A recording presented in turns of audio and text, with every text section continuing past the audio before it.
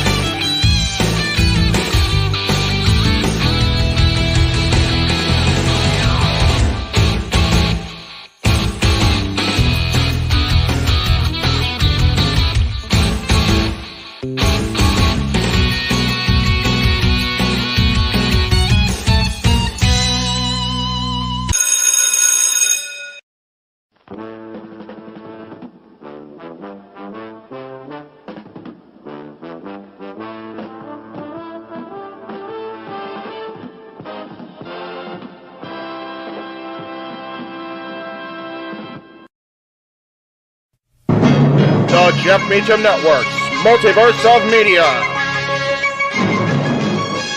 For over 15 years, the recognized symbol of excellence and the standard bearer in coverage of sports and entertainment.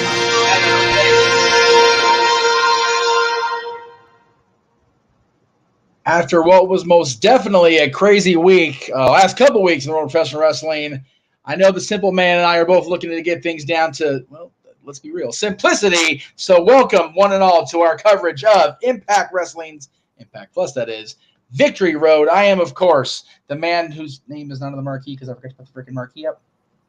Botch! Pretty much. There it is. There we go. I am Jeff Meacham, joined for now by the Simple Man himself, Noah Foster, on commentary. We will be joined by his soon-to-be-announced brand new color commentator on our Impact side of things. But we'll get there momentarily.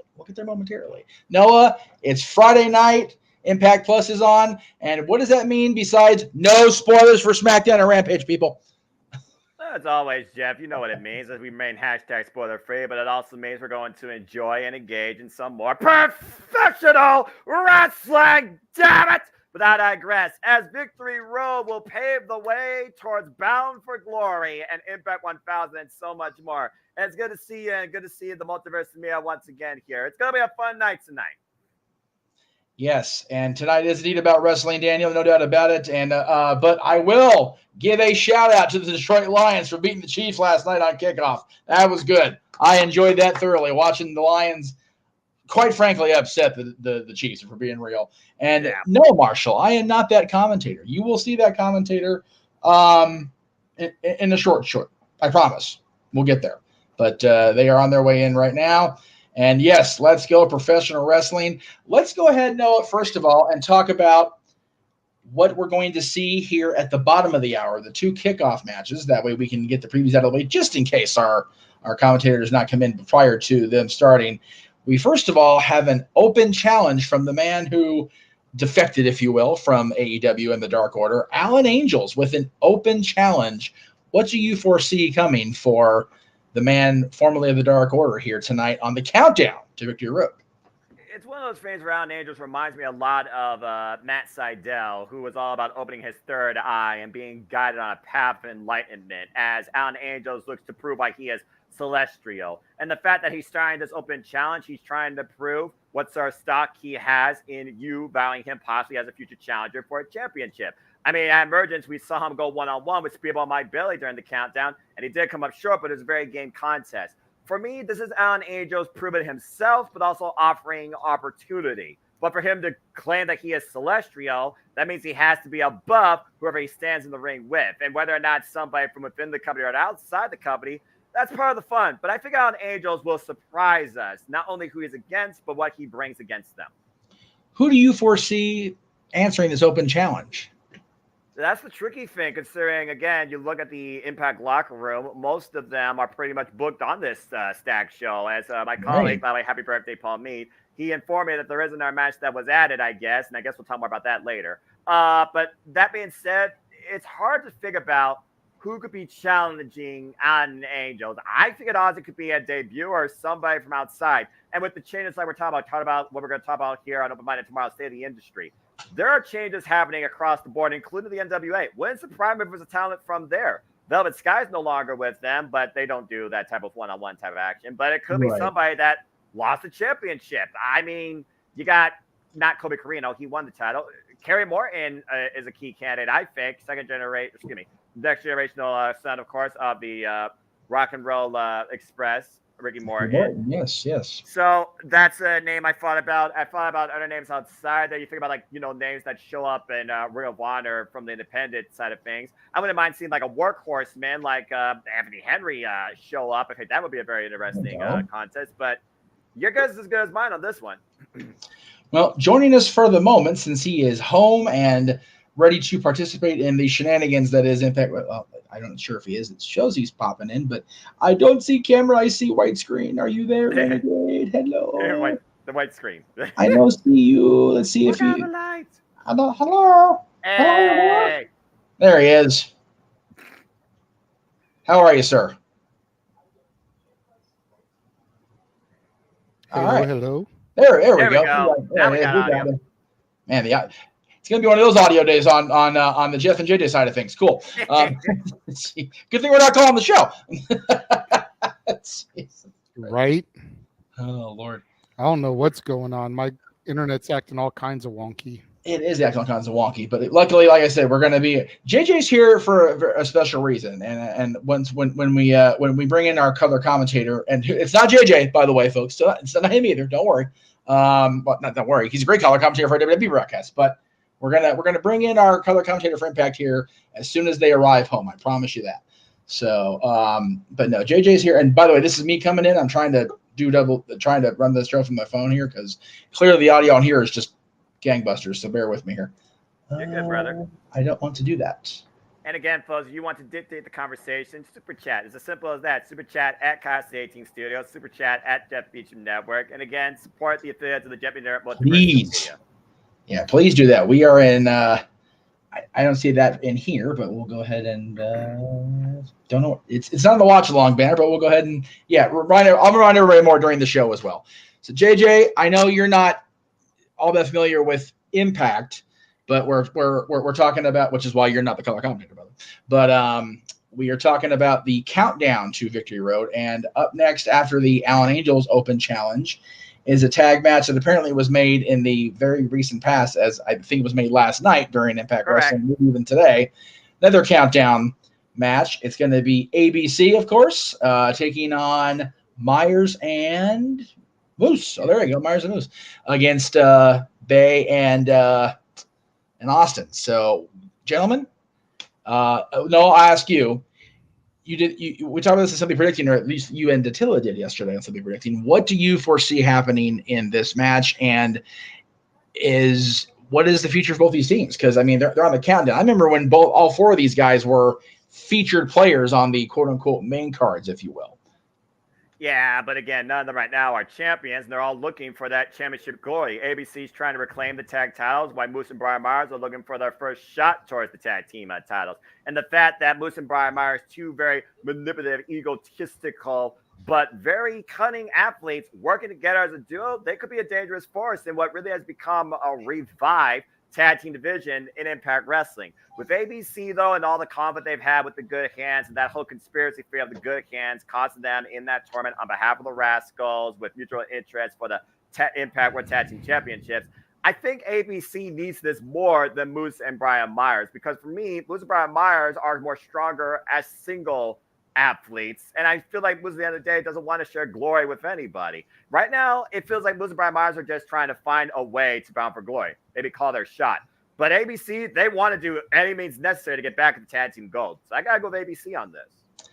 Is it bad I'm going with ABC because Brian Myers is the best friend of Matt Cardona? Matt Cardona cost me my hair, goddamn him. We actually talked about that on Dad's today because it was, of course, our top 10 Intercontinental Champions of all time ranking episode for Dad's. And, The Miz came up, as he should, quite frankly. And the picture that was chosen, I won't say by whom, you have to watch the show to find out which one of us used The Miz on our show, was the picture of him with Maurice backstage after he defeated Zack Ryder, who had won the Intercontinental Championship at WrestleMania and cost Aaron and I our hair. So yeah, Brian Myers just gets guilty by association for me. Just throwing that out there. But I mean, again, the former Raw Tag Team Champion. I mean, they won the titles during the WrestleMania kickoff show, WrestleMania 35. So honestly, I'm not surprised to see Brian Myers in this spot. But as far as the other three, very surprised to see him in this spot. WrestleMania 35, the kickoff show, which started then and is still going now. WrestleMania 35, it's still going on right now as we speak in Jersey. It's a show that never ends, especially the people on the train platform. God bless them. Anyway, so again, let's talk about Alan Angels. Couple people, actually, more than one person has asked, could it be Tyrus? I know he was supposed to retire from professional wrestling forever after losing the 10 pounds of gold. Okay, there's Tyrus right there. But could it be the man formerly known as Brodus Clay making his return to Impact Wrestling, or is he indeed retired? Because as the late great Terry Funk proved, retirements aren't real in wrestling. Let's be honest there. Yeah, about to say that retirement and wrestling, they don't go in the same sentence and have a lot of proof to back it up. And as far as Tyrus, it's one of those things where if he feels like he still needs to prove himself and has more to give, then possibly. But let's not forget he was previously involved in Impact Wrestling as EC3's heavy. And EC3 was the guy that took the title from him. Seems like a passing the torch and closing the book type saga, if you ask me. What about you, JJ?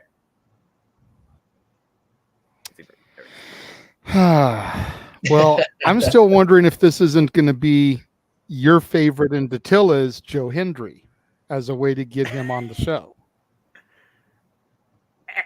As much as I like that, yes!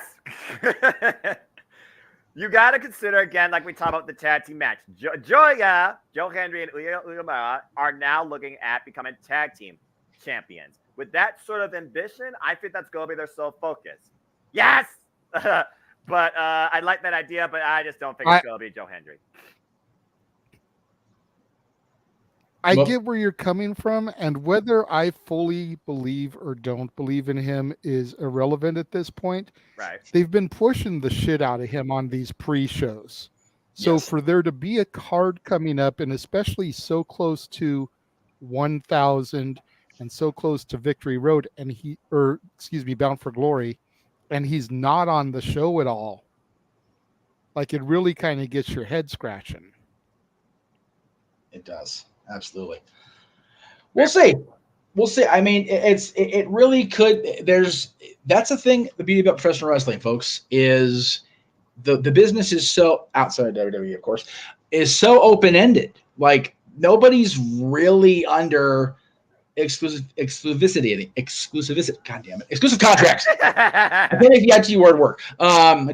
But yeah, nobody's under seemingly nobody's under exclusive contract with anybody anymore. There is the forbidden door's been blown wide open. So I'm looking forward to seeing. And again, it's on the countdown. It's on the pre-show, wink, wink, if you will, which starts here in about 14 minutes or so. So we'll see. Hopefully, either he'll be the first one out, Alan Angels, or we'll get him in the prime spot, if you will, the main event of the kickoff or the main event of the countdown, whatever you want to call it. So I'm looking forward to it. Again, we are stalling for the arrival of our new Impact Wrestling color commentator here on the Jeff Meacham Network Multiverse of Media. And you were being joined by, of course, our play-by-play man, Noah Foster, the renegade himself, J.J. Williams, the head of the CEO, of the Constantine Studios. I am Jeff Meacham. I don't know why I purposely put myself down here that way, because I always put myself at the bottom when I'm doing these things. So the current Impact World Champion at the moment is Alex Shelley of the Motor City Machine Guns. He is involved in tonight's card, but he is not in a world title defense. Matter of fact, he's challenging for a title that he's held more than once, Mr. Foster. Exactly. Motor City Machine Guns are 3-time Impact World Tag Team Champions. They won them off Beer Money, the North, and of course, Heath and Rhino looking for their 4th time. And the thing of the matter is, they believe that the Tag Team Champions has been disrespected with the shenanigans done by the Rascals. So they're just trying, I feel like, to once again restore the honor and the prestige of the Impact World Tag Team Championships, where he thinks Trey Miguel and Zachary Wentz are taking the division as a joke. Very well might with all the spray paint they've been using. But what's also funny about this is, as we know in Impact 1000, my hometown boy represents Toledo, Ohio, Trey Miguel, he'll be challenging Alex Shelley for the Impact World Championship, which is another reason why the match isn't tonight. Exactly. And Steve Macklin will also be on tonight's show. As I look at my card here, we've got him against the former most dominant in memory, I should say, Impact World Champion in the walking weapon himself, Josh Alexander. And this is the first time ever one-on-one match based on a year-long obsession to claim an accomplishment and the most prized target. The only thing missing from this picture here is the Impact World Championship. Either way, Steve Macklin looks to tag him and bag him and make him for all. And with the fact that the torn tricep that Josh Alexander is coming back from that was surgery repaired way premature than people thought, but could have been exaggerated when Macklin returned at Emergence and attacked the Iron Man, the standard of Impact Wrestling. It truly could go Steve Macklin's way and could be his biggest win of the day. But this is also Josh Alexander's first big singles match since his return. And it's truly a one-on-one encounter, a year in making. It's one of those things where if we looked at this match and this happened at Rebellion, would you still have the same mindset? Would you still pick the same person if Josh was going in as champion and Macklin was going in as challenger? Neither of these men are going in as champion. But this very well could be your number one contenders match for Bound for Glory. I would say it's a fair bet. I mean, both these guys have a legitimate claim to being that person who should be in the ring against Alex Shelley in Chicago on October 21st. So I am looking forward to this probably more than quite a few of the matches, maybe even the most, because I love watching these guys whenever I do get a chance to watch Impact Wrestling. These guys are two of my favorites. Looking forward to it quite a bit. Where are we at here? Right. Okay. Daniel says, I'm just waiting for Josh Alexander versus Alex Shelley for the Impact World Championship. I mean, we just talked about it. You know, it could be either one of these guys coming up. Marshall says, I'm excited for Impact 1000. Well, Marshall, yes! You need not wait very long, my friend, because that is the next time we're going to come to you with watch-along coverage, as a matter of fact. Oh, Thursday night on September 14th. We will be live around the same time, or maybe 7:30, since it's actually Impact Wrestling. There's no real big well, there is before the Impact, but I don't know if we're going to be able to cover that. If we do, whatever.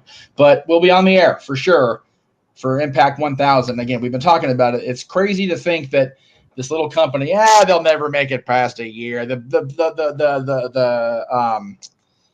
business model doesn't work. And here we are, 21 years later, that Impact Wrestling and Impact, the show itself, 19 years later, here we are talking about Impact Wrestling's 1000th episode. Right? So, it's crazy. JJ, I was at your house watching on January 4th, 2010, when Don't remind me of that date. For most people, the beginning and the end of Impact Wrestling as we knew it. Yep. Brother. Yeah. Yeah. Well, yeah, he was a shining star in that era. To be fair, he was, and certainly after that one LA Knight, Sean Rick or Eli Drake, whatever you want to call him this particular week. But yeah, JJ and I have been fans from the beginning. I know I ordered the weekly pay-per-views as often as I could. Seeing people like AJ Styles and Christopher Daniels and Samoa Joe, and even back then Jerry Lynn, Sean Waltman, the X Division itself, the 10 pounds of gold being back on regularly scheduled television was cool to see after the NWA Championship just kind of fell on its ass after parting ways with WCW. So very cool to see that. And here we are 1,000 episodes later, almost 20 years. Bananas. Time has flown. It has. And it was funny. We were talking about dads earlier. One of us, well, I won't say which one of us, but Randy Orton came up in conversation on our Intercontinental Champions list. And the picture that was shown, again, if you go back and watch, there's a sign in the background. Sign AJ Styles with Randy Orton as the Intercontinental Champion posing. It's like, yeah, 2003, 2004, that would have been cool for everybody except TNA and AJ Styles. I'm about to say.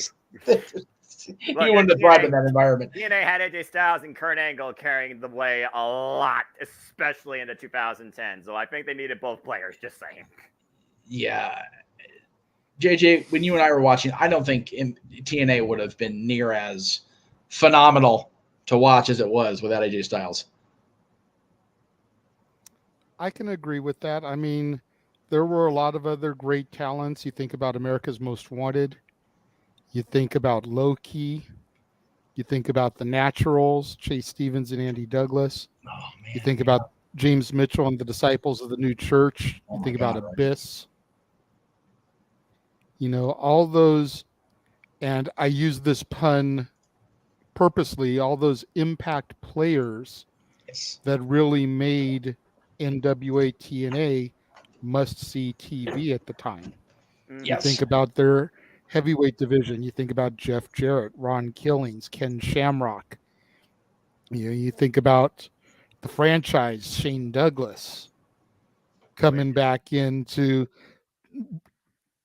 seriously contending for the same championship that people forget Shane Douglas was there in the early days of NWA TNA and feuding with Raven and the New Church and Mitchell, and Shane was a cool addition to the company. He also was with the Naturals, Chase and Andy. I think that was before. It may have been after Candido passed away. I don't remember. God, there's been so many amazing talents coming in through Impact Wrestling. We lost JJ. That's okay. We're losing me now too. Oh my God! Everybody's popping out. There we go. Okay, hi. You're good.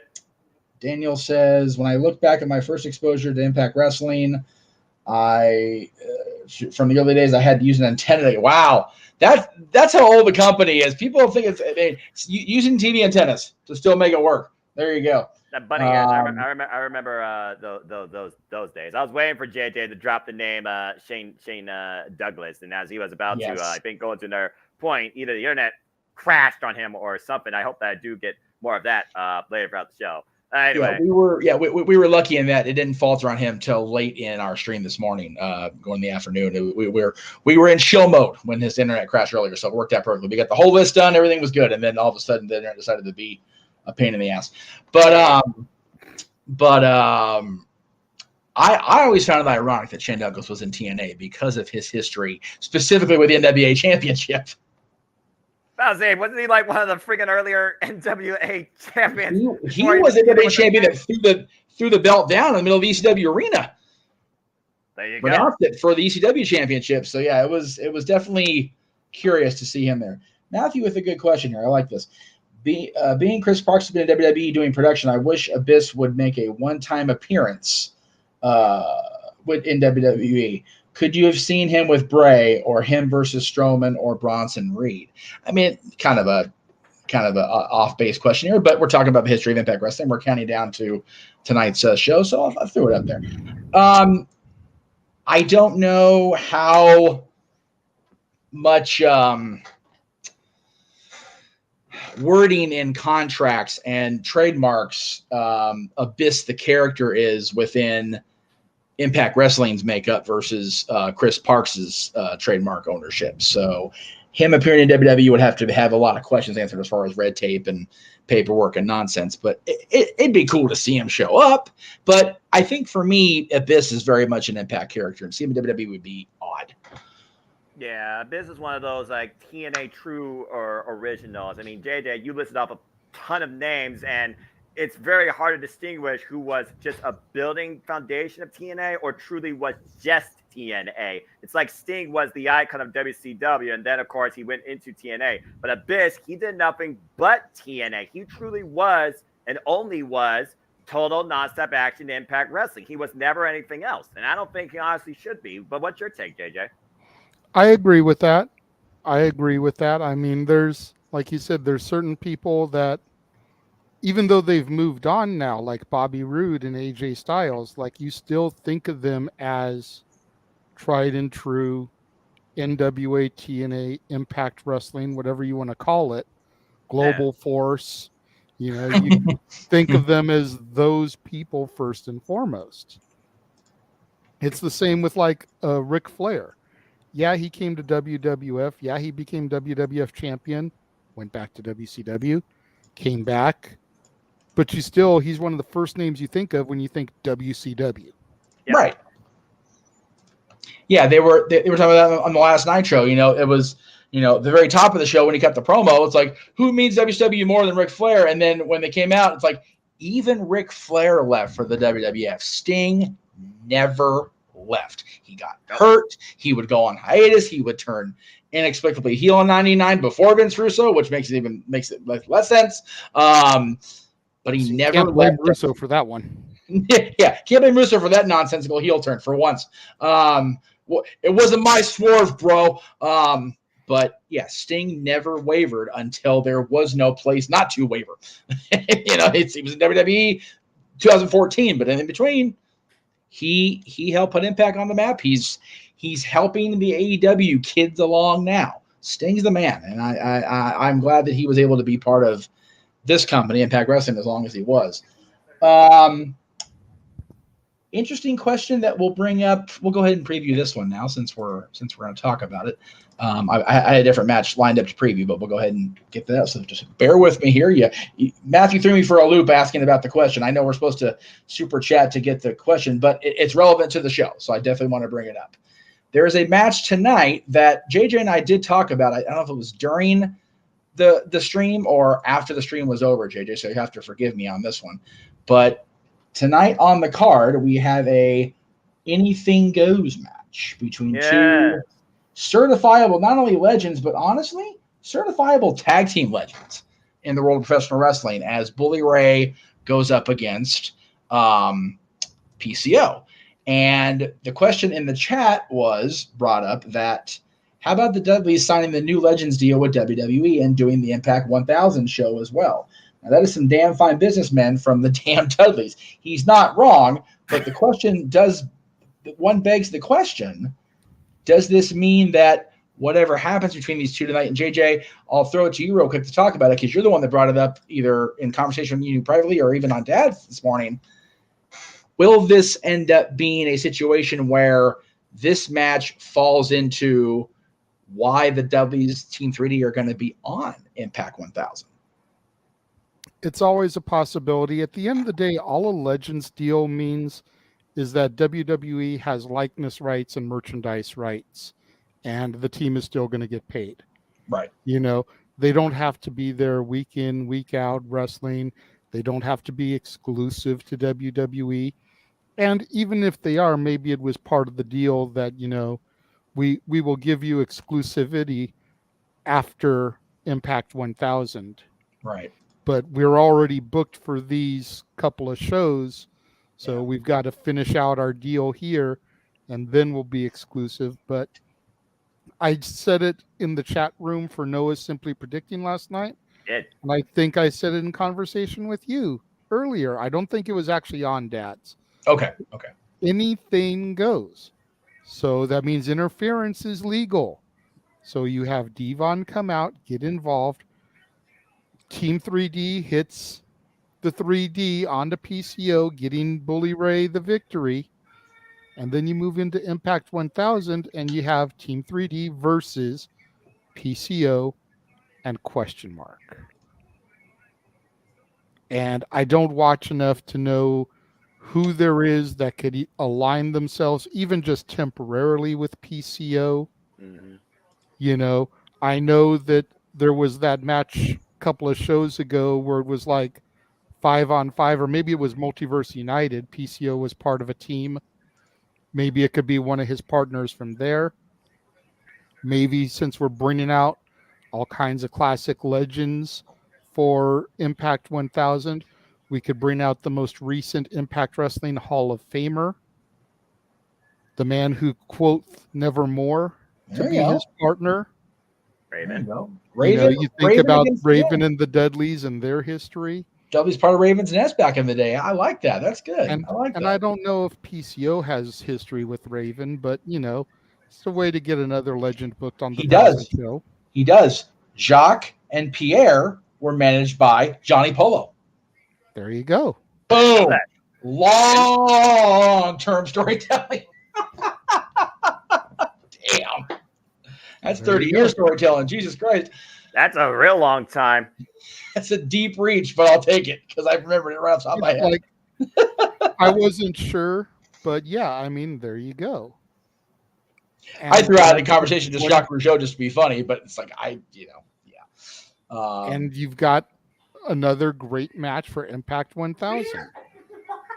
The only other thing I could think of is you're going to do Team 3D versus AMW, because both teams are supposed to be part of Impact 1000. There you go. But if they were going to do that, I think they would have already announced it by now. Possibly, or maybe Devon's interference in this match, as you're talking about, may lead to Chris and James coming out there going, hold on a second there. Possibly. You want to talk about interference. You guys remember the FBI, right? Full-blood Italians. Oh, the open challenge opponent for Howling Angels is Nunzio. Guido. Oh, my God, Guido. Are you serious? 100% serious. That's tremendous. Freaking Guido coming out there. Good for him. Little Guido, where's my pizza? Damn it. Are you kidding me? Oh, that's he was at Heatwave 2000, right, Jay? What's that? He was at Heatwave 2000, yeah? Yeah, he was. Damn it. Well, we went out, so we could just keep talking. But yeah, Guido, folks, is the guy that answered Howling Angels open challenge. The count begins, but they're already having technical difficulties on their end. So while we wait for the feed to come back here, again, you even talked about in the chat last night, JJ. I mean, the idea of, and someone bringing up the idea of Abyss one night only. If they were able to do that, because I do think Abyss deserves some sort of recognition on Impact 1000, also a TNA Impact Hall of Famer. Hello. If it's not that, just going off the roster right now, thinking about big men, unique anomalies. And yeah, PCO doesn't have friends, but he might have people, that respect him or can literally coexist with him. I'm just going to say Black Taurus. Maybe it's Black Taurus and PCO versus the Dudleys. If that Devon interference spot during the Anything Goes match actually happened based on what you all are basically speculating and also booking. Because at this point, I really don't know who could be a partner with PCO. But also, I don't know what the hell Bully Ray's got to do to put down PCO. It's Anything Goes. And he's already poured Barry acid down the man's throat and lit him on fire. Yeah. What about a 3D through a flaming table? I mean, if fire itself couldn't bring down the modern day Frankenstein, maybe a flaming table. And I agree with Matthew. Stand and Deliver 2024. We need the FBI versus Tony D and Stacks. I'm here for it. Book that shit. Dude, it's going to be in Philly. Come on, make that happen. Come on, man. You're reaching way out there, way too far. Make it happen. Losing team has to drop the phony accents. Anyway. And somebody else asked about Team 3D getting one more match in the WWE. Again, Mania's in Philly. True. I wouldn't be surprised to see a Hardy Boys-esque moment Right. where you have a tag team gauntlet or something, and the Dudleys can be that last-minute entry in Philly. I mean, you got to think they got to figure out a way to get as many ECW original legends, That's possible. whether they are Hall of Famers or not, in that building as possible. Dude. If the rumors are true about Heyman headlining, Yeah. you've got the Dudleys, you can get RVD, I still think that Raven or Dreamer or even the franchise need to go in with Heyman.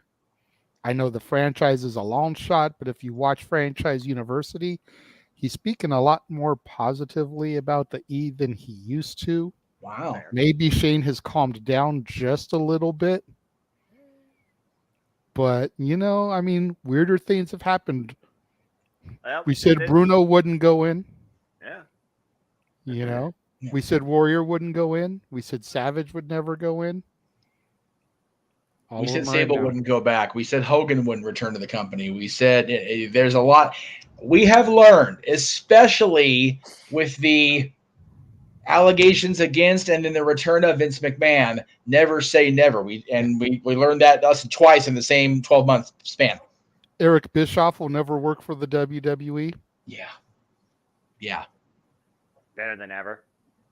It still baffles me that one episode where Hulk Hogan, Eric Bischoff, Ric Flair, and you had Kurt Angle and AJ Styles in the main event of what was a super TNA wrestling at the time, is still the most viewed episode of all time. Sicilian Slice. Oh my God, it's a thing. What's the matter, yo? What the world am I watching? Bro, I don't think I have seen Nunzio since the WWE CW run, and he still looks exactly the same, bro. Seriously, whatever. He has not aged. 2 count. Continue. whatever diet and exercise James Maritano is on, I want to know, and I want to adopt it like right now. You gonna try and DM him about that? I'm sure it's not pizza. I don't want to DM Guido. I know better than that. Spicy meatball. Yeah. If it's spicy foods, forget it. I'll be fat. I'm good. And that's a great point, Matthew. That could be why the Dudleys got the Legends deal. Get everyone in ECW that you can to Philly. Exactly. And speaking of ECW, talk about an ECW original. Tommy Dreamer put his career on the line tonight just to have one last big moment. As the Angels Wings hits, and now an Angels just put down Guido. See, and with the Dreamer thing, like, I am still so conflicted about that. Yeah. Because Kenny King just got the belt. So you would imagine. Yeah. I won't say that they couldn't because, well, we've seen it before. But you would imagine they wouldn't hot potato that title. Right. So you've almost got to figure that he's going to lose. Yeah. But why would you do it at the pay-per-view instead of doing it on something like the 1000 episode or at Bound for Glory that's bigger? Yeah.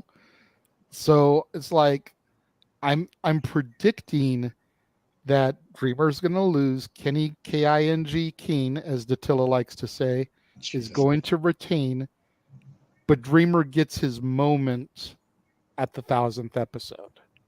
Like he gets to come out and give a farewell address. And maybe because isn't he originally from the New York area anyway? So Yonkers, baby. That's what I thought. I was actually looking at his younger career before he was even involved in the 20-friend arena. His very first wrestling match was in the New York area. Yeah, he's from Yonkers. So it would make sense, much like Austin, started in Texas, went out his own way last year at Mania in Texas. Still can't believe that happened. So Dreamer's first match was in New York. His final match, his own terms, and then he can give this speech. They're going to be the same place, I believe, tomorrow when they film. Yes. So it seems kind of bookend-ish for me. Very poetic, yes. I like it. Like, it would make more... the only thing would make more sense is if he could go out in Philly. Right. But I don't see them going to Philly that often, so... No, they don't. Unfortunately. especially with ECW Arena being run so rarely by the quote unquote big companies. Right? It's But been run by everything else, though.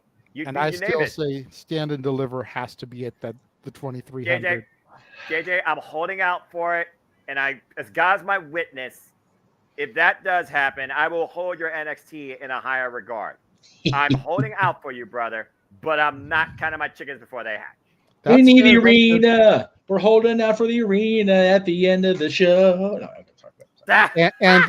And I know you kind of scoffed at it yesterday on Simply Predicting, sir, but I did tell Datilla I like Joya more than I do Joe Hendry Solo.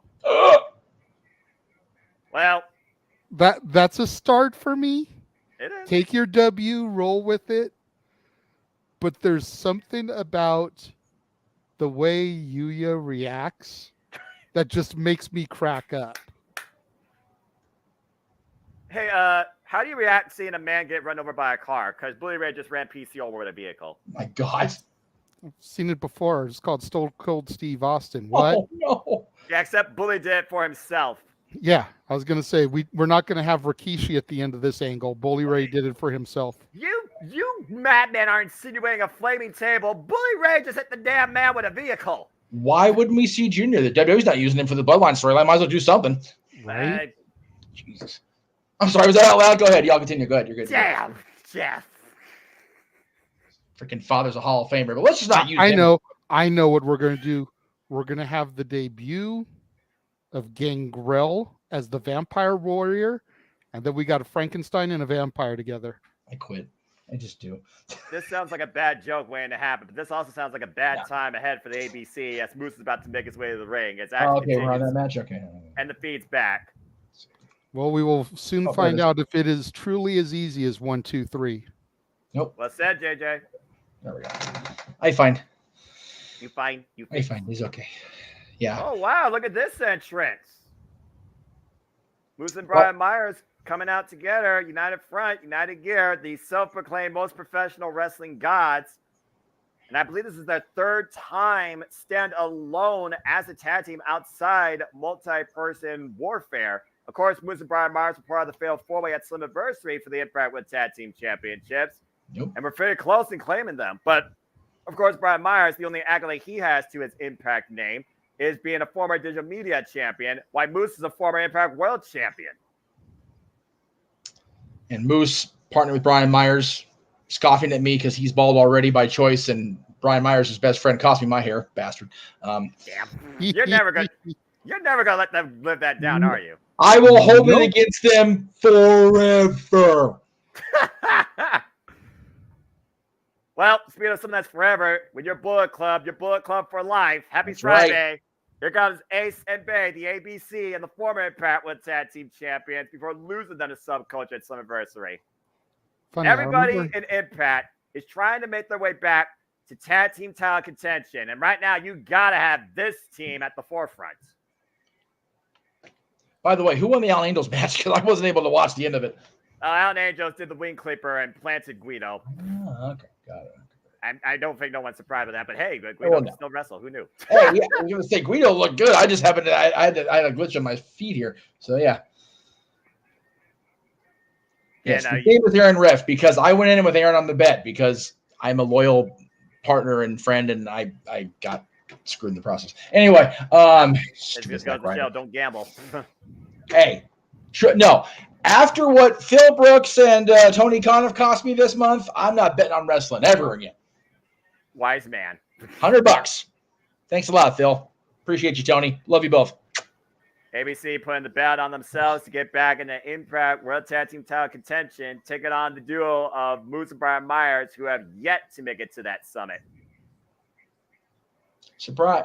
Not completely surprised by that. I mean, they haven't been a regular team that long, but you know what? They have the ability as a team to throw it together. They could be tag team champions in this company one day. So why not?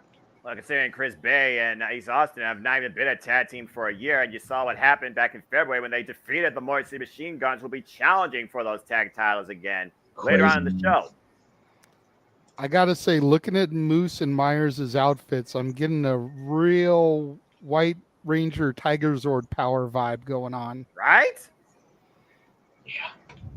It's Could very be more phenomenal. And of course, the Till's not here to see it yet. If she Right. was, it's like, It's God. like if she had like just popped in the backstage room, like that would have been the perfect introduction. Perfect. Yeah.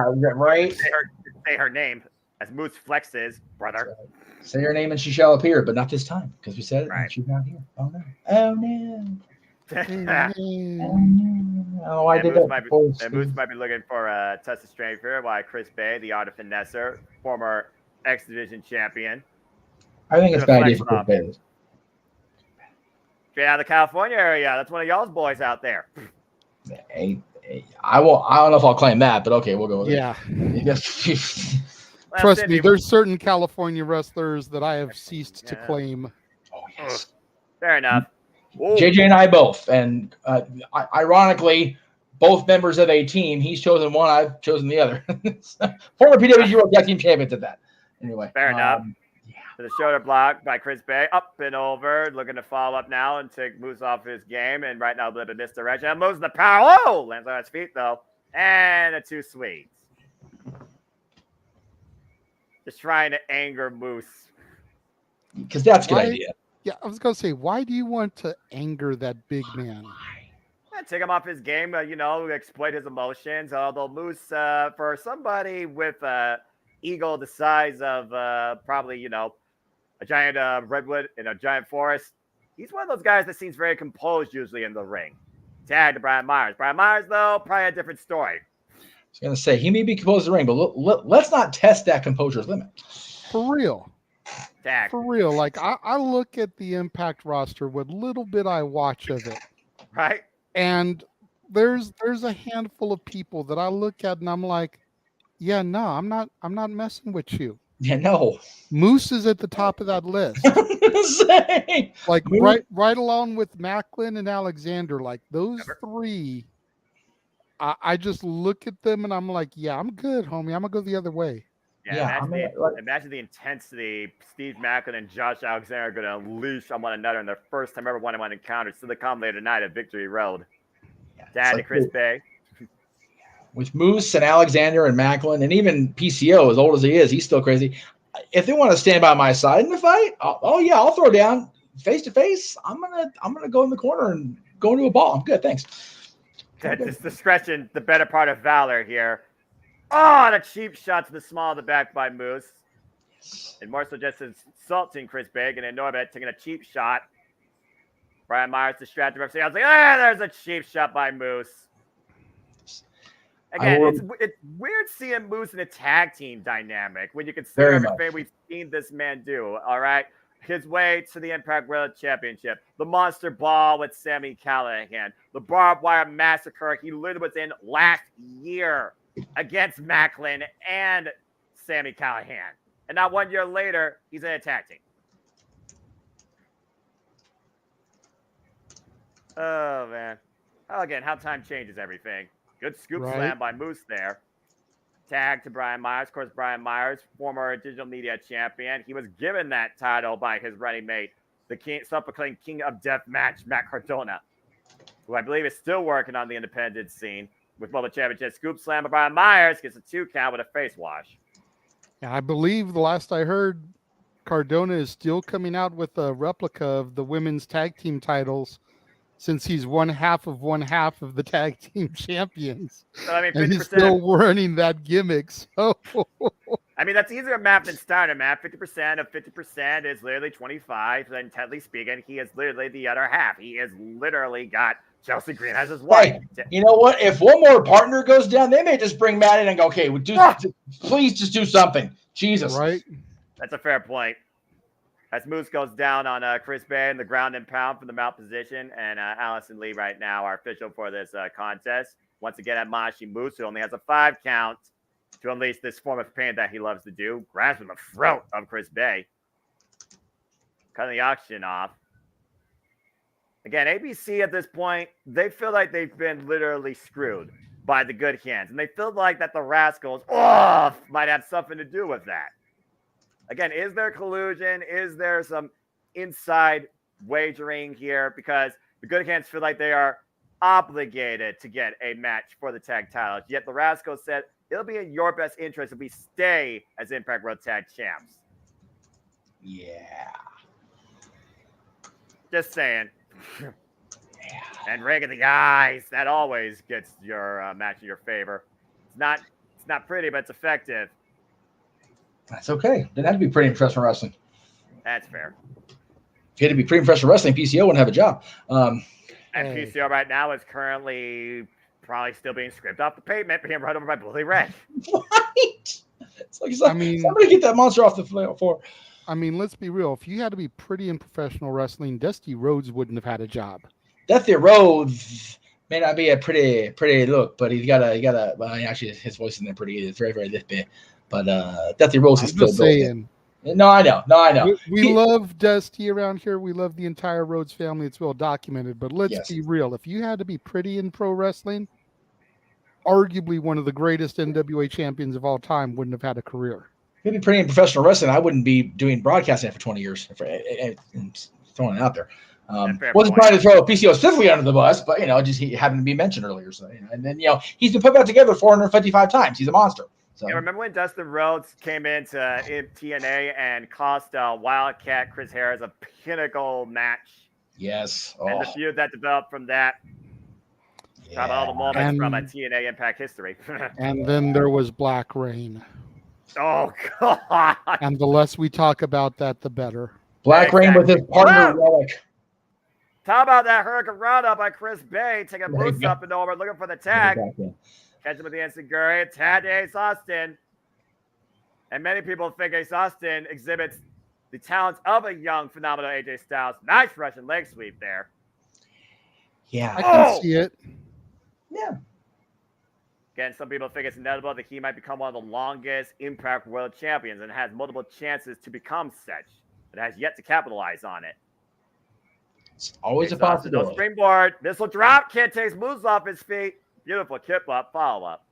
Yeah, but he lost his bandana. Like that's a technical foul. Damn. Jesus. Well, you know, play. That's football season just started. Yeah, I need to check on my boys. Thank you for reminding me. You're welcome. Please check out flag on the play. Whoop. Now we talk about yellow flag, right? Oh. Damn, that was not okay. Meanwhile, the rolling kick out of the corner, covered by Ace. Kick out at 2. Damn, I guess. No, Wesley, I don't believe there's any relation there. No relation. I'm pretty sure there's no relation. No relation. No relation. You know, kids. How the hell are they? Oh, yeah, that's right. Oh, they're looking for the 1, 2, 3. Can they pull it off? There's the Art of Finale counter. Oh, ran an uppercut by Moose. Shut down that finishing sequence. The Moose, planted! Jesus! Damn. That's a power bomb.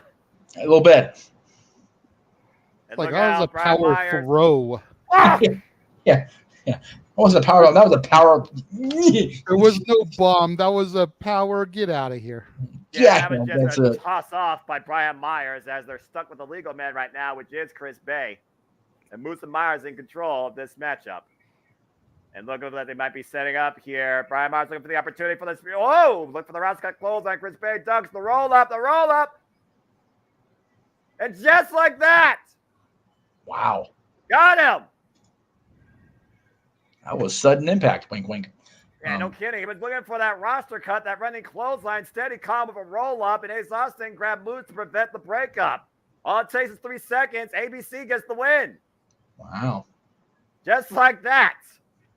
Simple as that, my friend. Yes. All it takes is 3 seconds. It doesn't matter how you get there. It just matters that you claim it. That's it. And will Steve Maclin claim his biggest target to date in a first-time ever one-on-one encounter after a year-long scouting and obsession?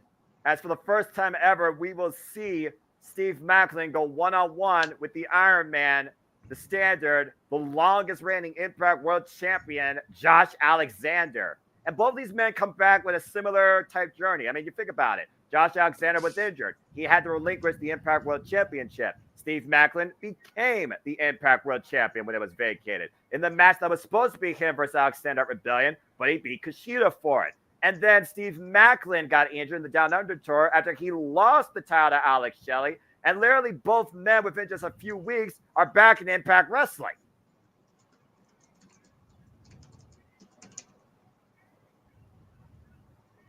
And that stare down at Emergence, and you see the kick right there. Does Steve Macklin have the advantage here after further exaggerating that surgically repaired torn tricep? Did Josh Alexander come back too soon? That's always the key with an injury like that. It's was it too soon? Did he rush back? I mean, we'll find out about that with Josh. We'll find out with Bryan Danielson. You know, he worked the whole match last week without using his right hand.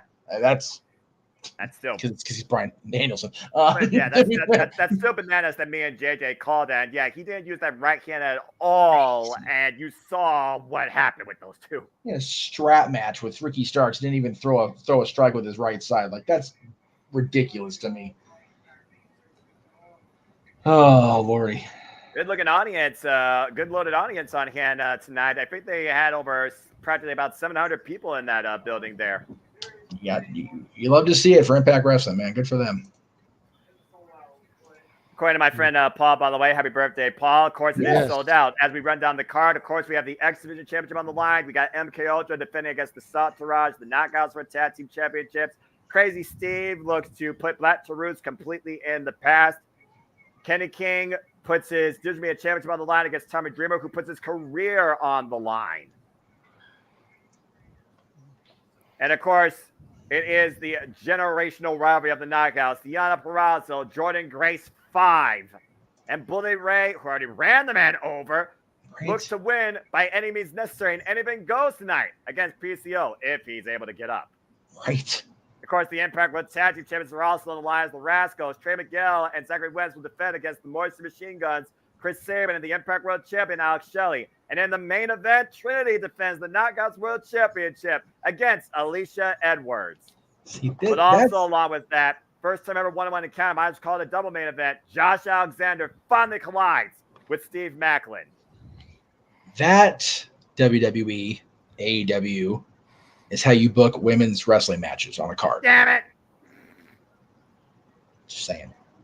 Look, I'll scream it till the cows come home. Like I said, they've been the leaders and still are the leaders. And the fact we got multiple generations that are going to be at Impact 1000 in 10 Knockouts action after the Knockouts World Championship and the Knockouts Tag Team Championship tonight, it just further proves the point. Impact Wrestling knows how to book women in professional wrestling. And as far as the prolific nature of wrestling, think about Safet's comment. We've got this show, we've got SmackDown, and we got Rampage. Each of the three major American-based wrestling companies, even though Impact's Canada now, but North American-based wrestling companies all have either live or live-to-tape shows tonight. That's crazy. I love it. And please, just a friendly reminder, no spoilers in the chat room. Yes. This is your one and only warning on that. You will get timed out, and then you will get banned. I don't care. We've said it every show. Don't spoil what we're not watching, because I go back and watch SmackDown. I go back and watch Rampage, and I'm busy producing a show here. Damn it. Well, plus we get it at the West Coast time. We'll get it as soon as this goes off the air, anyways. Well, right, but So it's not a matter for us of going back to watch it. We'll get it as soon as this is off the air. Whereas the East Coasters are getting it at the same time. Right, but if I know what's going to happen, I'm not. Yeah, I'm just getting on your phrasing of it, sir. Got it. Okay. Got it. If we were getting it live now, we would be going back and watching it too. Oh, okay. We're not going to go back and watch it because it's not airing simultaneously for us. Okay. That is what I am saying, Meech. Don't spoil my shit before I get to watch my shit. How about that? There you go. Damn it. And much like I stated the last couple weeks when it comes to AEW as well, just because you may not be a fan of a certain performer, just because you may not be the biggest Impact Wrestling fan, that doesn't mean that you've got to come up in here and start pissing in people's Kool-Aid and shitting and calling it chocolate chip cookies all over the show that's being presented to you and the talent that's going out there and busting their asses. That's right. Negativity in the comments will also get you timed out first offense, banned second offense. Yep. You have been warned. Better than WWE does in their overhead freaking speaker system. That's right. And yes, since WWE does it, we'll say it too. Do not reproduce or rebroadcast our stuff. We won't ban you. We will find you. Kill you. And we will rule you. We will rule you. And That's if right. you know, you know. That's right. All right. Stink cup if you try to ruin our stuff. There you go. Anyway. Y'all good. They're playing the opening video package as again we prepare for an incredible night of action as the Impact roster looks to pave their way to Bound for Glory and seize the open opportunity tonight. Who will stand tall in victory? Welcome everybody to Victory Road. Our careers on the line. Championships are at hand. PCO, will he still be standing? Will Macklin once again usher in another age of mayhem at the expense of Josh Alexander? And will the glow be put out courtesy of Alicia Edwards? This and so much more ahead on this star-studded showcase of professional wrestling. The latest Impact Plus monthly special, Victory Road, and the last stop before Bound for Glory. And message her at the same time, JJ, and she shall appear. Noah, why don't you bring in your new Impact Wrestling color commentator? All right, I'd be happy to because she is, simply put, mighty. Say her name, and she shall appear because we all believe and appreciate her. Please welcome for the first time to the booth on the JMN Live watch-along events, Dattila! There you go. Yay! Hey, sorry I was late. It's crazy. My household is crazy sometimes, so like I'm not able to like hop on. And if I hop off, it's again, I have stuff going on around me. Not a worry, my friend. So you are right on time as the time. I know. I heard we're starting with the X Division title. Of course, the X Division that always sets the pace for Impact Wrestling. As again, we talk about the fact that it's just right before the 1000th episode. And for those that are just now tuning in, welcome once again to our Championship Network Live Watch event. You know what this is. I'm the Simple Man of the Simple Brand. And my name is Noah Foster, the voice of JMN. And with me tonight, I am proud to welcome to the booth for the first time ever, Dattila. And Dattila, yep, we're kicking things off with the winner of Ultimate X from Slammiversary and a 6-time IWGP Heavyweight Champion, Kushida, looking to take the prize from Leo Rush. As they make their way to the ring, though, I do want to point out that since you're both here, I'll go ahead and throw that up. We believe, by God, but also because you are now both our official Impact commentators, it's not just Noah and Dattila. You will now and forever be Joe Hendry believes in you, by God, and so do we. You know, if I didn't know what this stood for, I would thought that was New Orleans, Louisiana. Right. So there you go. Or North Los Angeles. No, because that's me, not so much. Fair enough. But yes, Nola now on the call for Impact Wrestling here at the Championship Network, Multiverse of Media. JJ and I believe. And Joe Henry? Well, no, I don't believe in Joe Henry. No, we believe in Nola. We believe in Nola, by God. Joe Henry's just showing our appreciation for Nola. So there you go. But there you go. Even Joe Hendry believes in Nola. That's right. Joe Hendry and the dads can agree on that for sure, without question. Fair enough.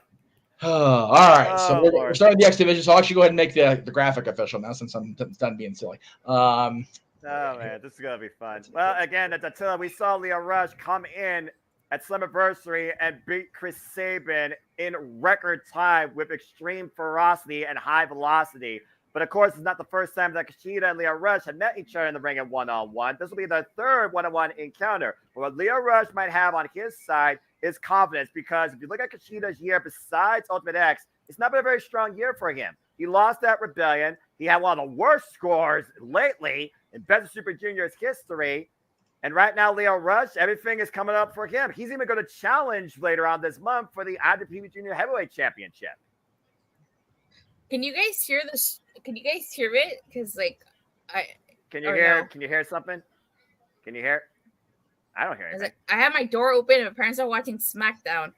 Oh, no, I don't hear. Oh, I no, hear we Smash. don't hear you. anything but you, You're girl. good. Okay. You're good. You're good, Datsula.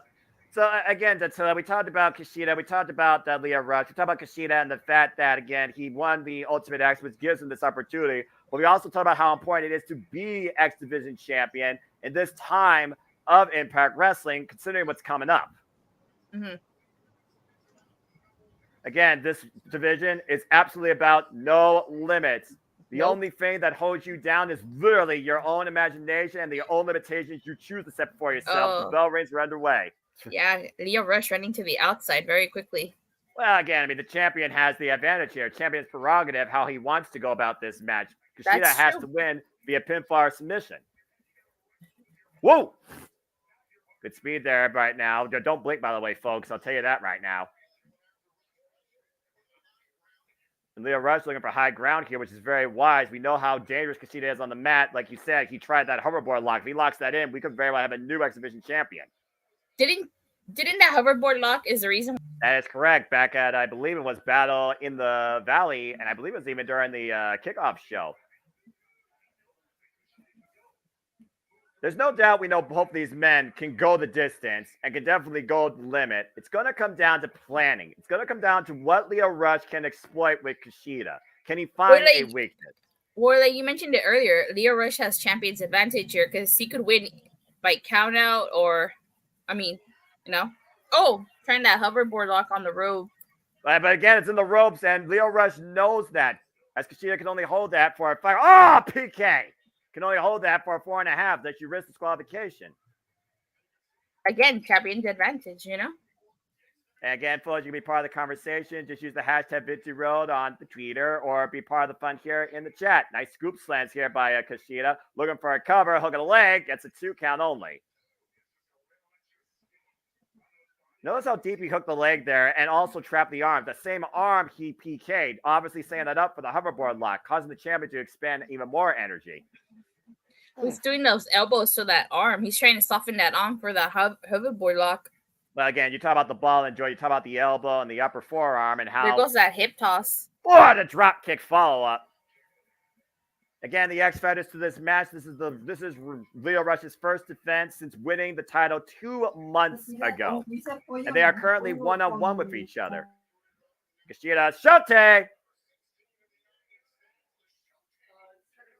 Sorry. Hey, you're good. Everything all right? Were you guys able to hear that? I'm sorry. No, you're absolutely fine. That's the only thing I hear is you. Okay. I don't hear anything else right now. I don't hear any feedback or background, so you're perfectly fine, my friend. Okay. Leo Rush may not be fine here again, going back to the hoverboard in the ropes, trapping the arm. So far, this match is all Kushida. And so yeah, but Leo Rush, again, he will take advantage where he can. All it took was a ring of the eyes, and the match is right now back in his control. Yeah. Again, Leo Rush beat Kushida during the Best Super Juniors. The first time these two met was actually during WrestleMania week this year, Datsula, at the Multiverse, and Kushida won that bout. Rush pulling Kushida by the hair. Oh, boy. Might be looking for a guillotine here or Heyman's noose. And again, might be looking at, uh-oh. He got the arm. Oh! And that will definitely hyperextend the arm. Hung across the top rope and turnbuckle. And again, every moment, oh my. Whoa. Fujiwara in the corner. That was very creative, but also very damaging. Yeah. And I think he also exposed part of the turnbuckle. I noticed the little padding on the steel rod that holds it in place. That is exposed. So again, that's even more damage and pressure added to the arm. Yeah. I feel like Kushida's coming in here with a bit of a chip on his shoulder more than Leo Rush has come in Impact Wrestling with. And that just might come down to the fact that since Kushida has been part of Impact Wrestling, he hasn't won anything, really. He's lost when it matters. Whoop, look for the rope for up and around. Oh! Beautiful counter kick there. Yeah, kick to the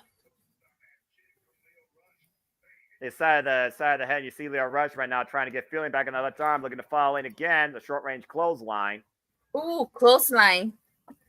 Big clothesline, but again, he threw his body and the damaged arm into that. And Datsula goes for the cover. The 1 count. And again, Datsula, at this point, you got to consider how far you're willing to go to prove why you are champion, how far you're willing to go to keep it. Lio Rush right now knows that he is not necessarily in the driver's seat, and he has to be aware at any given moment if Kushida grabs that left arm, he risks his submission. Ooh, these cross faces, clubbing cross faces across the face. Lio Rush, the 103rd, believe it or not, X Division champion in this company's history. This is, again, his first defense. Yeah, can you believe there's been 103 X Division champions? And that includes Chris Sabin, who is 9 times X Division champion. Speedball Mike Bailey, Ace Austin, Chris Bay. You want to go really back all the way in time? Think about the all-time OGs. Did he just headbutt Kushida? Yes, he did. Talk about using your head. Literally. I mean, that just takes the phrase to a whole nother level. Capacity crowd on hand here tonight at Victory Road in White Plains, New York, as Lio Rush. Oh, wait. Come on now. And Lio Rush, once again, trying to remind Kushida exactly who he is. But also, if he uses that title, he risks getting disqualified. You see referee Daniel Spencer admonishing Lio Rush that he can't use the title. All right, so he puts it back for the time being. Kushida, of course, who's been in the game now for 17 years. What? Oh, what's he using? Is that Kushida's? That's Kushida's visor. His visor? Yeah, his glasses. He's mocking the time splitter. That's all right. This is just mind games right now, but he's also wasting precious time. What? He has an advantage. He could get counted out. Yeah, sure, he'll lose a match, but he'll keep his title. I don't think he wants to be a count out. He wants to embarrass Kushida. And this probably goes back to the fact that Kushida has gotten the better of him before. Well, you know what's the best way to embarrass Kushida? Beating him with his own hoverboard lock. We'll see if he goes for that idea. We haven't seen him go after the arm yet. Kushida with the roll up, the cover too. Oh! That was close. Flash pin might be all you need. Just ask ABC that one during the pre-show. And once again, going back. Whoa! And Lio Rush able to scout it. See, he just traded. Oh. A nice handstand kick. Yeah, he was trying to lock it in, but again, Lio Rush immediately aware. Uh-oh. What's Lio Rush doing here? And Lio Rush. Whoa! Wait a minute! He caught him on the floor. He caught him. Oh, my God. Dive. Double wrist lock. Hoverboard locked in on the outside. But again, you can't win out there. You can't win the title out there. Oh, and another pinpoint PK kick. Ooh. And now we're seeing Kushida's game plan on full effect here. Yeah. Oh. Again, went for the hoverboard lock. Goes to jump off. And now we're picking up speed. Both men. Up and around! Whoa! Ooh. Again! Oh, he caught him. Again, all it takes is a split second. Kushida can trap you in the hoverboard lock. Lio Rush in dangerous territory here. And that's in the middle of the ring. Yeah, if Lio Rush can get out of this, it's over. And moves him back towards center. Look at the way he's applying the pressure of every improvisation. Will he tap out? And Lio Rush has to roll through, breaking by the ropes. It looks like he does the reversal, hook on a single leg, and a 2 count only. Whoa. And right now, both men just trying to evade each other. I think Lio Rush right now is trying to evade Kushida more than Kushida's trying to evade him. Nice kick again, the left arm. Oh, the southpaw, both men down. Both men go down. Well, after getting hit in the jaw. Again, look at this. Look at the way that he caught him in the hoverboard lock on the dive. That's incredible. Of course, Kushida, student of Scott D'Amore. Let's not forget that when it comes to his early beginnings. Like I said, he is a former IWGP Junior Heavyweight Tag Team Champion, 6-time IWGP Junior Heavyweight Champion, multiple-time Best Super Juniors winner. Oh. Kushida lights up Lio Rush. Big forearm exchange here as both men are trying to get back to a vertical base. Oof. You gotta love a good old slugfest, testing each other's will and spirit. This is when you test your resolve. I'm not sure how strong Lio Rush is as a striker, though. Ooh. Oof. God, man, check the jaw. Again, notice he's using the right arm, not the left. Oh! No, look at the Kushida with these knees. Oh, look at those knees. Leo Rush, though, asking for more of it. Flurry of offense here being exhibited by both men here now. Picking up speed for the kick. I'm waiting again for that rep. Oh, no! Whoa! Come on! Oh. Did he just low blow him? Yeah, that was right on the uprise. The bad child with a bad move. Dreaded low blow behind the ref's back as the clock might strike midnight here. Looking for the final hour. Final hour. It's over. I would be so surprised if it's not over. Cover 2. Rush has done it to your points. Oh, you. You know, this was a great way to kick off Victory Road with some exhibition match. Yeah. Yeah. You know what? I'll be back real quick. Just give me. I'll be back for the next match. If not, then the match after that. But I'll be back. Okay. Give me one. You're fine, Datsun. Okay. You're doing great.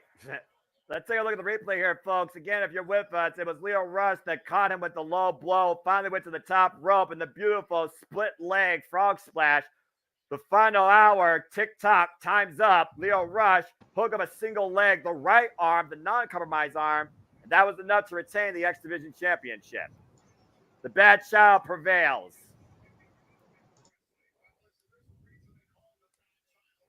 Jeff, JJ, your thoughts on that match? I missed a good chunk of it, honestly, because I had to do a chore around the house.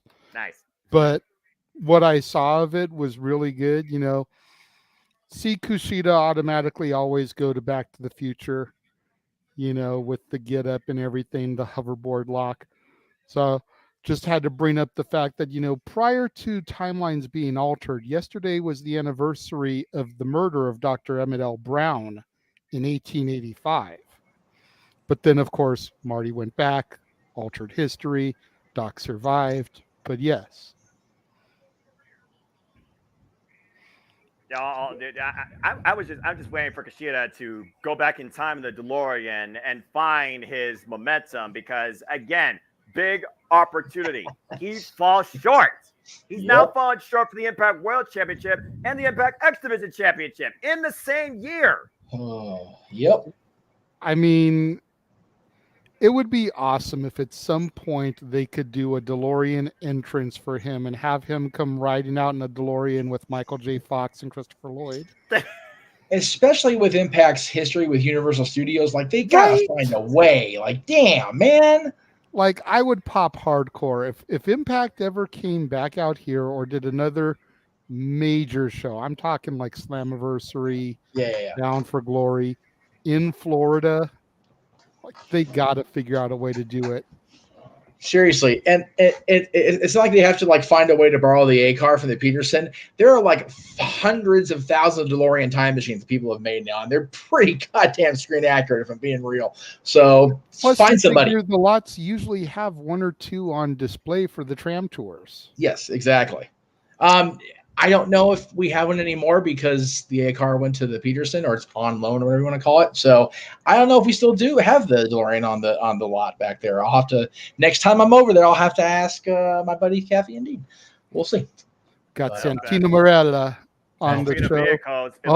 What the? He will not die. You cannot kill what won't die. Well, I mean, you think about the real Frankenstein monster. You think about the legend. You think about all the Universal monster movies. Nothing could knock him down. Right? Windmills collapsed on him. He was up in the next movie. He was frozen.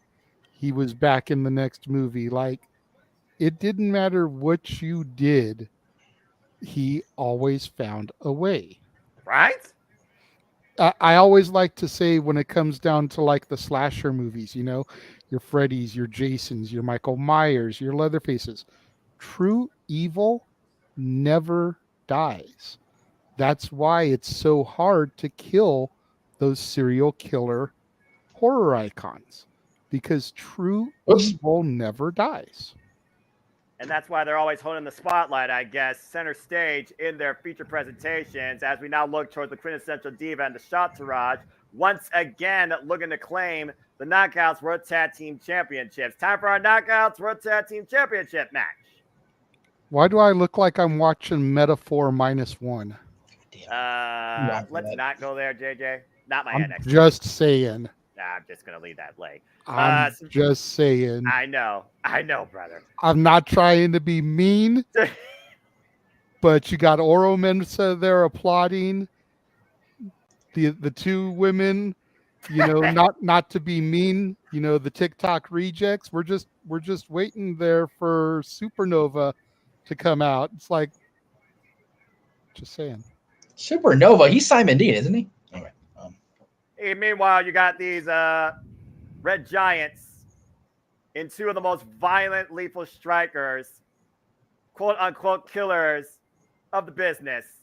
Masha Slamovich, Killer Kelly, MK Ultra make their way inside the building. Yes. And Noah just got happy. I mean, you know. Look, I like violence. That's all I'm going to say. And also, these two bound by circumstance and a dog collar match. Our current Knockouts World Tag Team Champions with one successful defense underneath their reign at Summerversary in a fatal four-way, including against the Shot Tourage. No Foster showed violence today. Yeah, but of course we called it at Against All Odds. It was Killer Kelly and Masha Slamovich that beat the living daylights out of each other and found some sort of kindred chemistry of respect afterwards too. And next thing you know, they became the new Knockouts World Tag Team Champions at Slammiversary. There are very few things, Noah, that'll bond a pair of people than beating the shit out of each other. So, I was just going to say, if there's one thing that my NXT has taught me here in the last few months, you go in the ring, you beat the shit out of each other, and you become a tighter bond. Yep. It seems to have worked with Hank and Tank over in my NXT and over here in your Impact with the best booked women's division in America. Yeah. It looks like it's worked with these two ladies. So, but of course, we could also talk about what has earned, of course, the Shot Tourage. This, once again, Naga's tag team opportunity. Again, Giselle Shaw does owe a previous singles win over Masha Slamovich. Killer Kelly has never faced Giselle Shaw one-on-one. Killer Kelly has beaten Savannah Evans in one action. So again, these four are no strangers to each other. But the reason that we got this Knockouts Tag Title match is the fact that this is the first time these two teams truly in their form have faced each other in Impact Wrestling. MK Ultra are unbeaten, though, as a duo since becoming a tag team. But since Giselle Shaw and Savannah Evans eliminated both the Knockouts Tag Champs, Killer Kelly and Masha, from that 10 Knockouts Battle Royale, they decided to put their name in the hat to get a chance at the champs once again, but this time in a one-on-one true tag team affair. There you go. So far, Masha right now grounding Giselle Shaw, maintaining wrist control, trapping the left arm. I also want to put this in perspective. Giselle, okay, that's not smart. You don't slap Masha Slamovich. I'm just saying. Former GCW heavyweight champion. Put that in perspective. Why are these people on this damn show provoking the wrong mucker feathers? Because they're crazy. Messing with Bruce. Now you're messing with Masha. Just no. Tag. I think Masha and Speedball Mike Bird are still trying to outwork each other for this year when it comes to number of matches, by the way, as well. Yes. I'm not sure who's leading. We are. We're winning. I would like to take a moment to acknowledge Marshall's comment about the three-man commentary team. Yes. We appreciate your compliment there, good sir. The reason why Jeff and I don't usually do Impact is because we don't watch it on a weekly basis. Yeah. We are so not knowledgeable of the current Impact Wrestling product. That's why we brought Dattila onto the team to do the commentary with Noah. Unfortunately, she's got other stuff happening at her house that's keeping her full attention here. Yes. But for things like WWE, AEW, it's definitely something that can be considered as long as Meacham isn't at the House of Mouse on those days. Yes. I think the show rabbit. Oh! But thank you. We're going to get harder. Yeah. And Jay Vidal just dropped the ropes as Killer Kelly falls hard to the floor. Grabs the side of her head and neck. I can't believe this is Giselle Shaw's 6th attempt at claiming the Knockouts World Tag Team Championships. Crazy. Jesus. And she And calls herself unsuccessful every time, I'm assuming, correct? That's correct. Savannah Evans hook on the leg and a 2 count only. Savannah Evans has also never been a champion in any form of Impact Wrestling, but was formerly involved as the heavy to a previous Knockouts World Champion and Tag Team Champion, Tasha Steelz. Yes. Tag. I also just realized in the moment when you were announcing them coming in that I figured out why they're called the Shawtourage. I thought you were saying Shantourage. I'm like, why is he? And then I heard Shaw went, it's because Giselle Shaw, and I need to go hang my head in the corner for not paying attention better. Ding. Now, hey, you realized it. Excuse my naivety with this comment. Don't virtually bitch slap me on this because it's a legitimate question. But again, I don't watch all that often. Yes, fine. I hadn't seen Giselle Shaw be featured this prominently prior to the issues with Rick Steiner earlier this year. Oh, Is she getting like this push as a result of that, or was she this heavily featured and I just was not hearing about her for whatever reason? you missed it. Heavily featured. She's been a constant presence in Impact Wrestling since forming the Shawtourage with Savannah Evans and Jay Vidal. Of course, they were involved in And how long ago was that? You're right. Of course, that's Summerversary. We saw them involved in 6-person action. They lost to Jody Fred and the Death Dolls. Nice shock and awe moves there by Giselle Shaw. She tasked Savannah Evans. And right now, the challengers, Ice Lane, 1/2 of the champions. She's been featured pretty prominently the last year and a half, actually 2 years or more. She was featured prominently even before she came out as a trans superstar, and she's I think the Rick Steiner thing more bolstered support around her than it did boost her push on air. Okay. Yeah. Just curious, because even when I wasn't watching, a year or so ago, I was still hearing about Jordan Grace. I was still hearing about Deonna Purrazzo. Right. I was still hearing about some of the other major female names in Impact, but I wasn't ever hearing about her. It wasn't until the Steiner incident earlier this year that I really started hearing about Giselle Shaw this, Giselle Shaw that. So, No, I got it. No, yeah, you're good. It's just one of those. There's so many damn good female talents in Impact Wrestling. Some people get lost in the shuffle just by pure accident. You saw 10 of them in a Knockouts Battle Royale. Right? And one of them will be facing the champion tonight. That's it. And again, that's very fair. Giselle Shaw, again, she is all about hogging the spotlight, taking opportunity wherever she can. Previously challenged for the Knockouts World Championship against Mickie James and Jordan Grace. Previously challenged for the Knockouts World Tag Team Championships with tag partners included but not limited to Deonna Purrazzo and, of course, Savannah Evans. And right now, Killer Kelly trying to find a way back to her corner to tag her tag partner, Masha Slammers, back into this bout. Of course, a former student underneath Imperium, a.k.a. Ringkampf Walter, a.k.a. Gunther. First ever WXW Women's Heavyweight Champion. Giselle Shaw right now picking her spot, scouting Killer Kelly in the corner. Oh! And Shaw went in hard into the turnbuckles. And now Killer Kelly has an opening here. Nice up kick. Killer Kelly crawling away to her corner, quite literally reaching out. But again, the boot grab. Oh! Caught with the stomach Zaguri. Both Evans. There's the tag to Masha Slamovic. Oh my gosh. Woo! Scorpion kick with a clothesline follow-up. The intensity of Masha Slamovic is unmatched by most of the Knockouts division. Yeah, Masha with a full head of steam here. Just what a rolling back heel kick. Cover. 2. No, to your point. And broken up by Shaw. But again, that awareness of knowing your partner is in a sense of urgency. Of course, Savannah Evans, one of the most powerful players in the Knockouts division. Turns around over the knee, kick to the side of the head. And the official didn't see it as Jay Vidal was distracting him. The cover again. Killer Kelly saves the titles. Again, Giselle Shaw's all about taking advantage whenever she can. And with that third on the outside, that definitely plays to their game plan. And meanwhile, Savannah Evans. Oh, no! Caught the big boot. Miscommunication there. Well, that's a bad move. And Killer Kelly takes Jay Vidal off the apron and gets rocked by Evans.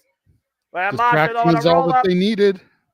Again, all it takes is 3 seconds. You know that, JJ. Oh, God. And that might be enough there. Test slide boot by Evans. 2 count only.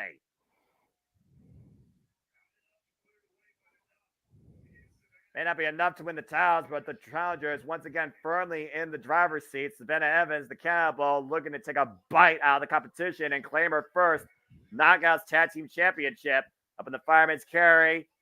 What's she going to do from here, Noah? I don't know. Death by driver, Samoan drop, you tell me. But Masha apparently is scouting, looking for maybe a sleeper. Nice transition there. Ripped off, though. Again, that just goes back to the power of Savannah Evans. Oh! Another big back heel kick. And the snowplow! That's Gabby at the cover. 2MK Ultra wins again. Cool seeing the snowplow. She dropped her on her head and neck. No one kicks out of that, JJ. Nobody kicks out of that. It's just been a minute since I've seen someone use the snowplow. Last time I saw it, Al Snow was wrestling full time. Right? And how often did Al Snow win matches? I'm just saying. Insert opposite bizarre word reference here as this unique celebration between Killer Kelly and Monster Slammers, our unstoppable juggernauts of the Knockouts Tag Team Division, still hold the prizes. That was awesome. Oh, Lord. I wonder if Bully Ray is aware that PCO is... oh, wait a minute. Oh, he's completely aware. Oh! A chair in the back. Oh! Again, anything goes. You have to do anything possible to win. But is this even enough to keep PCO down? You notice the way Bully was pulling those chair shots. Right? Oh, he wasn't. Oh, he's not going to pull this gasoline, though. Oh, Jesus. Lord. Oh, God. Oh, no. Oh, no. Oh, God, Bully, come on now. Come on, man. I understand he's the French Canadian Frankenstein, but he's still human. Oh, God. He's got a lighter. No. No. Oh, Lord. Bully Ray leading PCO last rights. Whoa!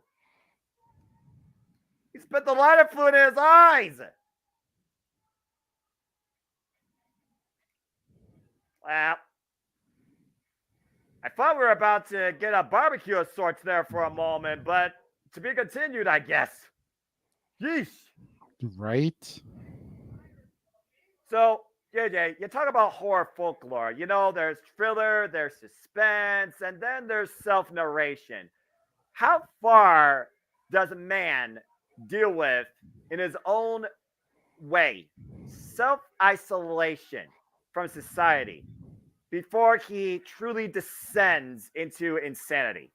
That is the story of this next match here, as Crazy Steve, legally blind, but yet he sees, is about to go one-on-one with a former running mate in Black Taurus, looking to make sure that Decay is truly Decay once and for all. This is going to be abnormally freaky. I don't doubt that. This match I have zero interest in, if I'm being completely honest. I really don't know either man. I think I've seen Black Taurus a couple times, which is why I picked him in your Simply Prediction pool. I remember that. But I'm just like at a complete loss for this match. So what I may do is bow out of this one and just let you call this one solo, sir, because I really doubt I can add anything to this. That's fine, man. You know I got y'all. No, I know. We love the fact that you can Joey Styles this shit and do it solo or do it with a partner. We love your flexibility. There's no limits apparently to the dimensions of commentary, in my opinion. Apparently, I proved that with my voice. Absolutely, and don't forget, everybody, if we get $50 in super chats, Noah has agreed to do the Joya entrance. Now, whether or not we can convince Dattila to do it with him is another story, since she's the one that says that she is Yuya and he is Henry. But we've at least got Noah, who has acknowledged, admitted, and confirmed that he will do the Joya entrance if we get 50 in super chats. So make it happen. There you go, folks. Take it away, Noah. All right, guys.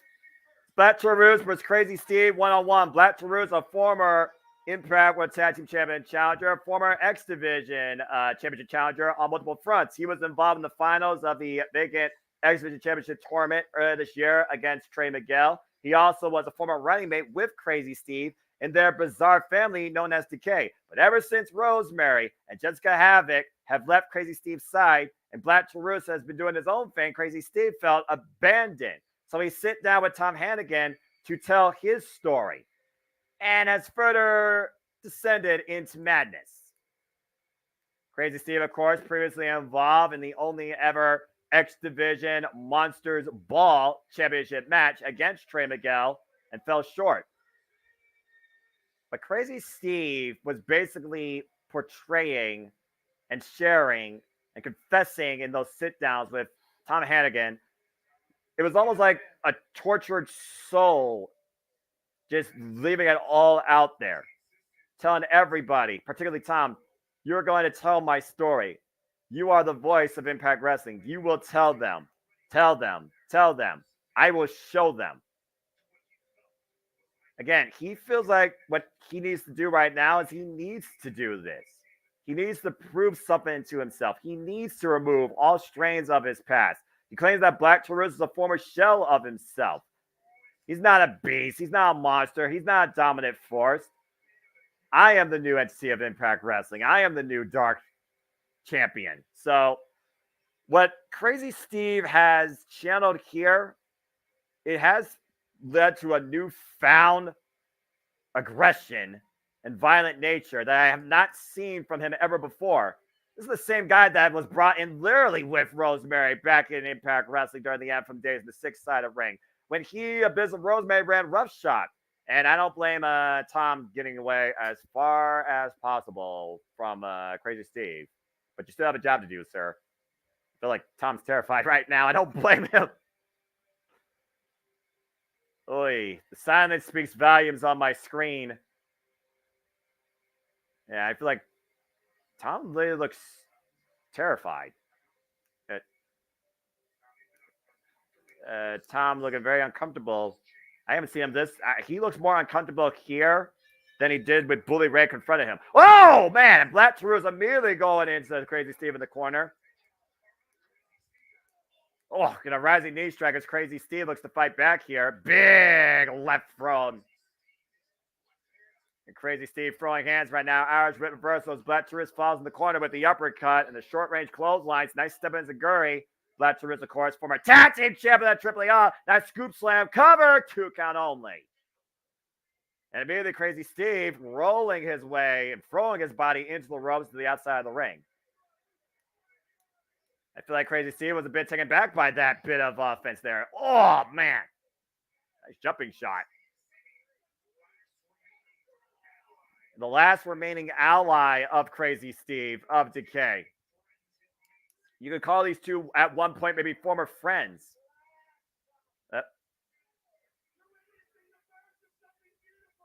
Crazy Steve telling everybody to relax. You're witnessing the birth of something beautiful. Rejoice. Dude, you might as well be sentenced to damnation with your freaking insanity, all right? Big shot by Black Taurus. What a chop.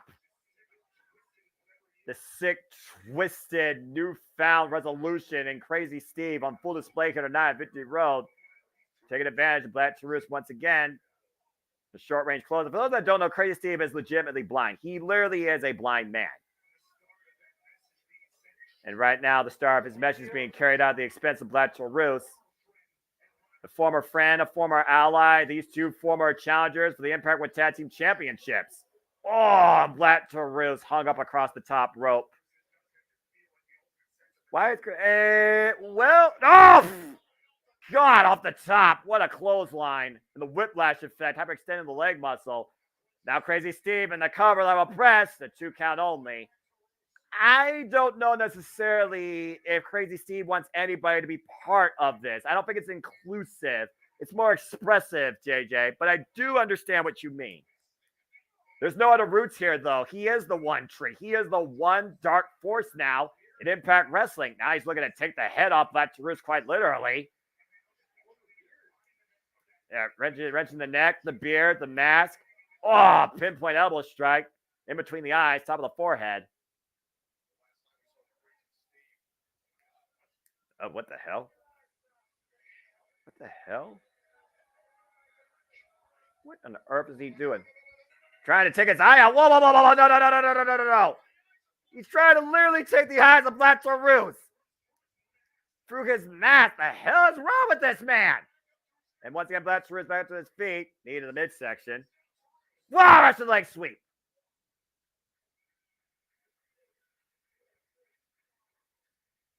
Boy. Yeah, Impact Wrestling, Impact Zone, stunned to silence here of what they're seeing. It's right now Crazy Steve picking his spots, dissecting Black Taurus, stomp to the arm, stomp to the leg, shades of the Viper with this type of mind games, methodical approach. And again, God, a neck crank. I thought I was going to just put a stomp to him.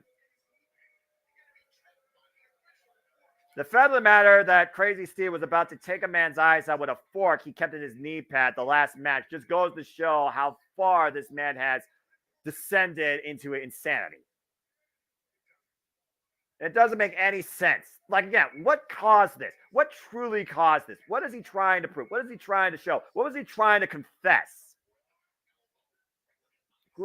And again, for those that don't know, Crazy Steve, Black Taurus, they are 2 competitors in the Impact Wrestling roster, formerly part of a faction called Decay that ran roughshod Impact Wrestling since 2017. But lately, Decay have all gone their own separate ways, leaving Crazy Steve alone for himself, where Crazy Steve has now confessed basically his journey and shared a personal family story with Tom Hannigan, and now looks to tell the world by his newfound violence.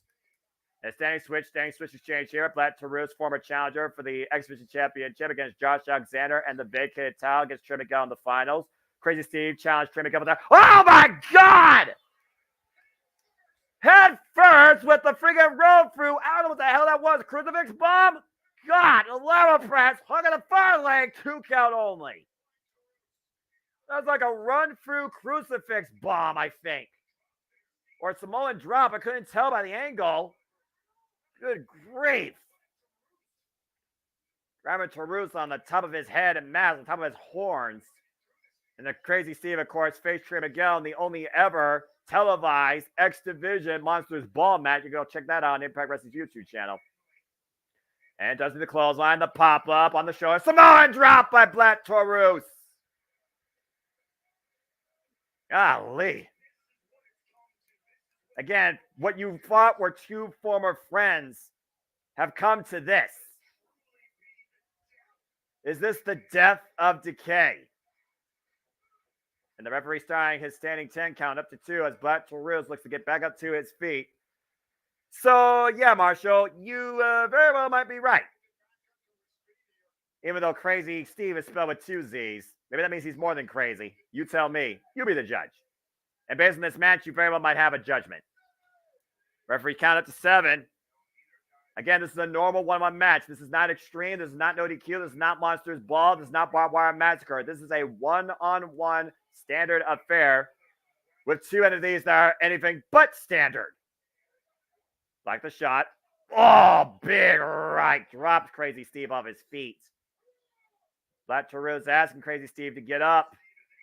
Crazy Steve still fighting back. Whatever he's got left. Locks the arms again. Oh, the bull's horns, headbutt to the heart, and a sling blade follow-up. And Black Taurus looking to build some momentum here against Crazy Steve. Dustin needs a clothesline. Discus lariat! Turning him inside out.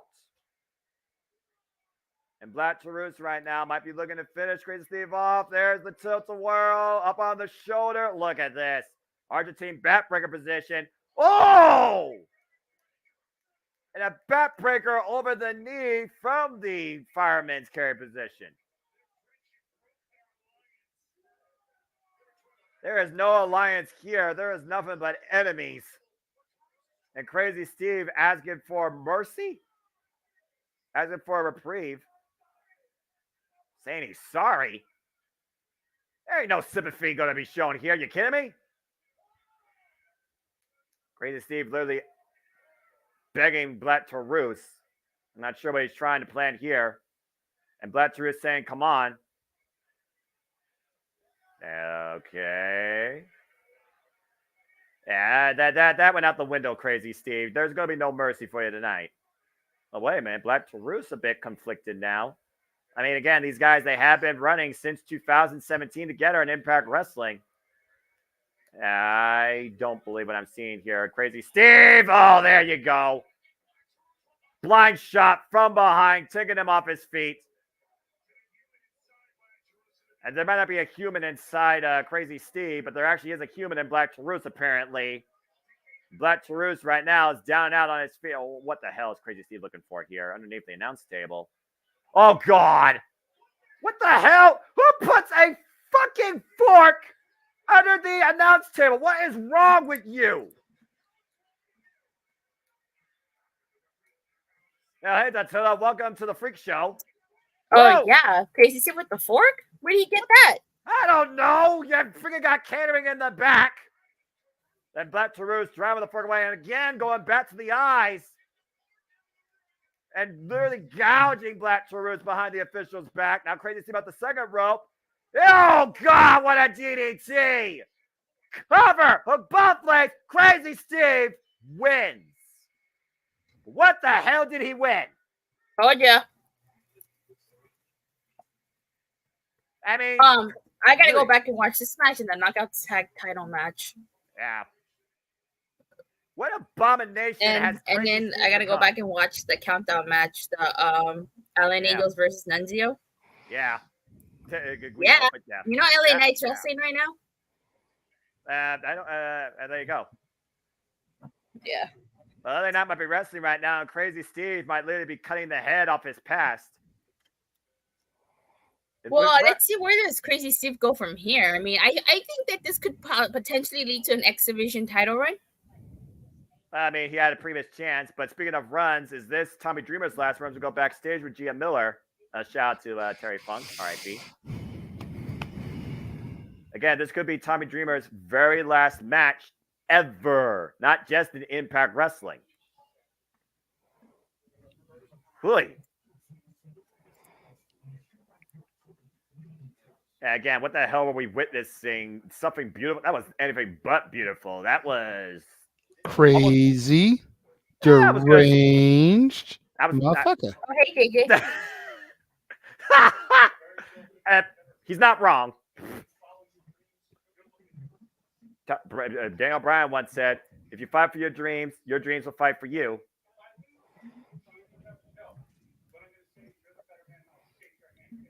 Oh, wow. He's even going to claim Kenny King's the better man no matter how he wins. It's almost like he's accepting defeat if it comes.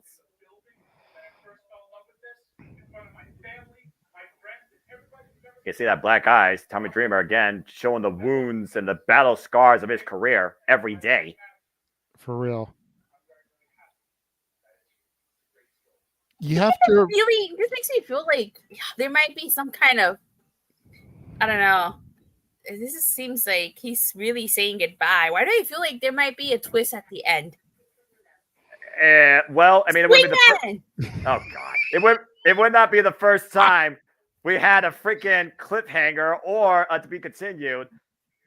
And again, speaking of to be continued, Johnny Swinger's pursuit at gold still continues somehow in 2023 as this man came within an eyelash after Keith Slayer's wake-up call, winning the Diesel Media Championship at Emergence, and I almost had a heart attack. 2 9/10. Jesus. Hey, Johnny Swinger took it to Kenny K and G King. I cannot believe you said that sentence. He did. You don't think he did?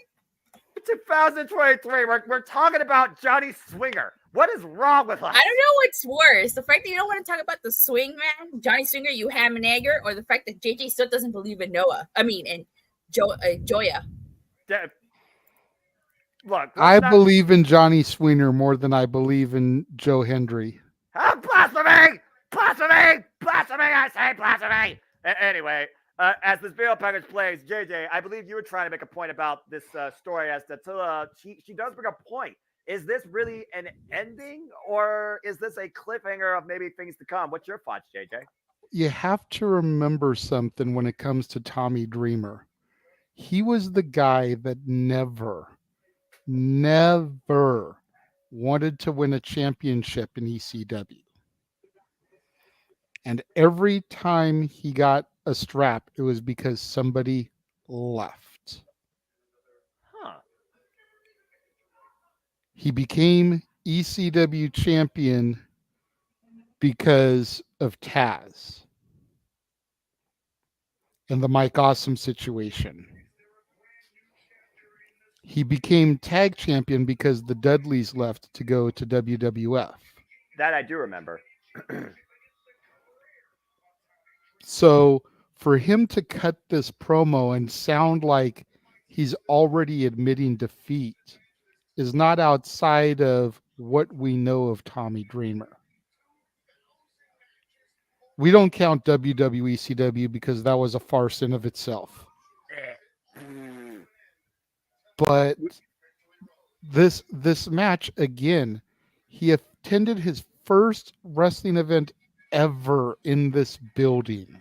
43 years ago. Look at what that. better way for him to go out? You know, again, he's rocking Terry Funk tights. He's rocking a Terry's Cafe shirt. Terry Funk, a huge influence on his career. Somebody who has been not just a mentor and a teacher, but a legitimate friend going back to the original ECW. Yeah. Terry Funk, notorious for having 733 retirement matches in the course of a week. You know, he's got family there. You're seeing ringside. You're seeing the way he's hugging people. Like, all signs point to this being the end. And if it's going to be the end, then you may as well go out there accepting it. As humble as you can, as you see him literally, I think that's him embracing his family at ringside. And again, there's Bill McGillicuddy. Hey, look at that. Now, that's not a throwback. I don't know what is. And to your point, again, Tommy Dreamer, he has been in the business now for 34 years. He recently lost his mother, and he did recently lose what you said would probably be one of his most true best friends for life in Terry Funk. It's almost like tonight is literally a Cinderella story of a send-off. And when the clock strikes midnight, will it be a final chapter or one last chapter to come? Tommy Dreamer literally is putting it all out here tonight. We know how much of a humble man Tommy Dreamer is, but I do got to consider Keith Slater's warning here. Put your pride behind you. Think about how important you are to us. The influence, the inspiration you are to us, man. Maybe you shouldn't do this. And we know Kenny King could give a damn about that. Well, Watch Johnny Swinger come down in this match. Right. Let me ask you both this. Go for it. What does Tommy have to gain other than a championship by winning this match? Like, where does he go? That's you first. I was going to say something funny, but... You know, like, what does he have to prove by winning this title, aside from adding one more championship to his collection? I don't think he has anything to prove, but it kind of did seem like he just wanted to do this to kind of defend what Kenny K.I.N.G. King did to Johnny Swinger. You know, kind of made it sound like he would give Swinger a title opportunity if he won. So who knows? I mean, again, those two go all the way back to the original ECW. And again, like we said, we're talking about Johnny Swinger in 2023. This is professional wrestling. But also, again, let's think about this, guys. That building holds a near and dear place to Tommy Dreamer's heart. Imagine this is his last match ever in that very building, where he saw his first ever wrestling match. Again, the fight bites to this. This is the first time that Dreamer is wrestling in this building since wrestling came into his life for a period, I know he's been in this building before, but particularly, I can't remember last time he had a championship match in this arena. And he was in this arena 43 years ago. And this was the building that showed the first wrestling event that encouraged Tommy Dreamer to pursue a career in professional wrestling in the first place. Go to Dave Spencer now with the introductions. The key thing to think about also here, though, Kenny King has not lost a singles match in 4 months. I mean, there's a first time for everything. And you point out the way we keep talking about Johnny Sweener in 2023. We're still talking about Pierre Carl Ouellette in 2023 also. Fair point. Just saying. Damn it. Jeff Meacham's even over. Jeff Meacham's like, what the hell's happening? This is definitely a Tommy Dreamer crowd if I've ever heard one in a long daggone time. Tommy's emotional. Tommy's getting very emotional in the ring there. You can see it. I would argue to say that this is probably one of the most emotional nights in Tommy Dreamer's life. Well, Tommy Dreamer's got the crowd behind him. Yeah, exactly. Of course he does. And the only one behind Kenny King is Sheldon Jean, but it might be the only person he needs tonight to still be. You know what I was thinking? If Kenny King drops the digital media title here tonight or whenever he drops it, I feel like him and Sheldon Jean should go for those tag titles. That's a fair point. You would have another tag team on your hands. Kenny King, of course, the digital media champion. This is his third defense since winning the title after successfully defending against Yoshinobu Kamaru at Multiverse United 2 and Johnny Swinger at Emergence. This is Tommy Dreamer's first ever chance at the digital media title. The career of Tommy Dreamer on the line, much more than just a prize at stake tonight. Again, is this the last time we witnessed Tommy Dreamer wrestle inside a ring? Where it all began to inspire his career is where it all may end. Bell rings were underway. His family in attendance, his loved ones. Yeah, again, like we talked about, he just lost his mom too. So he's had a lot of emotional turmoil. You thought he would find some peace back at Rebellion when he beat Team Bully, of course, in that hardcore war. And he even talked about then how his mom was on basically life support, but still was able, to speak, to support him. He no longer has that, support system anymore in his life. And he lost Terry Funk. So I just think it's kind of more poetic from a sympathy standpoint if Tommy Dreamer does win this match here. Yeah. And Tommy Dreamer right now working the arm. But again, as we talk about, this business owes you nothing at the end of the day. And pride could be your downfall or it could be your greatest strength. Oof. It's a very emotional environment here. Yeah, this is a very emotional environment here for this match, to say the least. And Kenny King basically just drowning out everything here. Jenkins like, whatever.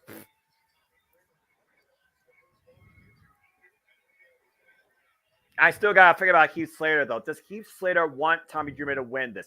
Why did Heath Slater wake up calling Kenny King? That's another thing to consider. Heath Slater was the reason that Johnny Swinger almost became the digital media champion, not Johnny Swinger himself. Let's show a takeover. Bringing it down to the mat. And again, Kenny King with the counter, the head scissors. Oof, went for the elbow drop. Elbow drop exchange right now. Both men missing. Met the leg lariat. Went for the big right. Even exchange so far. This is one of the downsides, for lack of a better term, being a fan so long and now covering the business and making so many friends and acquaintances. As I get older, so do the people that came before me. Well, again, time waits for nobody. And neither does professional wrestling.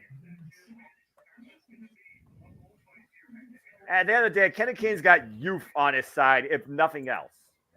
Oof. Ooh. That's a big right clubbing shot to the back, of course. Irish whip, reversal, Irish whip. Kenny King off the ropes. Nice hip toss there. Gets getting back to his feet, off the ropes. And Sheldon Jean saving his boy. Oh, man! Dreamer with the clothesline. Up and over to the floor as the crowd goes to their feet. Again, it's a emotion. It could be your greatest strength or it could be your greatest weakness. Yeah. Oh. EC dub chance. I mean, this has ECW. I mean, again, you talk about ECW. This is one of the pioneers of the original ECW. Sandman, Sabu, RVD, Al Snow, Dudley. That's a spit take. I'm pretty sure that was back in the ECW days as well. Again, only way to win the title, though, via pinfall submission inside the ring. Tommy Dreamer, you are 52 years old. Do not go for a suicide dive. Yes, he is. The crazy old man. Oh, he stopped him with that kick. And caught him coming in. But if he was going for a low pay or a toe pay, we'll never know.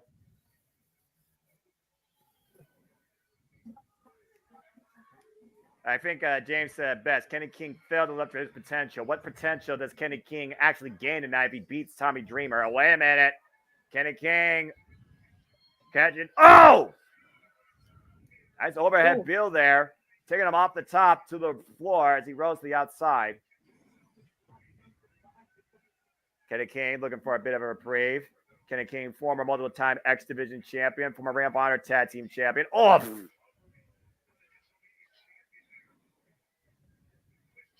Quick jab there as Kenny King drags Tommy Dreamer. To the rampway and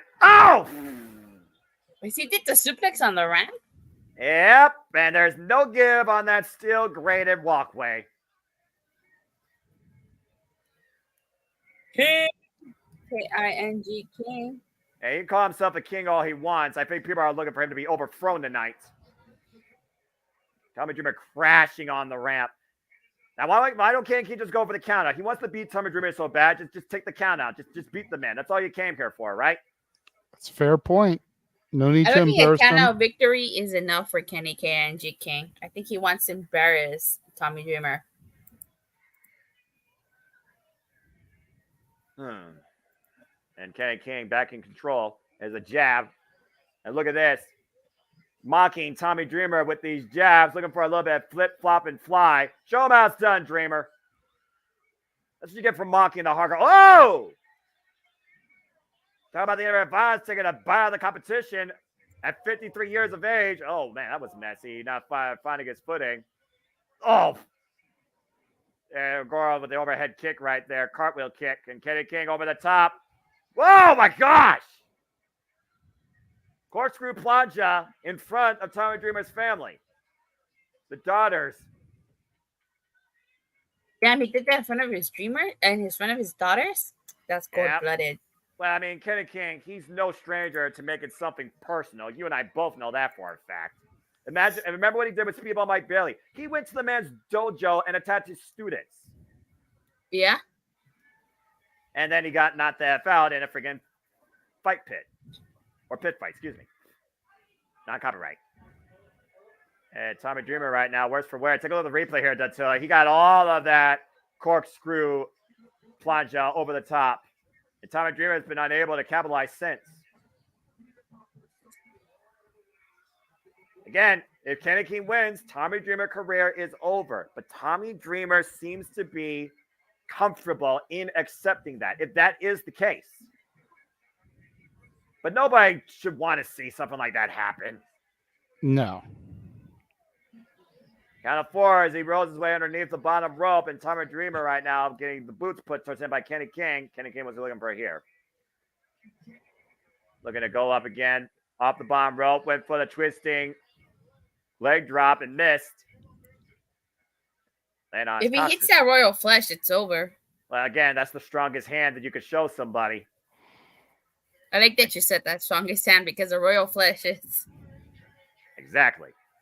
Oh, but this might be a strong slam here. Tommy Dreamer gets his way. Looking to hook Kenny King up. Off the top rope. Oh, with that superplex. Heavy impact, but unable to capitalize here. Who took the worst of that one? Because Tommy is phased also. I say it all the time to Tilla and JJ. Who takes the worst out of a superplex? The one executing it or the one that gets executed on it? Hey, look, Shelton Jeans wearing sunglasses indoors, just like how you like to wear sunglasses indoors.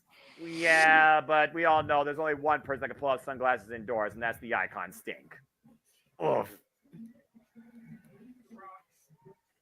Well, maybe The Rock, according to my friend Paul's point. And now Tommy Dreamer coming in with the jabs. A little bit of flip, flop, and fly. No polka dots 1 tonight, but drops the bionic elbow on Kenny King tonight. I just noticed, yeah, he's not wearing the polka dots tonight. He is literally wearing those Terry Funk U, black, red, white, Impact Wrestling colors off. The boot to the face. And Tommy Dreamer, though, oh! Caught with a spine buster, cover, hook of the near leg, 2 count only.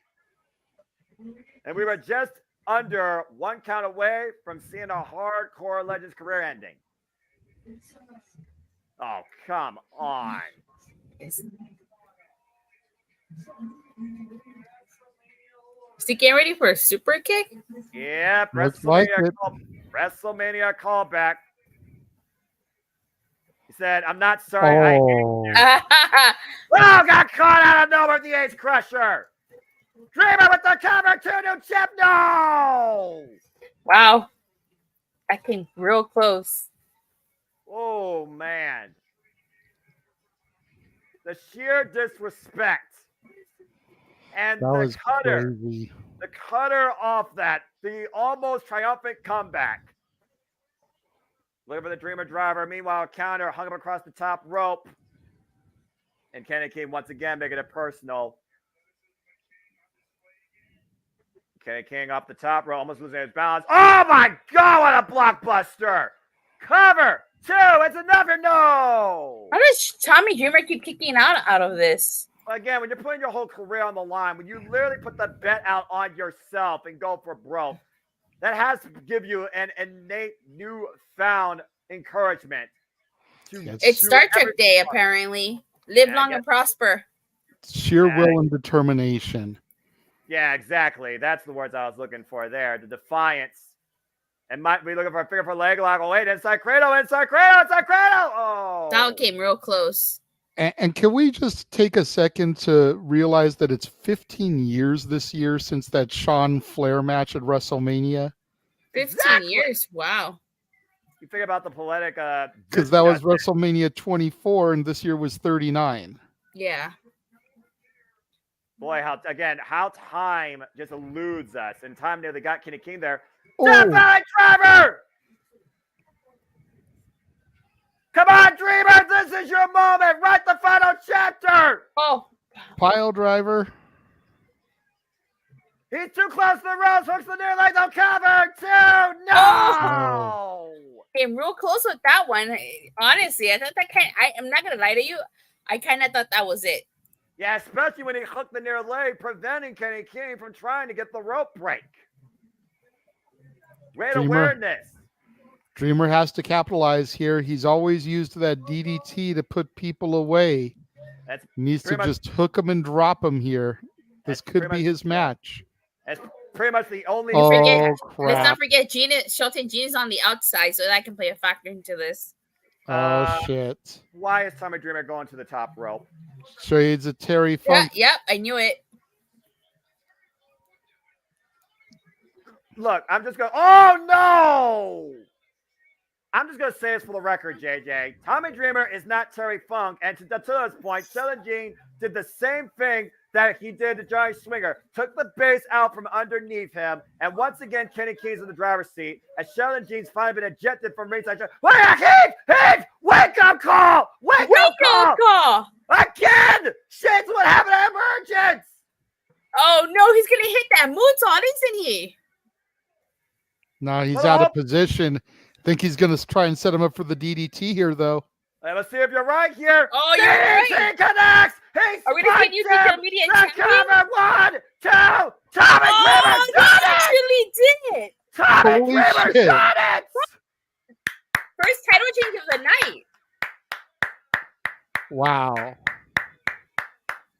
That was unexpected. Tommy Dreamer's story is yet fully written as Tommy Dreamer just ushered in a new chapter tonight at Victory Road in the same building that started an inspiration for a career. Tommy Dreamer is now the new digital media champion. I told you guys. And look at the show of love and respect by the audience and Keith Slater. Tommy Dreamer's career continues 34 years later. And you can now add to his accolades, new digital media champion. Dreamer did it. The first title change of the night. And boy, what a first. You know what? If anyone deserved a title tonight, it was that man. I'm very happy. Congratulations to Tommy Dreamer. What a moment. I'm shocked. Yeah, I'm legitimately shocked. I'm shocked too. Me too. But let's be honest here, ladies and gentlemen across the multiverse. Sometimes it's okay being wrong in pro wrestling. Congratulations to Tommy Dreamer. Uh-oh. Well, speaking of either being right or wrong and where your decision might come back to bite you, I'll tell you all like this. It was Slammiversary 2020 when a competitor named Deonna Purrazzo transcended the Knockouts division, becoming the Knockouts World Champion. And that night to become that, she beat the juggernaut Jordynne Grace. Then those two women made history once again at Emergence 2020 in the first and only ever 30-minute Iron Woman match, and Deonna won, successfully defending the title. They have not met in singles competition since that point until this year at Rebellion for the vacated Knockouts World Championship. And a new era of the Virtuoso was born as Deonna Purrazzo best the Juggernaut once again. In an all-or-nothing effort following that, it was Jordynne Grace that challenged Deonna Purrazzo at Under Siege for her championship and fell short, with the added caveat that as long as Deonna was champion, she could never challenge for the title again. We have not seen Jordynne Grace since.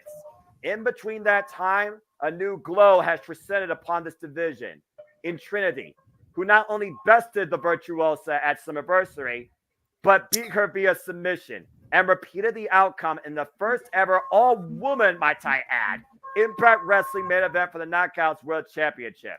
Now, Jordynne Grace we have a comes question back. in the chat. Marshall Leonard's asking, what is Digital Media Championship? I don't watch Impact Wrestling very much. Go ahead and explain it, Dattila. The Digital Media title is actually one of the newest titles that Impact created. And Jordynne Grace was the first champion. She's been the only female champion till date. And it's basically supposed to represent, like, according to Mid Cardona, as Moose called him, it's supposed to be a champion of social media, right? That's correct. Champion of the internet. Eat your heart out, Matt Cardona. But I actually really like, I have to say, I really like Deanna's blue gear right here. The Virtuosa is personification and magnificence of technical excellence. The Virtuosa, the standard, the main event, the face of the Knockouts division since transcending upon this company in 2020. Anybody that wants to claim her spot, you gotta go through her. And while Trini has done it twice, Jordynne Grace is on her 5th attempt and has yet to overcome it. If she overcomes her tonight, it took her 5 tries to beat the Virtuosa. Well, holla if you hear me, because it's put up or shut up time once again for the Juggernaut and the previous Knockouts World Champion of Impact Wrestling. Jordynne Grace is back, and whoa, she looks jacked.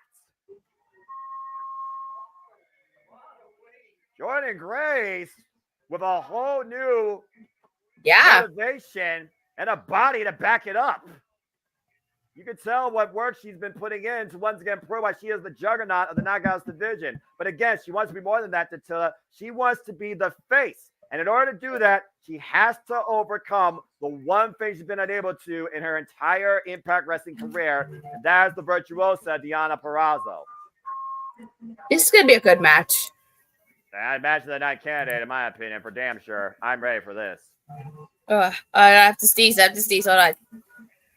Oof.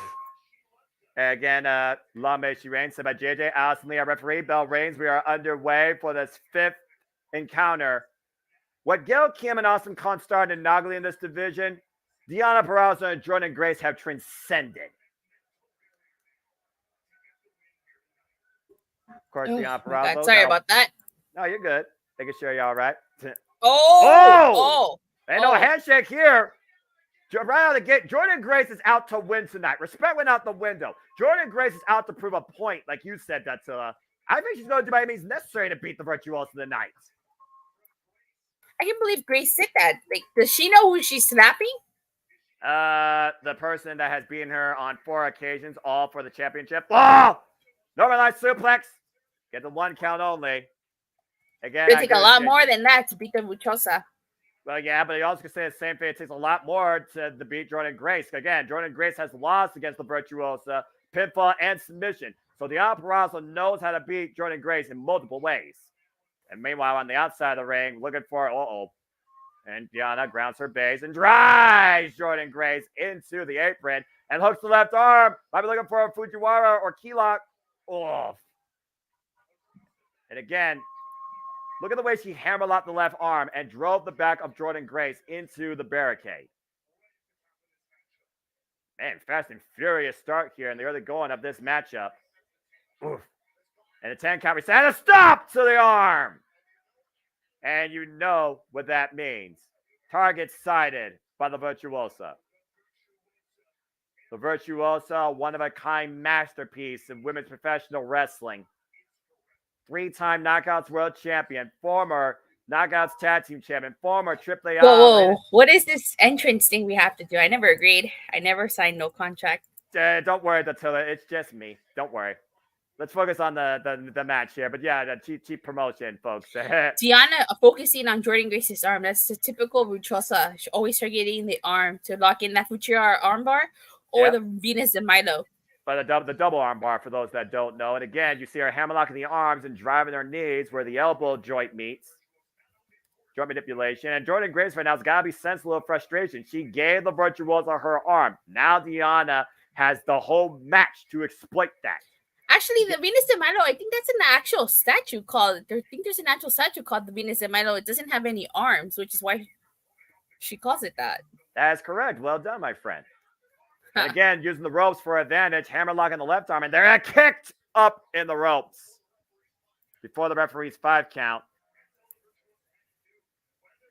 Again, Deonna Purrazzo, she has held the Knockouts World Championship a combined 531 days across her 3 illustrious reigns. Oof. A forearm shiver by the Juggernaut, joining Grace. Again, working the left arm, Deonna Purrazzo still maintaining wrist control while Jordan Grace is still trying to fight back. Oop, breaks the hold. And falls in using her physical power. Now looking to pick up speed. And Deonna falls in. Ooh, that elbow. First 2 times Deonna Purrazzo and Jordan Grace met. Deonna Purrazzo beat Jordan Grace via submission. The previous 2 encounters these two met this year, Virtuosa beat Jordan Grace via pinfall. So you would think by now she would know how to get out of the Venus de Milo and would watch out for that armbar. Or the Queen's Gambit. Nice scoop slam there, though. Nobody kicks out of the Queen's Gambit. Well, I mean, to be fair, Deonna Purrazzo did use an avalanche variation off the second rope Dattila at Rebellion. But you're right. The Queen's Gambit has pulled by many competitors, including Jordan Grace. And Jordan Grace right now relying on her power and her speed as Deonna gets out of the corner, up and over. Jordan Grace once again catching. Oh! Mitsunoka driver too! No! Ooh, man. Whew. Hard impact on the back of the head and neck with that Mitsunoku driver. Jordan Grace thought she had, but you also see Jordan Grace right now checking on her left arm. Pins and needles. Official right now checking on Jordan Grace, Allison Lee. The only female official, by the way, in Impact Wrestling. And again, Jordan Grace, she knows she has to win this. It's like you said, it's almost a do or die situation for Jordan Grace. She came back. If she doesn't win here, what does that mean for Jordan Grace going forward? Oof. I'm telling you, if Jordan Grace wants to be Trinity's next challenger, she has to beat Deonna here. What case would she have if she loses? I mean, you can talk about the resume all you want, but it's about what have you done for me lately, to your point. And meanwhile, Deonna Purrazzo. Those stomps. That looks vicious. And look at the way. Oh, hyperextend on the left arm. Pull a joint back. And Virtuosa right now hooking Deanna. Oh! Nice exploder suplex cover too. And immediately she got that armbar. That's the same way she beat, the same exact sequence, the way she beat Danny Luna this past Thursday on Impact Wrestling. Now, wait a minute, Jordan Grace versus the pressure. And a kick out there, forcing Deanna to relinquish the hold. That's the only thing you can do in a type of hold like that. And if she hits that Queen's Gambit, it's over. Possibly, but again, Jordan Grace has taken it before, Dudzilla, so maybe she's learned how to survive it to a degree. Maybe. We have to wait and see. It's one of those things, you look at the way that Jordan Grace has toned her body. Look at the way. She's more lean here. You wonder if she's built herself to handle the Queen's Gambit, let alone survive it. And right now, Deanna Purrazzo perching the top rope. Jordan Grace looking for maybe a superplex here. Go for broke here. Nolan, do you know what it takes to beat Deanna Purrazzo? Have you figured it out yet? Oh, my. Trinity figured it out and so did Mickey James. Yeah, that's true. And Jordan Grace. Oh, my goodness. Stalling vertical superplex and holds on to it. Oh, I don't think that's it. I don't think that's it. 2. No. Oh. Told ya. It's going to take a lot more than that to beat Deanna. Yeah, but take a look at this sequence. The stalling vertical fall away superplex, the float over, hang onto it into the power slam, and still wasn't enough to put down the Virtuoso. You think, okay, let's make a small prediction. How many muscle busters is it going to take out Deanna Purrazzo? But she hasn't used it yet, and to my knowledge, I don't think she's hit the muscle buster yet on Deanna Purrazzo, and that might be the one thing needed to beat the Virtuosa. Oh, wait a minute. Pop had looking for Grace Driver. Now, wait a minute. Deanna looking for the Grace Driver? Or adding insult to injury. What better way to beat Jordan Grace than with her own move? Well, that's the same thing for Jordan Grace. Can she pull up a submission? And meanwhile, oh, no. Whoa! Couldn't! Oh, man, package pile driver. Deanna digging deep into a repertoire tonight, pulling out a whole different move that Jordan Grace hasn't faced. Look at this. Oh! Coup d'etat. Coup d'etat, package pile driver. Yeah, coup d'etat. I don't know how to spell that. It's French. Probably gotta look it up. Again, the Virtuosa constantly growing, disciplining, adapting to all forms of wrestling. That's the first time I've ever seen her use that. So again, it goes to show what lengths these two are willing to go to try and beat one another. And for the Virtuosa, it's more of the same. For Jordan Grace, she's just looking for her first. And it might be the most important first of her career. Partisan crowd here at Victory Road tonight. Deanna and Jordan Grace fighting amongst the ropes. Oof. Ooh. The shoulder block. Again, has Jordan Grace learned a new trick? Both ladies go down. Well, that's not new, but that's effective. And that definitely slows the match down for now as both women are down. Good grief. Again, Jordan Grace, though, former Knockouts World Champion. She held the title for a total 390 days. During Deanna's runs, though, during one of her runs, she held it for 343 days and 14 successful defenses. I'm sure you know this, but Jordan Grace actually beat both Rachel Ellering and Deanna Purrazzo at Ric Flair's last match. That's correct, in triple threat action. Yeah, but she pinned up Rachel Ellering, though. Exactly. She has never pinned or submitted the Virtuosa. So until then, Jordan Grace has yet to beat her. The rope free, though. Oh, the crucifix. Again, able to escape. Counter for counter. Oh, back elbow strike. And meanwhile, hooking her up. Power bomb. Cover, high stack, and kick out. Grace is fired up here. Oh, it runs into a kick. Big German suplex released by Deanna Purrazzo. And the Virtuosa now looking to pick up things here. Oh, but Jordan Grace catches her up in the fireman's carry. Uh-oh. What is that? Oh! Dropping her on the back of her head and neck. Vertebreaker. Cover. 2. No. Not enough. I'm telling you, it's going to take a lot to defeat Deanna. How much has been taken off each competitor at this point? And again, when does frustration set in, particularly on Jordan Grace? Again, Deanna knows she could beat Jordan Grace. Jordan Grace has yet to do so. Oof. This is technically Grace's, I don't want to say homecoming, but her first match back. And will Tiana's ruin it for her? How about we call it the second coming? Okay, second coming, yeah. If she wins tonight, though, does it have a positive beginning, or was it all for naught? I'm telling you, I feel like this loss will do something to Deanna. Maybe a new character direction for her. Well, either way, Deanna Peraza and Jordan Grace are proving why they've been the standards. Muscle Buster. Might be going for the Muscle Buster. Finally, can she hit it? Deanna escapes. You know, just give me what I want. Deanna versus Julia. I agree with me, my Fujiwara again. Beautiful. Vertically up. But again, Grace reverses the pressure. And Deanna rose through again. Hooks the arm. Oh, boy. And look at Deanna driving her right elbow into the side of the head of Jordan Grace. And again, looking to pop the arm out of its socket. Wrenching back as hard as she can. But Jordan Grace trying to lift her body off the mat. Alleviate some of the pressure. Gain some control. Break the hold. Get back to the vertical base and does so. Meanwhile, double leg, the jackknife. Oh, no, reverso. And Jordan Grace. Oh, back body drop Deanna Peraza. Kick to the. Ooh. Rising knee strike. Another back elbow strike. Short range clothesline.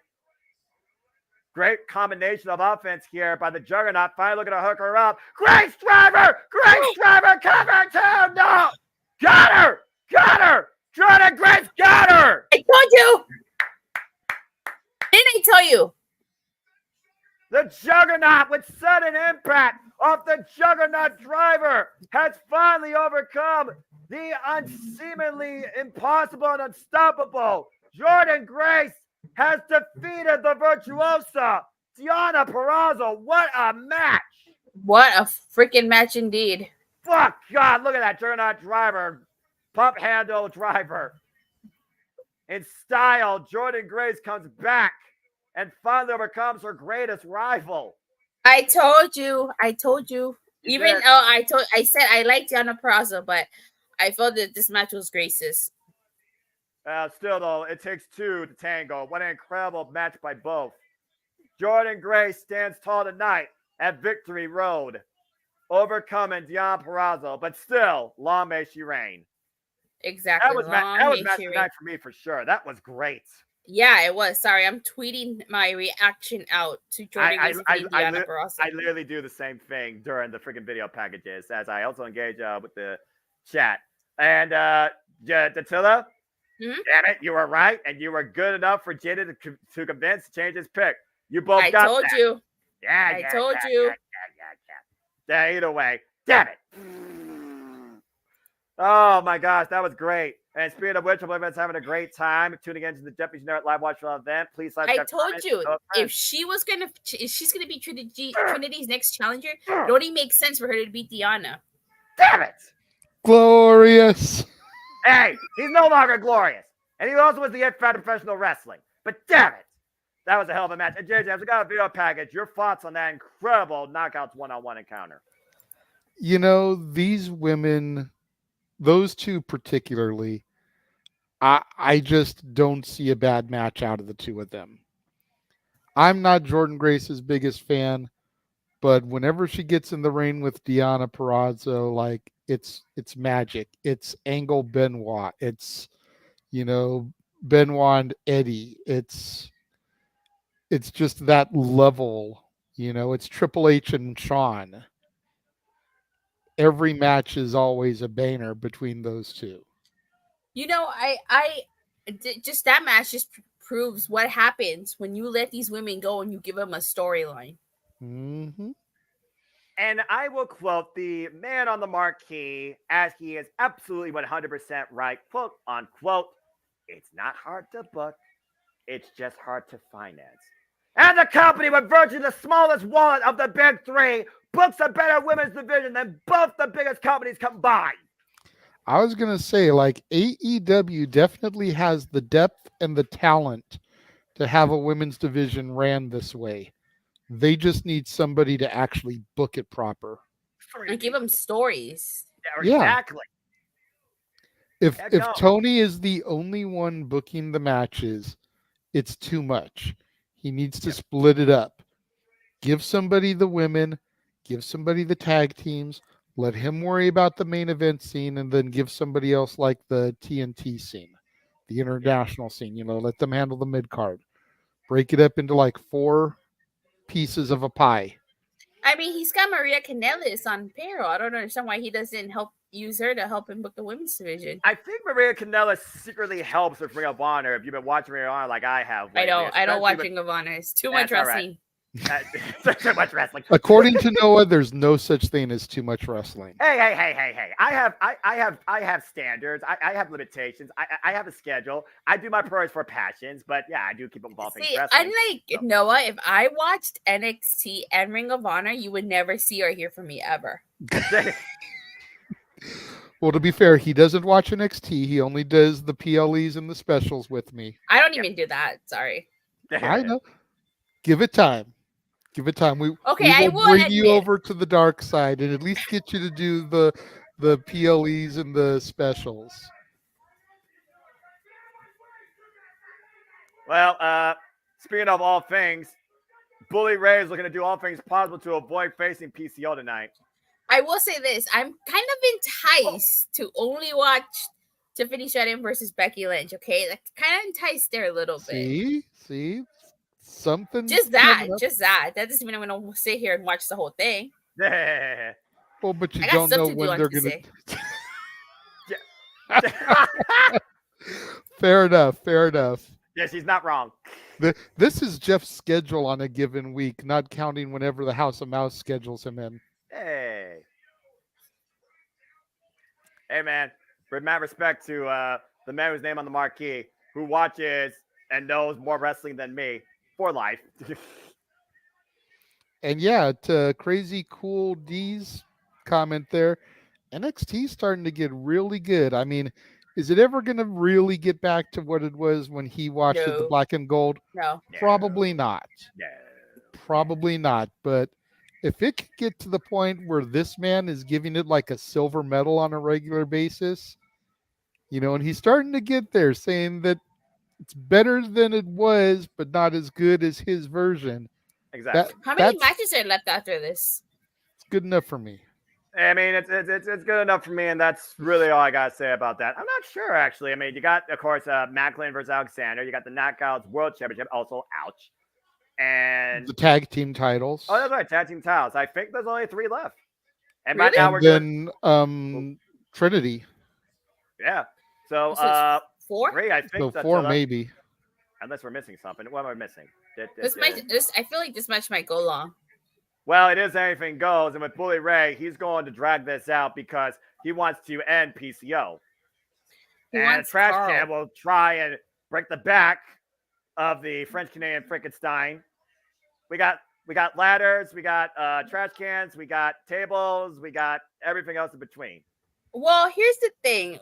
Earlier in the night, we saw Bully Ray pour gasoline on PCO. So are we going to see fire in this match? I wouldn't put it past him, Dotilla. I was going to say, we've got the table getting set in the rain.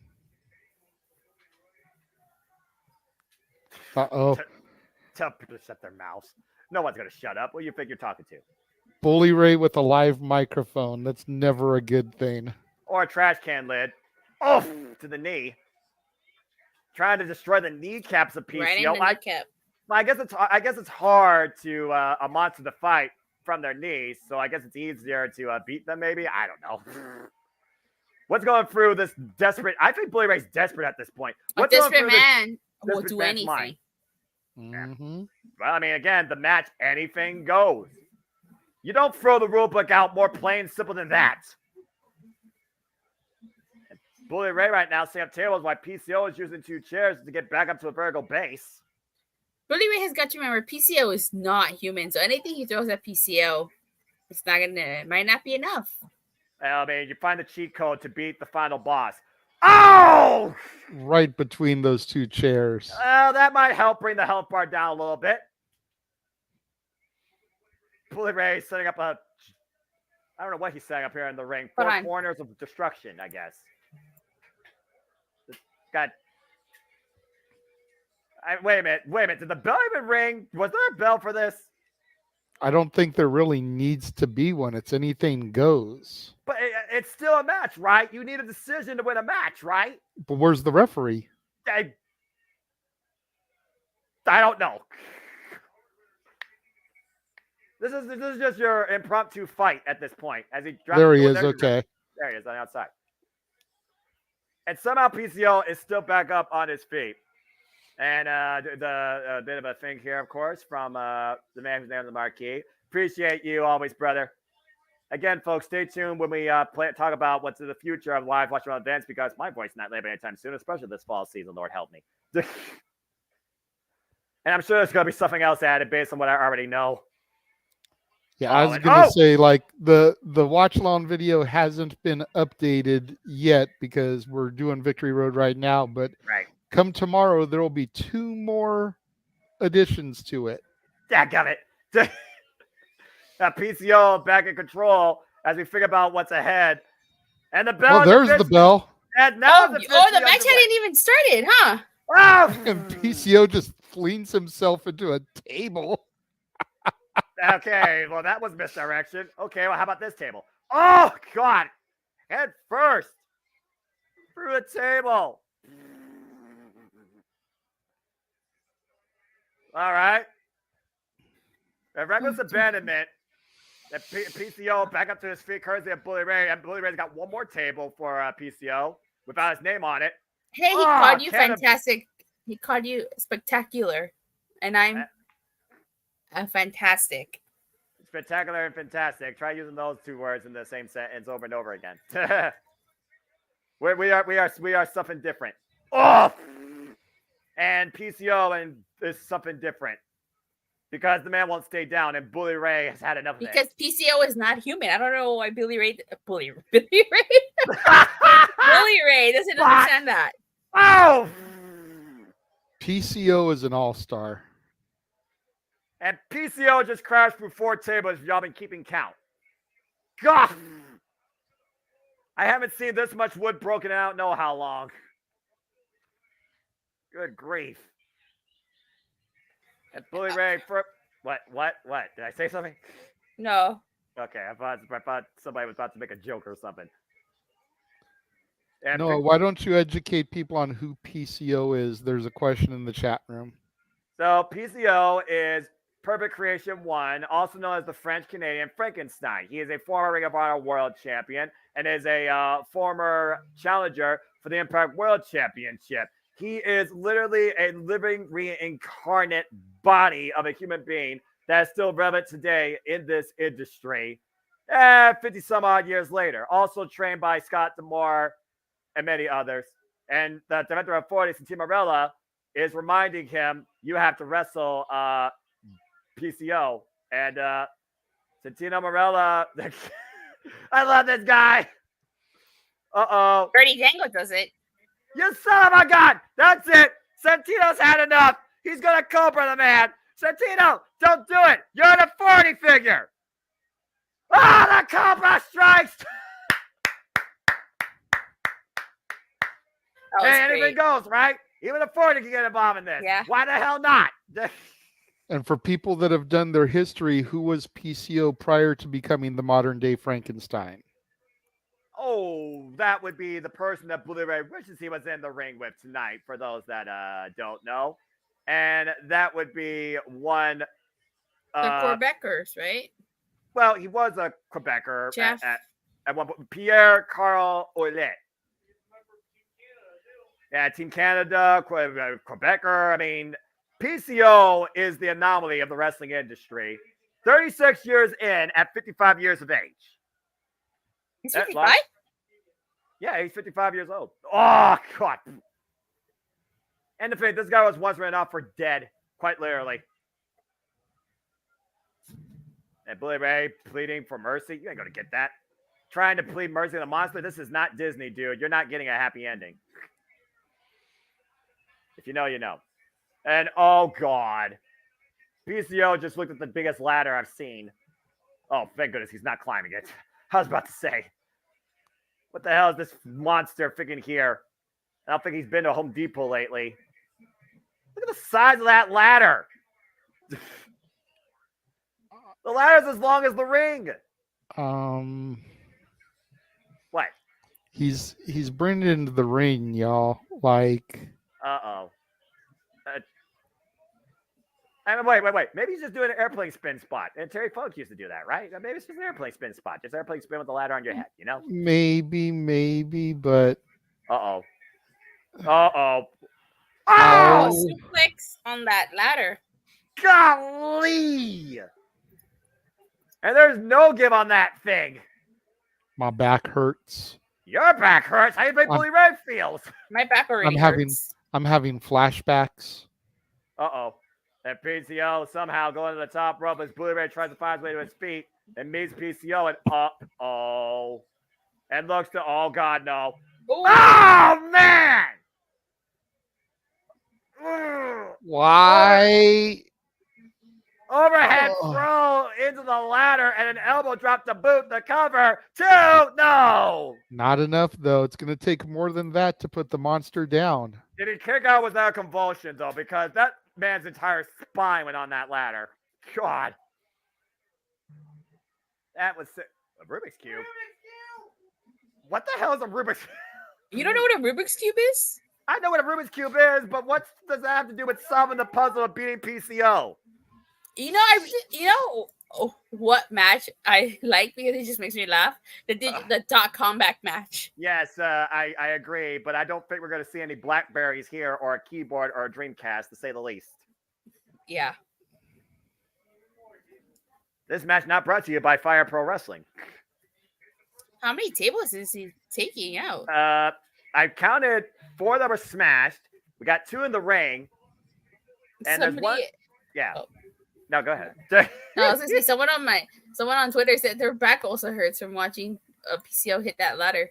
Seriously. And Bully Ray. I don't think the chiropractor guy on YouTube can even fix PCO's I'm back. gonna have to go to the chiropractor tomorrow after this. Right? That tranquilo to you.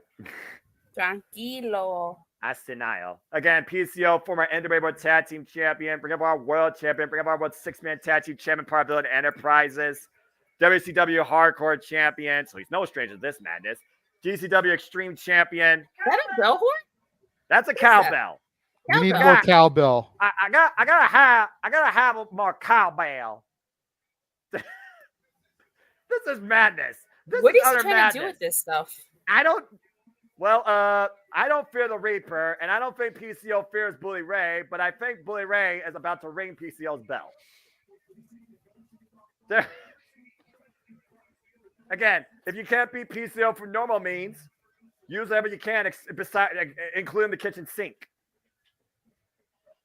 I'm sure. Where's he gonna find a sink? Until we found a fork underneath the announce table. Don't be surprised to find anything underneath the Impact ring. For real. True that.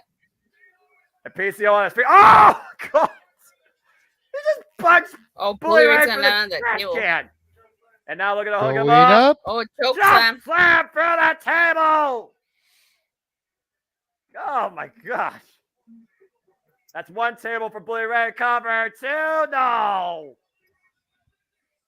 Took too long to cover him. He should have gone right after the choke slam there. Yeah. It crushed in the rebel of that table, sandwiched between the broken wedges. Again, like you said, was it too long? Was it instinct? I mean, PCO survived 4 tables. Bully Ray survived 1 table. Is that a cheese grater? That is a cheese grater. Oh God! I think who's up for quesadillas? Oh, I want some enchiladas. I think, guys, we're gonna hear Bully Ray's famous quote here in a moment. If you know, you know. Uh-oh. Oh no. Oh no, I'm getting called back to Abyss versus Bully Ray. Don't get up, man. And now Bully. Oh! Oh, no. Oh my God! Oh my God! Oh my God! There it is! PCO just graded Bully Ray's balls. That had to hurt. I can't believe I just called that. Oh my God! That's a whole different form of shredding up yourself. And now up on a table, PCO on the top rope. Peace. The Animator! Oh, that table didn't break. And the table doesn't break. It just gives away. It just like flips over. Yeah, and PCO not going for a pinfall. But you can't use the table now. It's got a bent leg, I guess. Doesn't mean PCO won't try to find a way to use it for a pinfall, JJ and Attila. I've never seen a table bent that way by a table Same leg. here. I'm just saying. That table had a family. And the other ones didn't?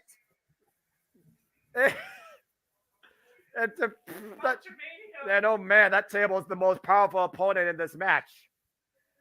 Oh my gosh. And Bully Ray, Irish whip through the table. And the table again, just gives away. And the cover in the corner to end this figure. And PCO wins. Well, anything went, anything happened. Yeah. And PCO stands I victorious. guess your prediction didn't come true. Like, Devon didn't come out. Would Devon want to come out before this madness, or just saying?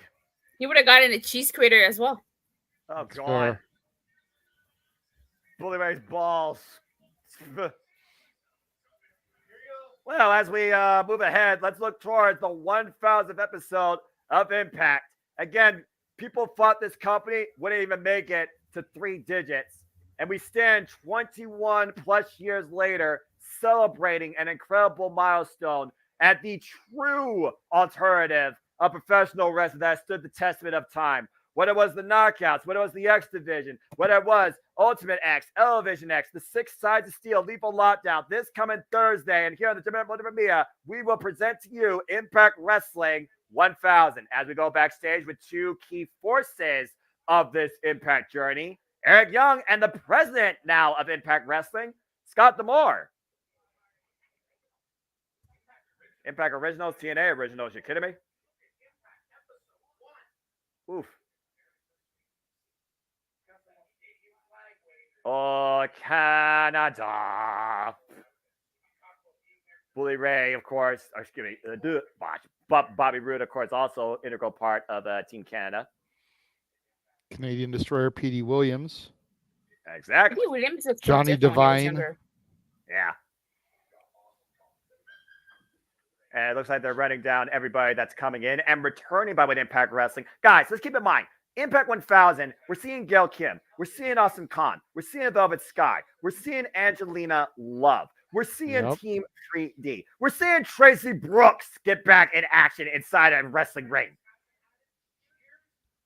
It's crazy. And I'm sorry, Jeff.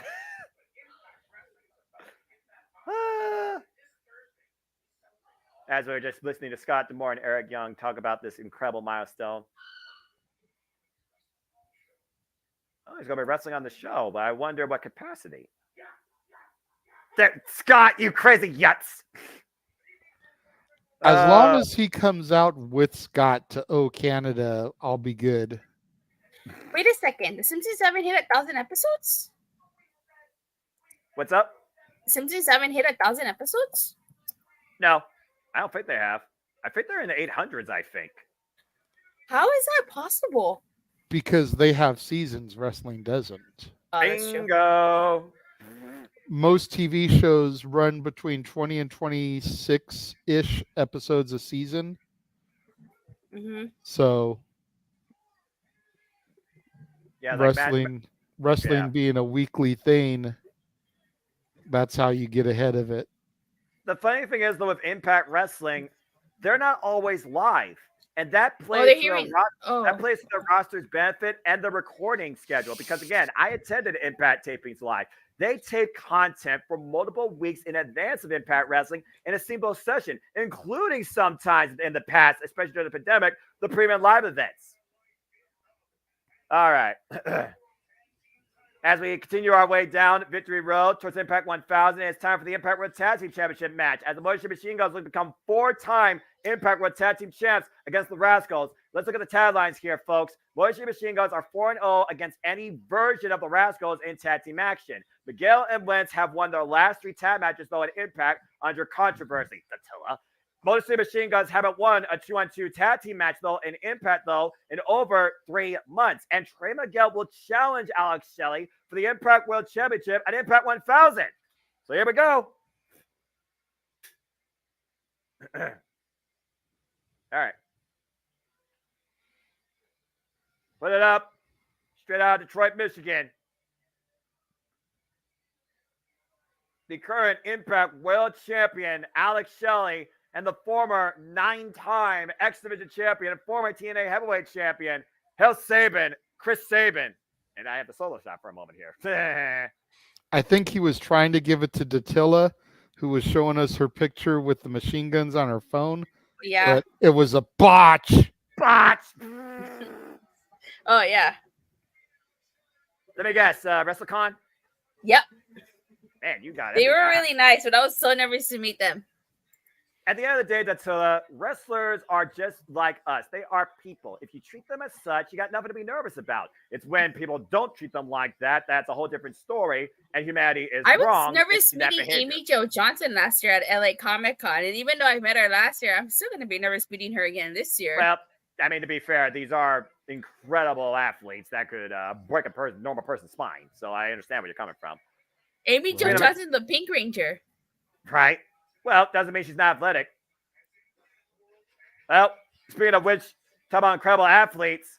Will Ospreay will be part of the UK tour and will be at Turning Point, as well as Bound for Glory and the Bound for Glory Fallout, as we bring the Rascals into the Impact Zone, our current Impact World Tag Team Champions. The first time ever the Rascals have held the Tag Team Gold.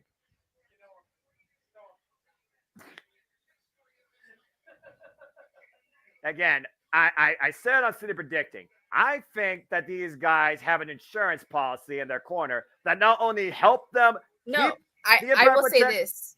All right. They got these good hands. The good hands, not their own good hands, Dattila. Come on now. You've seen as well as I do. They've had a couple of extra pair of hands in their corner. And these extra hands are expecting some sort of return.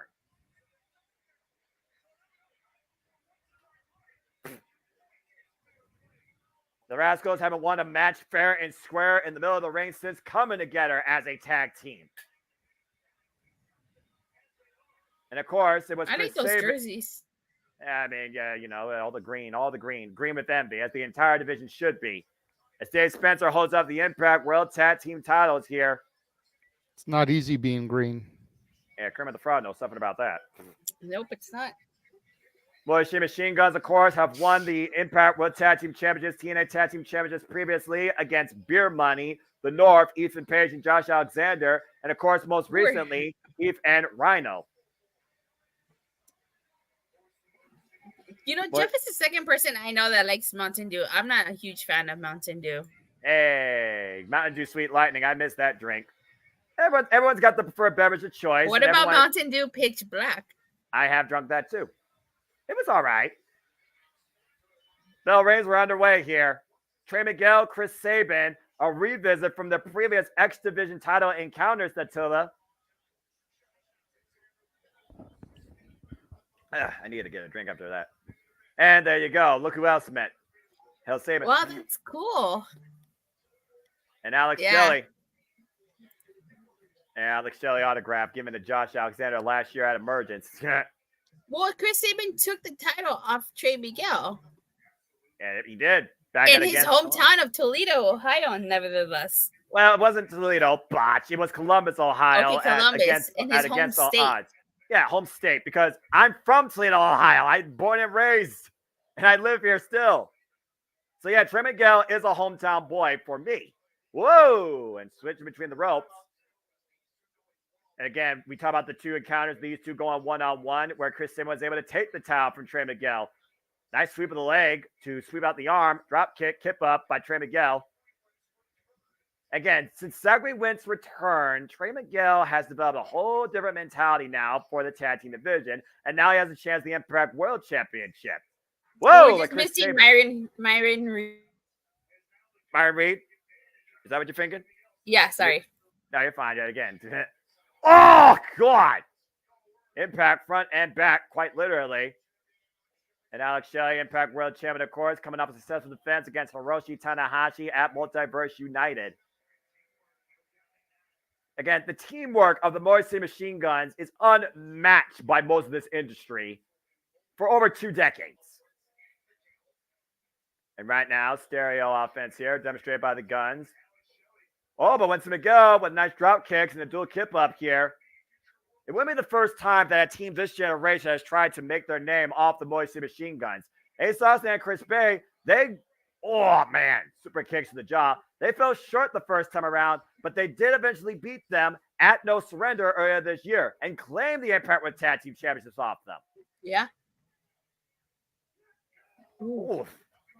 And now Miguel squares up against Alex Shelley. And again, Alex Shelley will defend the Impact World Championship against Trey Miguel at Impact 1000. That's going to be one hell of a match. Yeah, no kidding. We're seeing a preview of it right now. And Zachary Wentz and Chris Sabin picking up where they left off from their. Where did those stairs come from? Those steps? I don't know, actually. I think those are the only steps along the ring. That's a little different. Yeah, those are the only steps here. So they must put a cover. And 2, maybe they've been there the whole time we just saw them. I don't know. Is that how the wrestlers enter? Well, I mean, I've been seeing them enter through the ropes. So I don't know. Did Yana enter that way? I didn't even notice the steps when I was talking about and praising the Virtue Willis and the caliber of athlete she is. So maybe they've been there the whole time and I've just been blind. But now I don't even have my glasses on. I know, right? They're right here, but they reflect. That's why I don't have them on. Fair enough. I can't even look at my screen clearly without my glasses. So that just goes to show how bad my vision is. Oof. And again, a can of spray paint might impair the vision of the Motor City Machine Guns and allow. Are you sure a can of spray paint isn't impairing your vision? What are you talking about? We know that the Good Hands clearly have interest in the Impact World Tag Team Championships. And they made sure that the Rascals have held them since because of that. It's as clear as day. You see it backstage. Why did the Good Hands get involved at Emergence when Subculture was going at defending the titles and it allowed the Rascals to take advantage? Oh, Dragon Screw leg went down. That move has to suck. Yeah. Oh, and again, the other leg. Dragon Screws of both legs there. And this is what the Motion Machine Guns do so well. Dissect and isolate their opponents. And you hear Chris Salmon, that's how we do it. Mm-hmm. And right now, the referee, Trey Miguel, his temper getting the better of him, and it's not for the benefit of his partner. Alex Shea, of course, 20-year veteran, time-tested, finally won the big one this year at Against All Odds. The same night Chris Sabin won his 9th Exhibition Championship, Alex Shea won his first ever Impact World Championship. Oh, the Dragon Screw again while held in the full Nelson. There's a cover by Sabin. It gets a 1 count. And right now, Chris Sabin trapping the legs here. Again, you could argue that right now the Rascals should not be the Impact World Tag Team Champions. And there's still an argument that the Good Hands are part of the reason why they are that. And the Good Hands are probably going to be the reason why they remain tag team champions. See, even you see it. Even you see the freaking collusion here between the Rascals and the freaking Good Hands. It's clear as day that this is a joint effort to hold the tag team division hostage. And that's what the Motion Machine Guns are trying to prevent. And right now, Alex Shelley, again, hyperextending that leg with the Dragon Screw leg whip. Again, this is what Alex Shelley did. Motor City chants. He dissected Nick Aldis at Slammiversary to retain the Impact World Championship. Might be looking for a figure 4 leg lock. And again, you see the way he is constantly wrenching around that leg. Oh, and a thumb in the eye. Hold on, I'll be back. Oh, you're fine. The thumb in the eye right now. There we go. Oh. And Lentz went for the kick, but missed again. Now Alex Shelley, once again, going for that figure 4 leg lock. And got him trapped in it, middle of the ring. And Trey Miguel immediately coming in for the save. And Chris Sabin now isolating Trey. We might get dueling figure 4s here. A perfect 8 to say the least. And the Motion Machine Guns firmly in control of the champions. Oh, man. And right now, Trey preventing Wentz from tapping out and vice versa. And 2 legal men in this ring, by the way, are Alex Shelley and Zachary Wentz. Miguel right now managing to escape Chris for now as Zach finds his way to the ropes and forces Alex to relinquish the hold. And again, Marshall, greatly appreciate as we appreciate the entire Multiverse of Media. We hope that you are enjoying the presentation. Please like, subscribe, comment, tell a friend, show some love, give it a super sticker, give it a super chat at Cascade Studios, the Jeff Meacham Network. And if you want to dictate the conversation, super chat, it's as simple as that. As we do this for all the biggest shows and all things wrestling. The handstand, and the leg gave out. Could not plant the base. The damage done to the leg. Whoa, went for the single leg kick. Meanwhile, a handstand. And caught that running knee strike. And manages to jack Alex Shelley's jaw and take him off his vertical base. And this might be the moment that Trey Miguel needs to make the tag. There's the tag to Trey. The 419. Taking center stage. Oh, look at the clubbing forearms here. Again, this is a preview of an Impact 1000 main event for the Impact World Championship. Trey Miguel make it look so easy. And Alex Shelley will not be played like that. Trying to bring it back in. Hung him across the top rope. Now Trey over the top with the splash, the roll through, up the second. Beautiful moonsault. Great offense there. Tad to Wentz as they isolate Sabin now. Brings him down to his knees. Kick in the back of the head. Double stomp to the spine. And now the Rascals taking control of this match. Tag. And yep, there definitely will be that. Stay tuned for more on that, folks, at the conclusion of the show. We're running uppercuts here. Because my voice isn't laying up anytime soon. Lord help me. Wentz sent into Sabin. And now sent to Shelley. And the Rascals taking control of the match here. And meanwhile, Trey Miguel. Oh my God, hold on. A counter, the lightning spiral. Meanwhile, the reversal. Whoa, man, what a clothesline!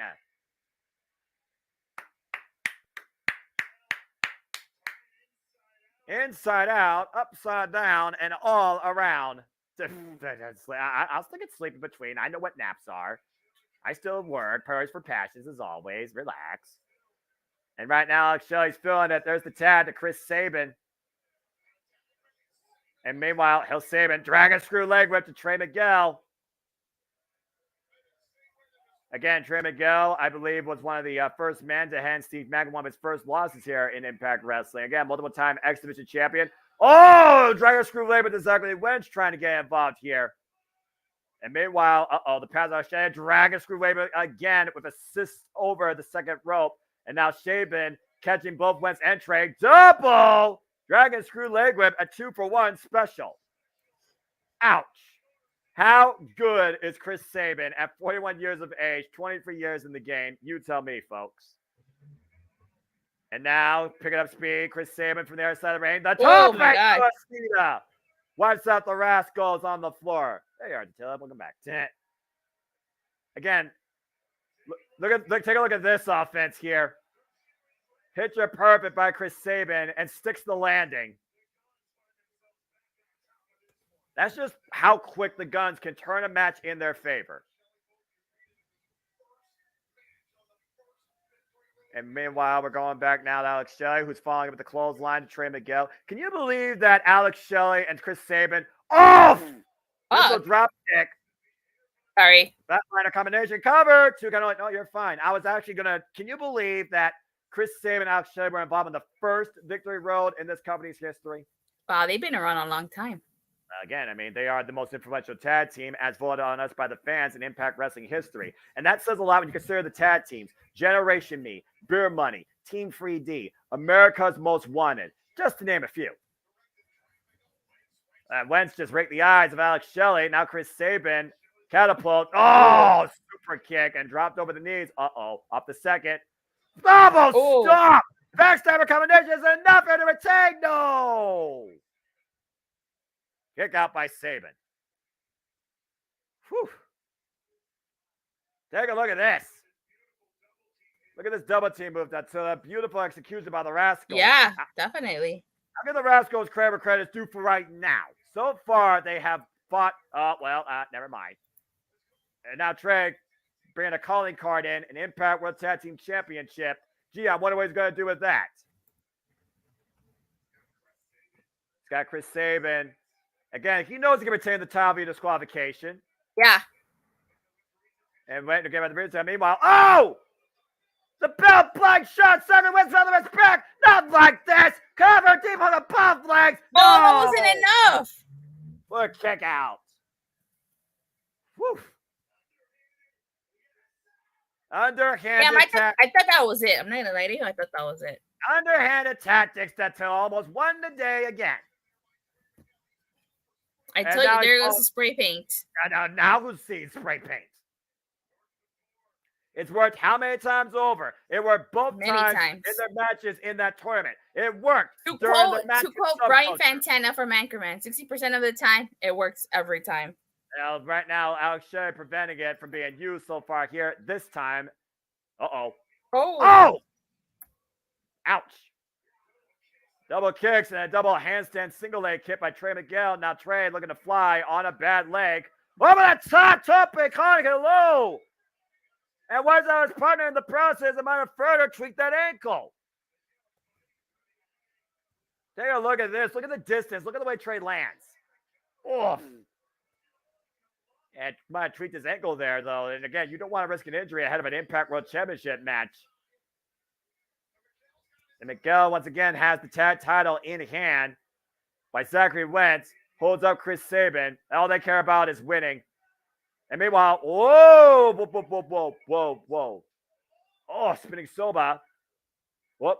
Now Shelley, there's a kick to Zachary Wentz. And Chris Sabin using a DDT on the title. The cover. Turn champions. Oh, Didn't I tell you? What the hell? I told you. John Skyler to Goodkins. Insurance policy. This is not Allstate. All right? They do not belong out here. Again, do we need more proof that the Rascals paid off the Goodkins to make sure they hold the tag team championships? What more proof do you need? That's your proof right there. Exactly. The standing switch, the O'Connor roll, Chris Sabin. Oh, no! The spray paint in the eyes of the Rascals, too! God damn it! I told you. And once again, the Rascals outsmart the Guns. And outsmart their way to hold on by hook and by crook the Impact World Tag Team Championships. I told you. A highway robbery at Victory Road. Dadgummit. Again, this is a disgrace. Teams like freaking Triple X, LAX, teams like freaking what I said earlier. Yes, the Naturals, JJ. You want to name up the entire tag team history? Be my freaking guest. The bottom line, the Rascals, freaking insults to those titles, once again escapes with them. I told you there was going to be shenanigans. I know. It doesn't mean I have to like it. You're the one that I told you about that. I called that. You did. I give you that. You did. Well, I'm assuming we're gonna get Trinity versus Alicia next because you're advertising the match. Yeah, we're considering Alicia Edwards talking about stealing fame by hook and by crook. This Naga that's been part of this company since 2017, straight up long haul, gets her first ever Nagas World Championship opportunity. You know, I watched because I watched yesterday's Go Home show and stuff. And Trinity said that Eddie Edwards turned on Impact, but if I remember correctly, Eddie Edwards never turned on Impact. Impact turned on Eddie Edwards. It's one of those things where you could make that argument, but did they really turn on Eddie Edwards, or was Eddie Edwards just tired of being, in his own mind, ignored? Remember, he's the one that ushered in Honor No More. And this is the guy that's had multiple times chance at prizes, chances at the Impact World Champion. Hell, he's a former Impact World Champion. But you know something? Like, Eddie Edwards, that segment that he did when he explaining his actions as to why he turned on Team Impact actually made a lot of sense. Like, his heel turn made a lot of sense when you think about it. Fair. But it didn't make sense for Eddie Edwards to Blue Thunder bomb Trinity through the table. That made no sense. That was wrong on all levels. I gotta go back and watch 3 matches from the beginning so in order for me to do my review. All right. Well, in very short order, get ready to add another one to that. Let's just stick around here because it's time to fill the glow, or is Alicia going to put the glow out and claim her first ever championship? It's Trinity defending the richest prize, the Knockouts World Championship, for the first time. You see the tail of the tape here. Trinity has the height advantage, and of course her signature finishers, the rear view and the starstruck submission, while Alicia Edwards has the delish. Of course, Trinity is multiple-time, three-time champion in WWE, and it's the reigning Knockouts World Champion. And this is Alicia's first ever chance in her pro wrestling career tonight. Wait. Back up a sec. Alicia Edwards' finisher is called the Delish? That is correct. Yeah. What? I don't even know why that's even a thing. This girl's ego is up there right now. But it doesn't help that Eddie Edwards is in her corner, the ride or die couple. Alicia Edwards' first ever chance. Give me 1 second. Yeah, Alicia Edwards' first ever chance at the Knockouts World Championship. And with Eddie Edwards in her corner, they very well could steal the prize tonight. Again, Alicia Edwards was there for Eddie Edwards in that match at Killer Kowalski's school, where it was supposed to be just the two men figured out amongst themselves, and that clearly was not the case.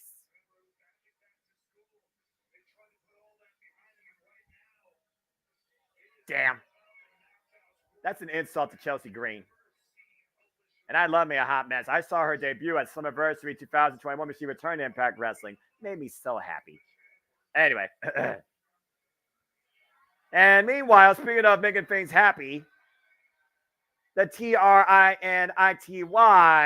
Knockouts World Champion is certainly looking to do that tonight and snatch a bitch.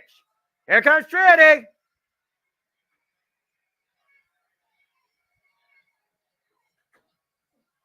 You know, I've seen a lot of entrance type things. I've seen snow indoors. I can't remember the last time I saw bubbles part of an entrance, and I actually approved it. Everyone feeling the glow of the night as the Winston County Center in New York has turned into a rave as Trinity has made her way into the impact zone.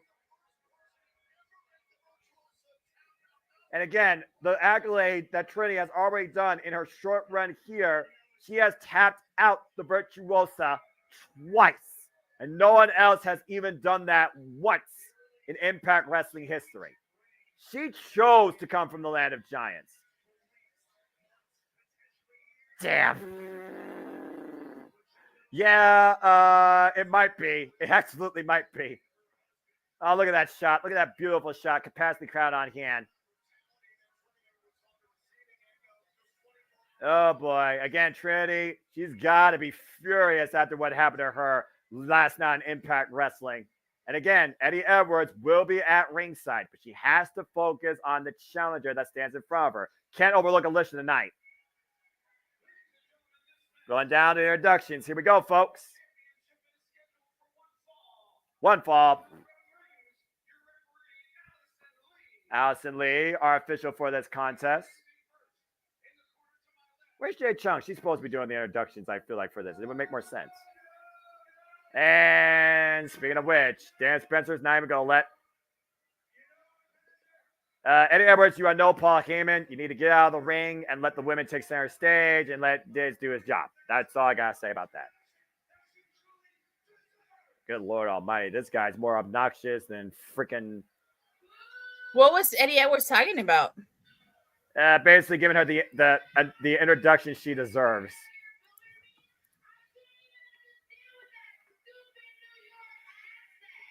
I don't think New Yorkers have a stupid accent. Honestly, I don't think New York even has an accent. They do. Some they do. They do. My friend, and she's from Queens and she's got an accent. Oh, okay. Well, the more I know. Thank you. I mean, I'm from the Midwest, so I also got an accent. So there you go. I guess we do. Do I have an accent? They say that, I hear people talk about that California accent, but I don't hear it. And Massachusetts getting booed out of the building in New York. Jeez, that's not nothing new, I'm sure. I almost fear that this introduction might be longer than the first punch Alicia Edwards gets a chance to throw in this match. This introduction is going to be longer than the actual match, that's for sure. You're really so Alicia short there. No, yeah. Meanwhile, let's go to Dave Spencer to give us a proper introduction for the champion. Yeah. And, wow, this crowd letting everyone know how they feel. Look at that glow Trinity is showing off tonight with Champ in her hair. There you go. And the glow sticks being thrown at the champion because you can't do streamers like Ring of Honor. Poor Housen.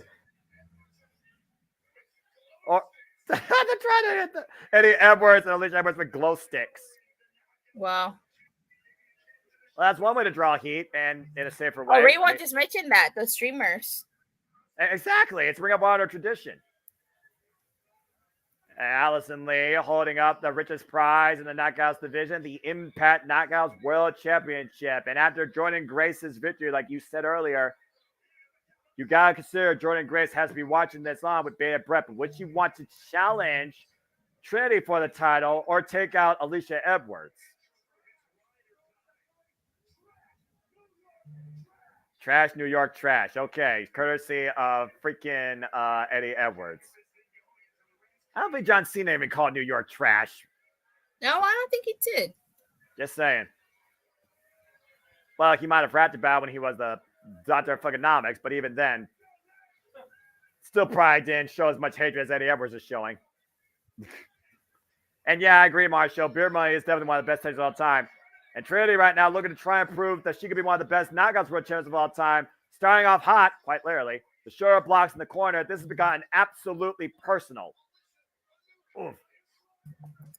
Oh my God. Give me 1 second. I'm sorry. No, you're fine, pal. Don't worry. Oh! And that was definitely one of the most sensitive parts. Making her feel that. Oh, just driving her boot underneath her throat in her jaw. Exercising her will on the challenger within the rest 5 count in the corner. There's some malice behind that one. I don't care what you tell me. Oh! Kick to the spine, kick to the front. And oh, nice split leg drop cover. That's one way to take a seat. And Alicia scurries her way to the outside of the ring. I mean, to be fair, Jordan Grace has previously beaten Alicia Edwards in 43 seconds. This match has gone longer than that. Just to put that in perspective, folks.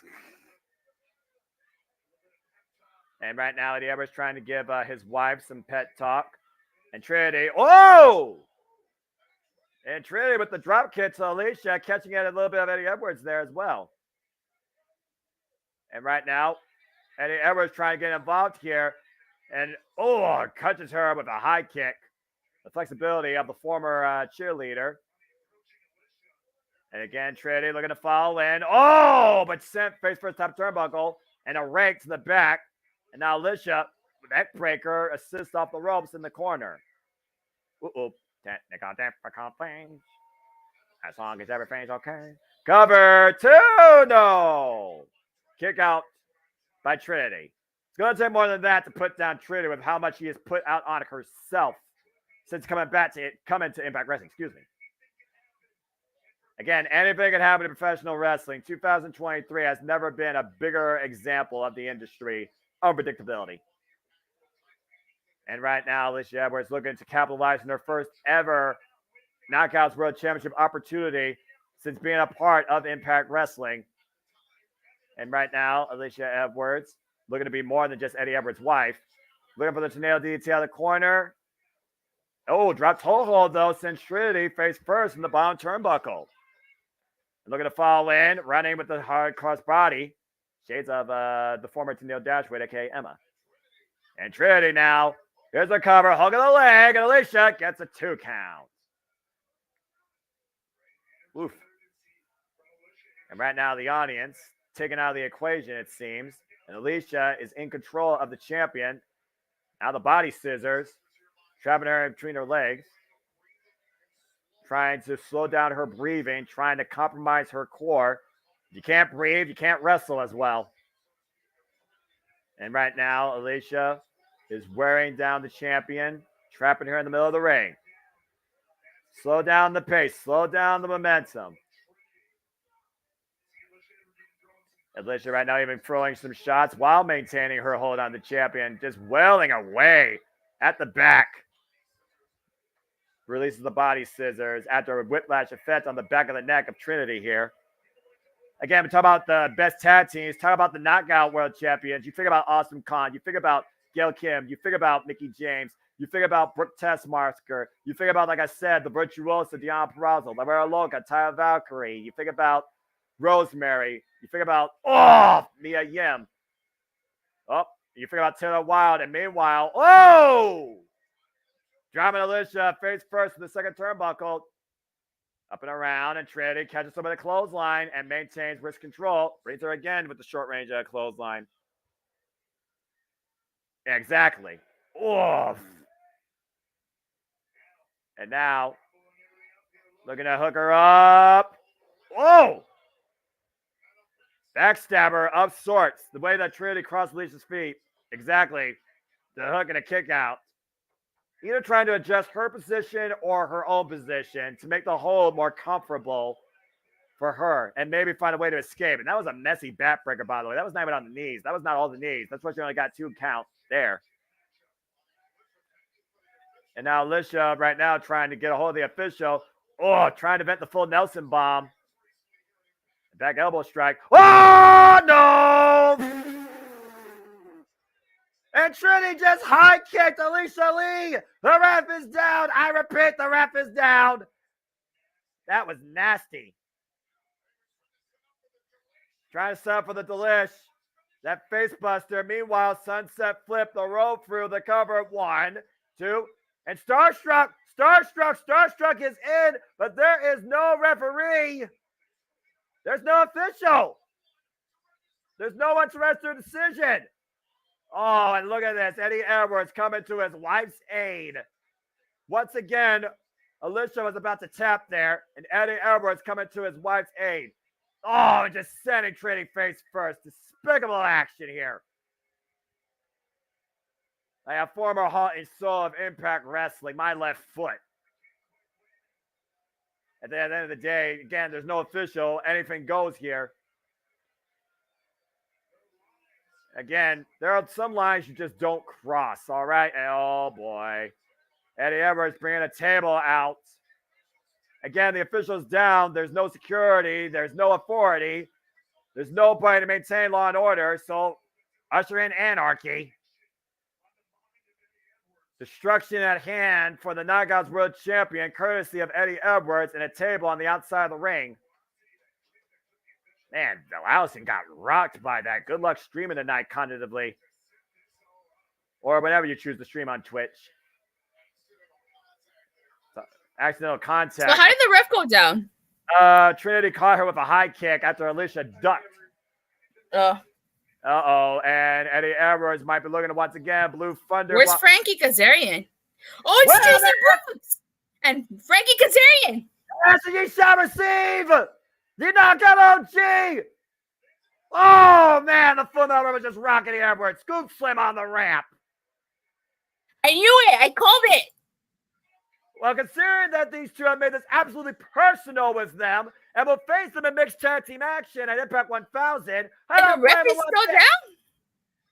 Wait a minute. With Trinity? What the hell is she doing? And Frankie setting up Eddie Edwards on the table. Oh, man. Boy, is this long overdue.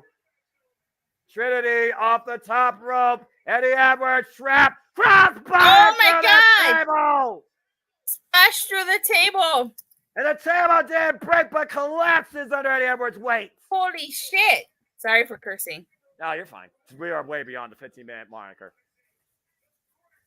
And now the threat neutralized. Eddie Edwards is down and out. We still got no official, though. Oh, wait a minute. Alicia Edwards don't got a kendo stick. Oh!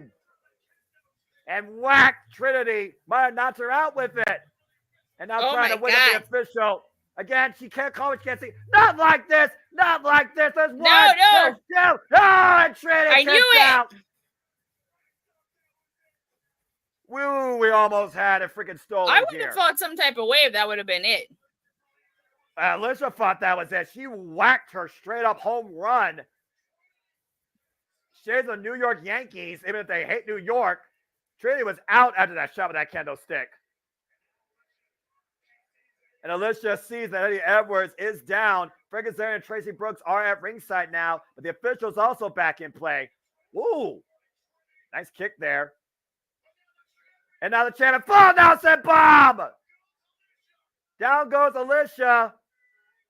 Cover! Deep hook, 2, and Trinity has retained. I knew it. You know, that actually wasn't a bad match. No. I'm And Trinity sure overcomes the ride or die cup of the night with an assist from the Full Metal Rebel and the Knockout OG. That's all about managing. Trinity shines bright and her glow continues to the shine story on. grace come out. As Or Knockout do we World say that Champion. for Impact? Yep. I say, I think you save that for later.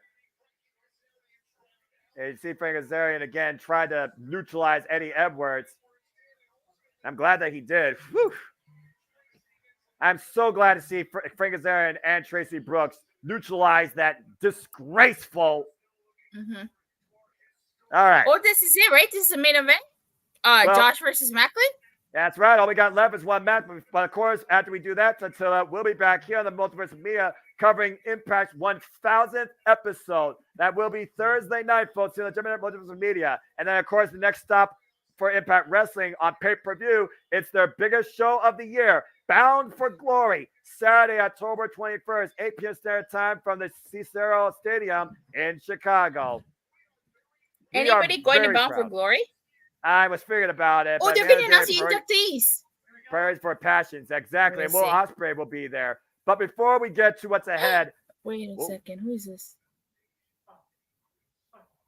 Oh, they're talking about the foundation, of course. As again, we celebrate the milestone. Again, folks, we will cover Impact 1000 Thursday, September 14th. Jerry Lynn, Jeff Jarrett, Mickey James, Abyss, Shelton Benjamin, Bobby Lashley, Don West, Mike Tenay, Kurt Angle, Sting, Samoa Joe. Oh man, I love the fact they're talking about the TNA Hall of Famers here, and Don West. God rest his soul.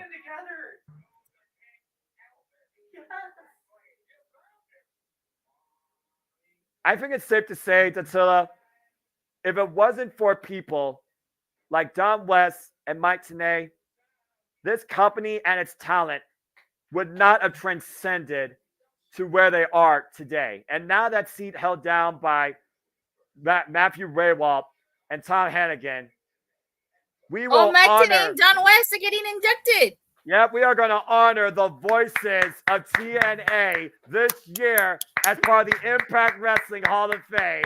Mike Tenay and Don West are this year's inductees in the Impact Wrestling Hall of Fame. Congratulations to them.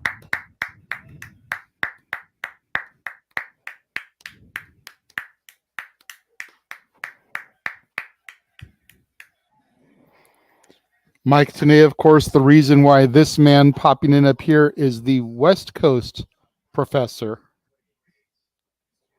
and not just the professor. Some work. Oh! Oh, when is next time? Sorry. Little bit sad that it had to happen after Don passed away and he couldn't be there for it, but that's awesome. TNA chance. Damn, sorry about that, y'all. My bad. Ooh. Again, I talked about it. Storytelling is the lifeblood of wrestling. And the communication of that is through the great voices of the generations. The original duo, Mike Tenay and Don West.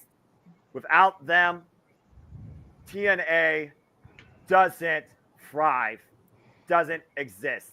No, you did. No. They were just as integral of a part of it as Jeff Jarrett, AJ Styles, Samoa Joe, etc., AMW. Oh man, that just took me back. I'm so happy to see voices of wrestling honored, because that is my biggest inspiration in this industry. And the fact that I do this stuff just for fun today, covering all this incredible stuff. I don't look at what I've done. I look at what's ahead. The fact that I choose to do this and have this opportunity and can present this just for fun, but still to the way I do. Again, thank you, Don West Mike, today. Congratulations. I am so happy. I agree. Yeah. JJ mentioned it when I came on screen. I'm Professor Junior was the original nickname because, of course, everybody called Mike Smith Professor. But as he moved into a role that primarily put him on the East Coast, even though he is a Vegas boy, right, it became West Coast Professor by proxy. And the funny thing about Mike is, I didn't know this when we met or when we interviewed him, when we even, met up in person after Turning Point. He also was an NHL fan. He grew up a Kings fan. So, it is a small world after all. I sure as hell would want to paint it. I don't want to hear the music anymore. Anyway. And yes, I did mention him because he's part of Global Force Wrestling. But what we're talking about now, the two mainstays of Impact Wrestling. We talk about two of the voices, the original voices of Impact Wrestling. Now let's look at two of the standard bearers today in Impact Wrestling, colliding for the first time ever. It has been a phenomenal night of action and moments, but it is time for our main event. It is finally time to see who wins between Josh Alexander and Steve Macklin. This was supposed to be the Rebellion main event for the Impact World title, but as we know, Josh Alexander got injured shortly before that and had to relinquish the title. Oh, man.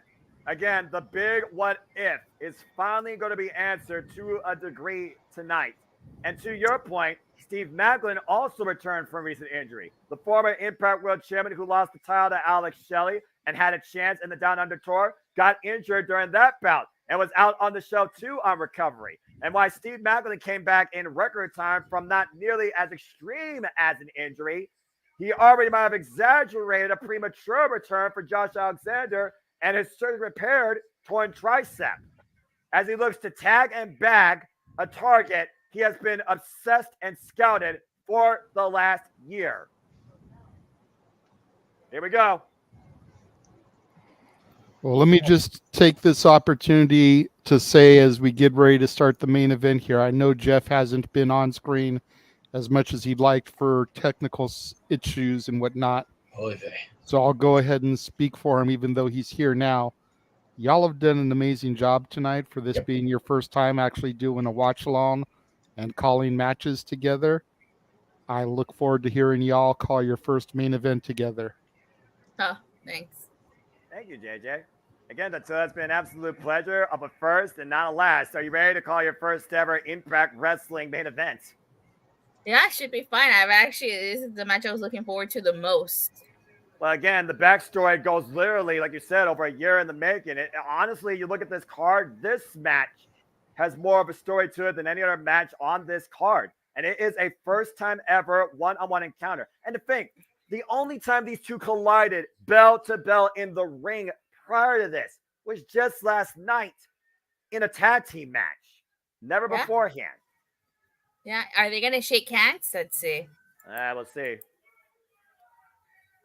Big match feel, big fight feel as the rules are being played out. Oh, Daniel Spencer telling him to shake hands. Yeah, I don't think there's going to be no shaking hands here. You're going to earn the other's respect by what you do in that ring, not what you've done beforehand. Remember, like we talked about last night, this has been an obsession for Steve Macklin. He has studied Josh Alexander, just watching him, trying to find that spot, and he knows that left bicep is a spot. We also know Josh Alexander can go up to 63 minutes in a match. Let's not forget him defending the Impact World Championship in a 59-minute, 40-second clash against Speedball Mike Bailey, and of course winning the X Division title in an Ironman match that went into overtime against TJP. Yeah.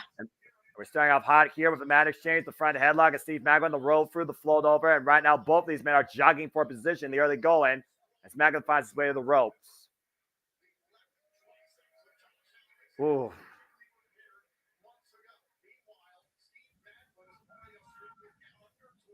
Right now, the other man.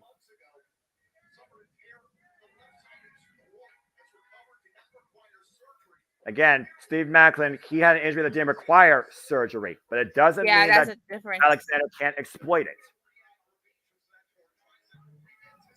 And right now, wearing down the Iron Man. I mean, I'm not sure what's more sensitive, an injury to your arm or an injury to your groin. I'm just saying. Oof! I would say, well, I mean, I'm not a guy, so I don't think I can answer that, but I would think that the injury that requires surgery would be much more sensitive.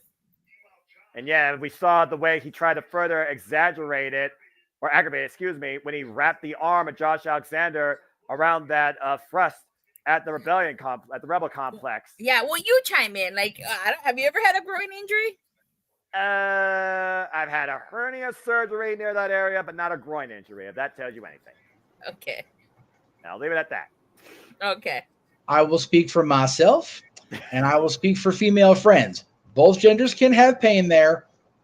It ain't happy. Okay. Words of wisdom from good old JM. That's why he's a West Coast professor. Damn right. And that's why Josh Alexander right now is the Iron Man of Impact Wrestling, with the fact that he came back after a short period of time when we thought he wouldn't be back before the end of the year, as he wears Steve Macklin down, working the left arm. Is like annoying me. And I am not happy that I have that knowledge, for the record. There's some knowledge you're better off not having. And they say knowledge is power. It doesn't mean knowledge is everything. Oh, yeah. Knowledge was power. It was a powerful pain playing dodgeball. Oh, Lord. Didn't dodge fast enough. Fair enough. Can he dodge a wrench? If he can dodge wrench, he can dodge a ball. Well, let's not give them ideas here in this match. Oh, didn't dodge that clothesline, though. Both men over the top to the floor. For the record, I was quoting dodgeball. A true underdog story. I know you were. Good. I'm surprised we didn't get a wrench in anything goes match.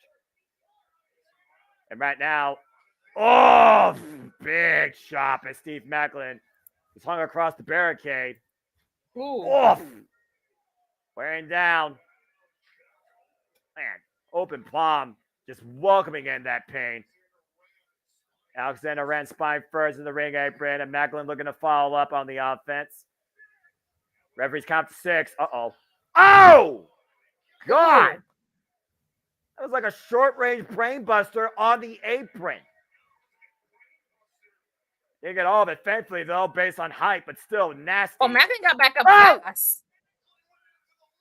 And to your point, look what he targeted. The left arm. That's the injured arm. Ouch. And Macklin has picked his target, hammerlocking the arm and sending it right into the ring post. Into the ring post. Again, we talked about Dattila. He has that target. And Josh Alexander had to be aware that Macklin was definitely going to try and exploit it. And he already has, and they're going. And right now, you see him trying to get more attack on the outside. You saw the quick stomp and the quick kick. Look at the way Macklin lands on this like brain buster on the apron, though. Yeesh. As we go back to our regular match here, you see Macklin putting the boots to that arm. And Macklin right now, fully in control. Steve Macklin had the Impact World Championship for 54 days. Josh Alexander, the longest reigning Impact World Champion in this company history. 336 days, 26 defenses. He had an incredible reign, I will say that. Oh, God. Ooh. These two are just literally throwing everything out here.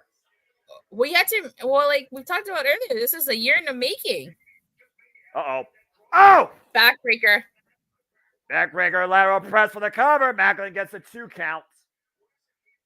What does it mean for Macklin to finally win this match after obsessing facing Josh Alexander, even if the Impact World Championship is not part of the equation here, Dattila? Oof. Oh, that knee to the spine. Yeah. And the hammerlock on the left arm again in the ropes. Again, who needs to win more? Who wants to win more? Who needs to win more? I think Josh, who wants to win more. Steve Macklin for sure.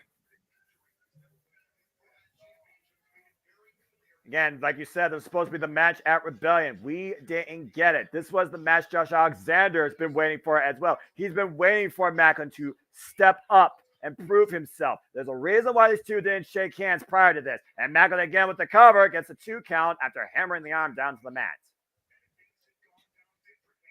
Hey, JJ saying I understood that reference. I figured he did.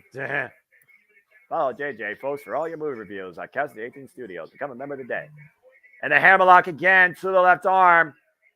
And German suplex. And this is where Shane's he doesn't let go. Great Kurt Angle comes out. The suplex machine on full display. 3. That's 3. Jesus. 4. Oh. You know how I like to do these for it until we've seen it. 5. German suplex. 6. Good grief almighty. And maintaining waist control. 7. And think about the face doing this with a bad arm, by the way. 8. Gum. How much is this taking out of Josh Alexander? 9. Is it going to give us a perfect 10? Somebody say perfect 10? Hey! It was perfect 10. Bridge 2, no! Oh, and Macklin, look at that Fujiwara armbar. Says the Perazzo. You know he definitely learned that from his wife. And no kidding. And Josh also learned that he needs to grab the ropes to save himself from that. If he locks in the Venus de Milo, I'm gonna pop. I wouldn't blame you. Of course, we know that Josh Alexander loves to use the ankle lock for a submission. Man, you know, that takes me back to that spot in the Ultimate X match when they did that ankle lock hanging from the rope. I was there live. I saw it. Oh! Oh, you were? That was at Slammiversary 2021 live. Yep, I saw the chain effect of the freaking submission holds when Josh Alexander defended successfully as Vision Championship. That was actually the last time I was involved in the Impact Zone. July 17th, 2021. Definitely need to get back. I was at Bound for Glory 2021, and I got to see Moose rob Josh Alexander of the title. Damn. And I got to see the Inspiration debut. I'm a little bit jealous of that because I've always been a huge fan of Cassie Lee, a.k.a. Peyton Royce. Should have thought she'd been a singles champion. But at least Impact Wrestling respects them both as a friggin' tag team. WWE. I'm sorry, not going to go. I actually have their whole entrance on video. Cover 2. Nice. And, of course, for those that don't know, the singer was the current AEW star, Harley Cameron. She's actually a really good singer. I don't care what people say. She's a pretty good singer. Oh, completely agree. She may not be the best wrestler, but she's a good singer. Well, you know, you got to trade your talents where you have your weaknesses. And right now, submission prevented in the chops exchange again. Steve Macklin, Irish whip, Josh Alexander up and the arm. The arm gave out of that attempted hyperextension leap out of the corner. You notice how Macklin didn't even run in. He knew Josh Alexander couldn't do that. Oh! Olympic slam! The cover! 1, 2, no! Alexander's still in it. Uh-oh. Now sitting down on it. That's what this is called, the London Denton? Yep, London Denton. Also, those that don't know, double wrist lock. You call it a key lock if you want of sorts. Or an S-grip. And you see Josh Alexander find back, though, trying to alleviate the pressure. Again, how bad has that left arm been worked over this match? Whoop. Went for the knee strike. Josh Alexander. Josh is in camphor. He's going to need surgery again. I'm almost wondering, again, did he come back prematurely? And again, the damage he extends here in loss or defeat, or victory, excuse me, is it going to need further surgery? It's one of those things where, again, you love this so much, you can't stand to be away from it for too long. And right now, both men are down after the backdrop suplex, as Macklin is up to his knees first. And again, Josh is trying to find feeling back in that left arm. Again, Steve Macklin, though, he is ruthless in his ring. Ooh, what an elbow. Again, we talk about the freaking street fight with Rich Swann that took place all over Atlanta. You figure about the fact last time he was involved in Victory Road last year. He won Barbed Wire Massacre at Datsula against Sami Callihan and Moose. Oof! Mm-hmm. And right now, being fended off the ropes again, pushed up, and the left arm. And once again, Macklin Roth, though, the waist lock. He saw it coming. He saw that German suplex coming. And he scouted that. Oh, that was messy. That was just a way to just release as Macklin got caught in the ropes. Oh! Now Josh using his legs, which are perfectly fine. Uh-oh, and Josh Alexander picking up speed. Might be looking for that. Fall away cross body! And Macklin didn't see it, but he sure as hell felt it. Take a look at this. Oof. The low cross body to the back of Macklin. Walking weapon chants raining out as both men are on the outside of the ring. Referee starting his 10 count. Oof. Again, how much more can Josh Alexander bring out to Macklin with a bad arm? You saw him going for the double underhook, the J Driller. Or C4 Spike, excuse me. Uh-oh. Meanwhile, Steve Macklin. Oh! Dropped Alexander hard! And Alexander finds a way to kick out. Well, shades of a running power slam. Oh, and again, going for that arm, looking for the arm bar. Cross arm breaker. I will say this. I think that even if Macklin does win this, I don't think it would be by submission. But then again, we thought that about Deanna, and she tapped out. Exactly. And also, ref discretion.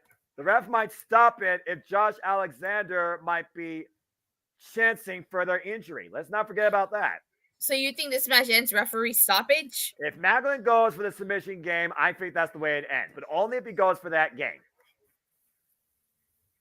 And all it could take, though, is a KOA, kill on arrival, DDT. And what's Macklin doing here? A trap in the left arm. Looking for maybe a armbar. Oh, just ate it right. I think he was looking for an armbar over the ropes. And meanwhile, oh! Backbreaker over the knee, cover 2, powerbomb as 2 count only.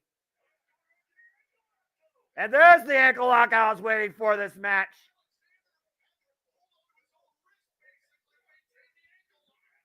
Oh, that's not wise. You notice that in that hold, you know the ankle lock requires both your hands. He was grasping that left wrist with his right hand to try and maintain hold of the ankle lock. Yeah. Oh! And that was close to the left groin where Steve Macklin suffered an injury. So there you go. Not a low blow, folks. That was a kick to the high inside of the hamstring. The left hamstring.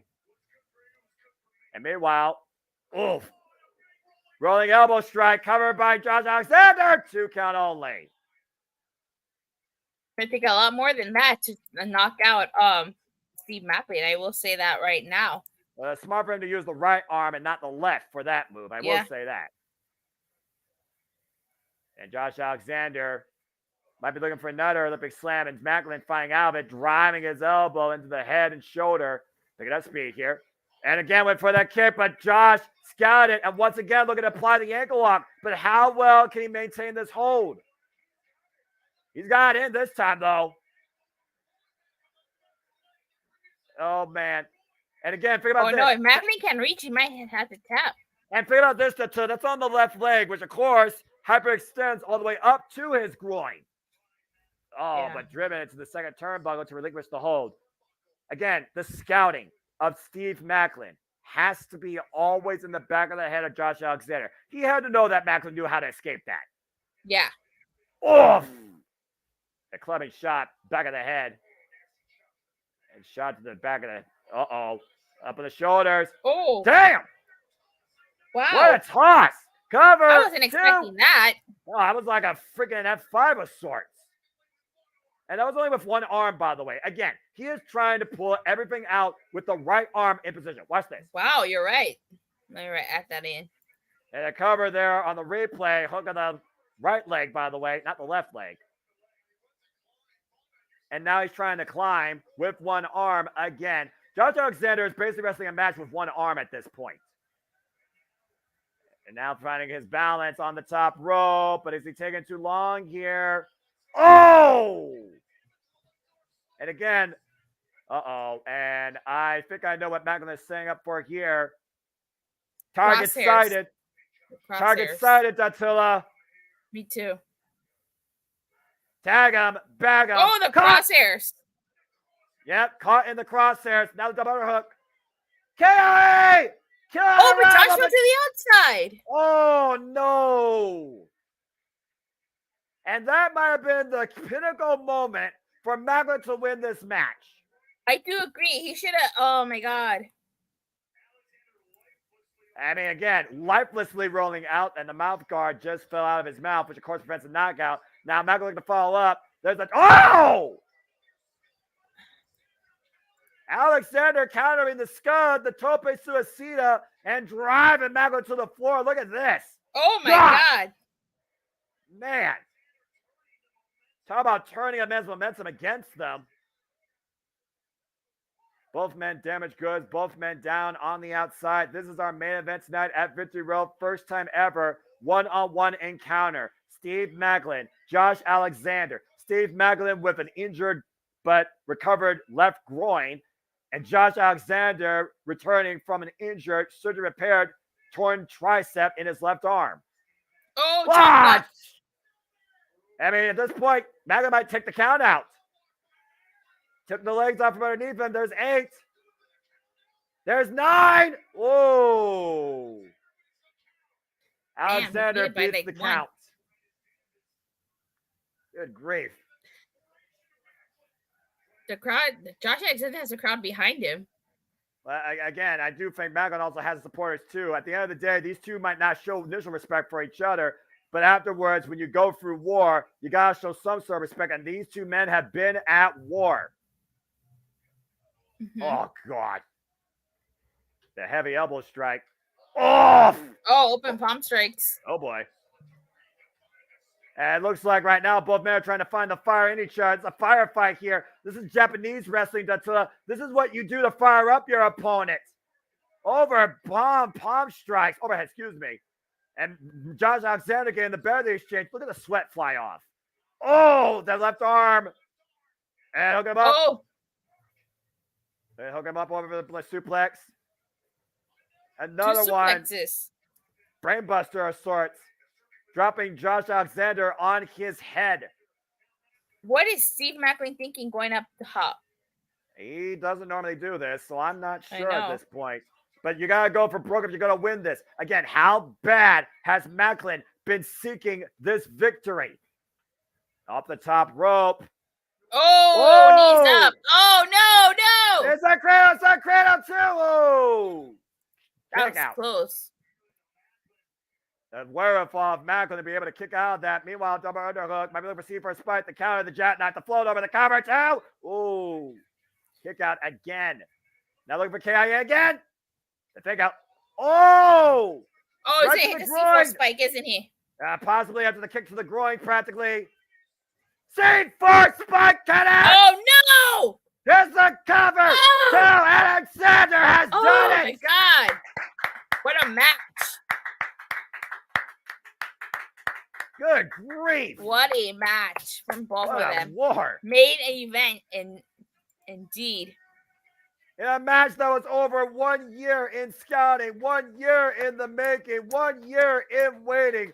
Both these men delivered tonight in the main event, and Josh Alexander claims victory. And it took... What an incredible show so far. God. And okay, what an incredible night of action, an incredible main event. First time encounter, damn sure won't be their last, between Steve Macklin and Josh Alexander. Josh Alexander proved once again why he is the standard, why he is the Iron Man of Impact Wrestling, as Macklin brought mayhem for all and found no peace with it. Josh Alexander stands triumphant tonight at the end of Victory Road, and definitely has put his name towards the Impact World Championship. As we leave you from tonight's festivities for the JMN Multiverse, for Dattila, I'm the Seminole Foster. Thank you for tuning in to Victory Road. And that's all, folks. Not yet. What a pay-per-view. Still got the shameless obnoxious plugs. As we do.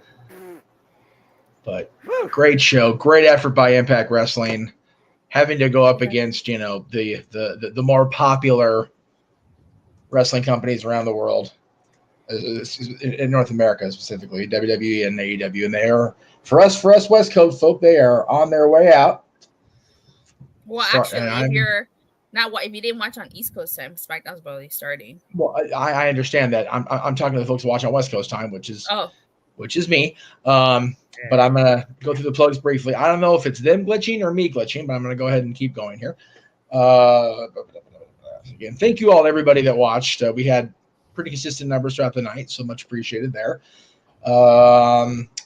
JJ, let's go ahead and start with what you are going to be handling business on tomorrow, my friend. Oh boy. Yes. Open mic night tomorrow is going to be a state of the industry address. I thought that would be a great way to kick off our brand new season. 1 year since I took over the reins and kind of molded open mic night into what it's become, the Saturday night shenanigans, if you will. We closed the book on the AE drama last week. So I figured what better way to kick off a new year, a new season, than to take a look at Impact, take a look at AEW, take a look at WWE, discuss what they're doing right, where the companies can improve, and what our overall thoughts are of the companies at this point in time. There you go. And that, go ahead. I'm sorry. No, I said that's cool. That will be our last non-theme open mic night, at least for 1 week's time anyway, because then we get back into the shenanigans of the karaoke's and the game shows. Oh, woohoo! Yeah, baby. Oh, cool. So Lingo will be next. Lingo will be next Saturday night, the 16th. Unfortunately, I will not be on hand for at least the start of it. I am trying to book a hotel in Anaheim so I can get off the clock at the mouse and head straight for the room and get on board with this because I do want to be part of this. What's Lingo? If not, yes. What's Lingo? Working on it. I'll get there. And then, of course, Haunted Hangman will be the winner of Lingo. As of right now, it'll be the winner of Lingo versus our top super chat person. We're still trying to figure all that out because the logistics have been crazy trying to get people actually to stay committed to the appearing. But then November, December, of course, our karaoke nights, much to Noah's chagrin, Disney and Christmas. But without shows like that, Noah, we wouldn't have No, That's What I Call Music. No, That's What I Call Slow Jams. No. And now that's what I call up a mic night coming soon to every online store across Multiverse of Media. So don't be too chagrined, my friend. I love how he pops his head around right? so that you can still see his face. Y'all just freaking. And let me just say, over the last couple of days, I've been going through the WrestleMania karaoke that we did, and I've been snipping the performances for both the commercial for Noah, That's What I Call Music, and the actual CD that'll be made, because we've got a couple people that are legitimately willing to pay money for a CD of those. He's getting the thumbs down. So I've been working on that. I've got, I think, 11 clips. Oh, wow. There you Noah What so the far. hell?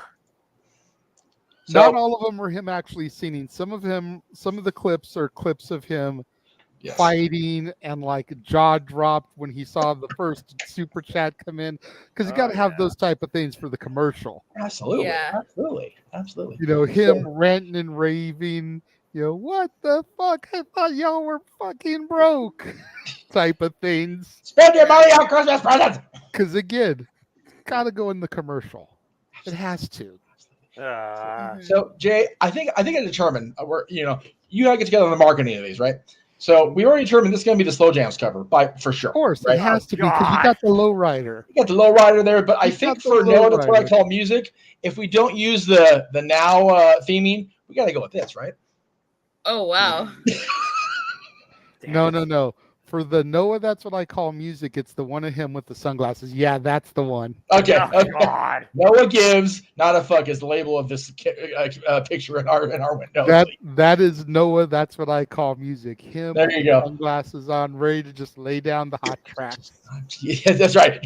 We need to Photoshop a headset going, yeah. And that's all because of the karaoke and game show nights. From people like you, we can't do this without folks like you. From viewers like you. Viewers like you, the PBS. There you go. She got it. Yes, oh, God. One of us. Anyway. Oh, I say God, it all that's the you're time. encouraging this madness. I say it all the time. I feel like it's a pledge drive, but we're being 100% sincere. Yeah. Like if it wasn't for y'all, our fans, dropping almost $500 on nights like British Invasion karaoke, we wouldn't be able to do this stuff. So it truly is because of viewers like you. Yes. People think we're being like insincere and we're going for like the PBS KDOC haha. We're being 100% serious. Yes, that's the thing. That's what makes it even better. It's stuff like that makes me able to go to this convention at the end of the month for the Halloween franchise and have serious possibilities of bringing people in. Nice. So Gotcha. It'll be a thing. Had I had more time, it would have been able to, put together something to go to if they had I don't know if they had a Power Morphicon this year or not. But no, it's every 2 years. It's next Power Morphicon next year is the same weekend as All Out weekend. So if you guys are planning to go to All Out, you got to pick. Well, I mean, that's considering not a hard pick for me. At the end of the day, if I was able to go to both, but yeah. Well, speaking of time, Tatilla, I know that you're running short on time like the Millionaire Horn. Again, Tatilla, absolute pleasure. I look forward to continuing to call, cover, and maybe predict Impact with you. I know that you're going to provide your own exclusive Simple Take on the show. I look forward to hearing your take on that. So before you go, I'm going to put you on the spot. Tatilla, anything you want to say and anything you want to plug and promote? Yeah, you guys can check out my channel, Rangers of Wrestling. I go live. Well, not immediately after. But clearly not immediately. Yeah, for Raw, SmackDown, AEW Dynamite, Rampage, and sometimes Collision. I cover the Impact pay-per-views and plus specials. And this past August was Power Month. Unfortunately, Power Month didn't go as planned, but I did do at least 3 videos, so feel free to check them out. I unboxed the Black and Gold Dino Megazord. I ranked all the Power U themes from my least favorite to my most favorite, and I talked about the anniversary specials. Nice. There you go. I don't know why that's so open. We'll go ahead and. God, this computer's being such a special boy today. Anyway, golly, come on, computer, wake up. There we go. Okay, cool. Thank you, Tatilla. Appreciate again your debut as one of us. Masterful. So thank you. We will definitely look forward. I'm a movie freaks. You keep saying one of us. You got a guy that reviews movies for a living, and a guy that knows works what it means. No one knows what it means. Everybody knows. And we look forward to seeing you coming up this Thursday with us on our Impact 1000 call. Okay. I was like, wait, this Thursday? I'm not sure why the screen is not showing that because why is it a black screen? Because right. Botched. I didn't anyway. All right. Well, I gotta go, you guys. Yes, so have a great night. So appreciate it. Pleasure. See you tomorrow from a night. Power down. All right. Bye. Power down. Yes. Okay. I'm gonna. The last 3. Stupid. I'm gonna try to get on the phone. Anyway, while I'm doing that, I will go ahead and say that yes, we are covering Impact 1000 tomorrow, but on Thursday, not tomorrow. Tomorrow's Mike night. I swear, I'm so used to doing stuff every day because it's been nonstop like that these last couple of weekends. So I don't blame you. It really has. But Noah, you talked earlier about no sleep for Noah till at least tax day 2024.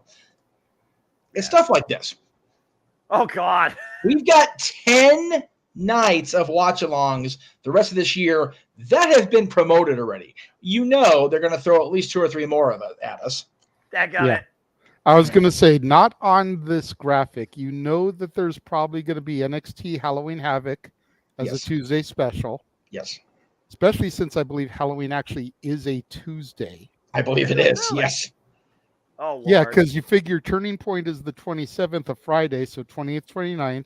Monday would be the 30th. Tuesday would be the 31st. Yep. Damn, that is accurate. I'll be darned. You figure Impact is going to give us Overdrive. I think that's what the name of the other show was. It was last year. You're correct.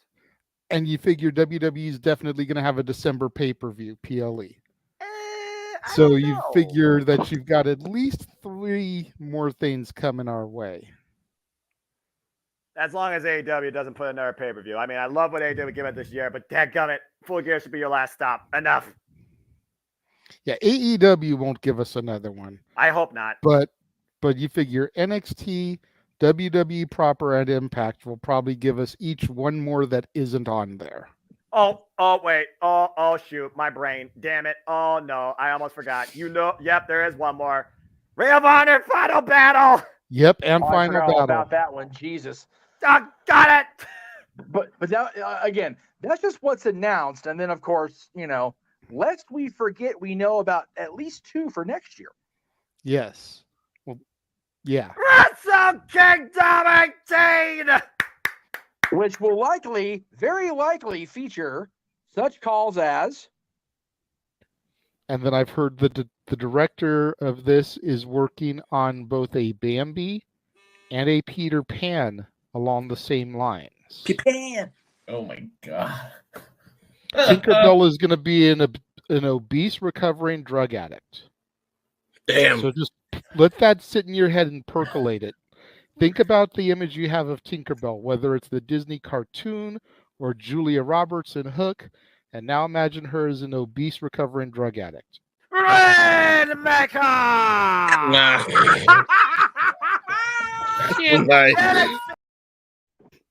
God damn it. Such calls as that can be found during Wizard Kingdom and all like that, but definitely on Noah, that's what I call music. And I pointed out to Noah yesterday, the rumor is that come January 1st, Deonna Purrazzo's contract will be expired. Oh, I didn't know that. Could we have Purrazzo versus Julia at Wrestle Kingdom? Oh my God.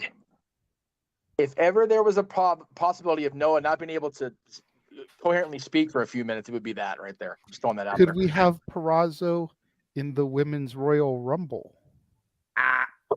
Oh my God. Even if she just does that and then re-signs with Impact.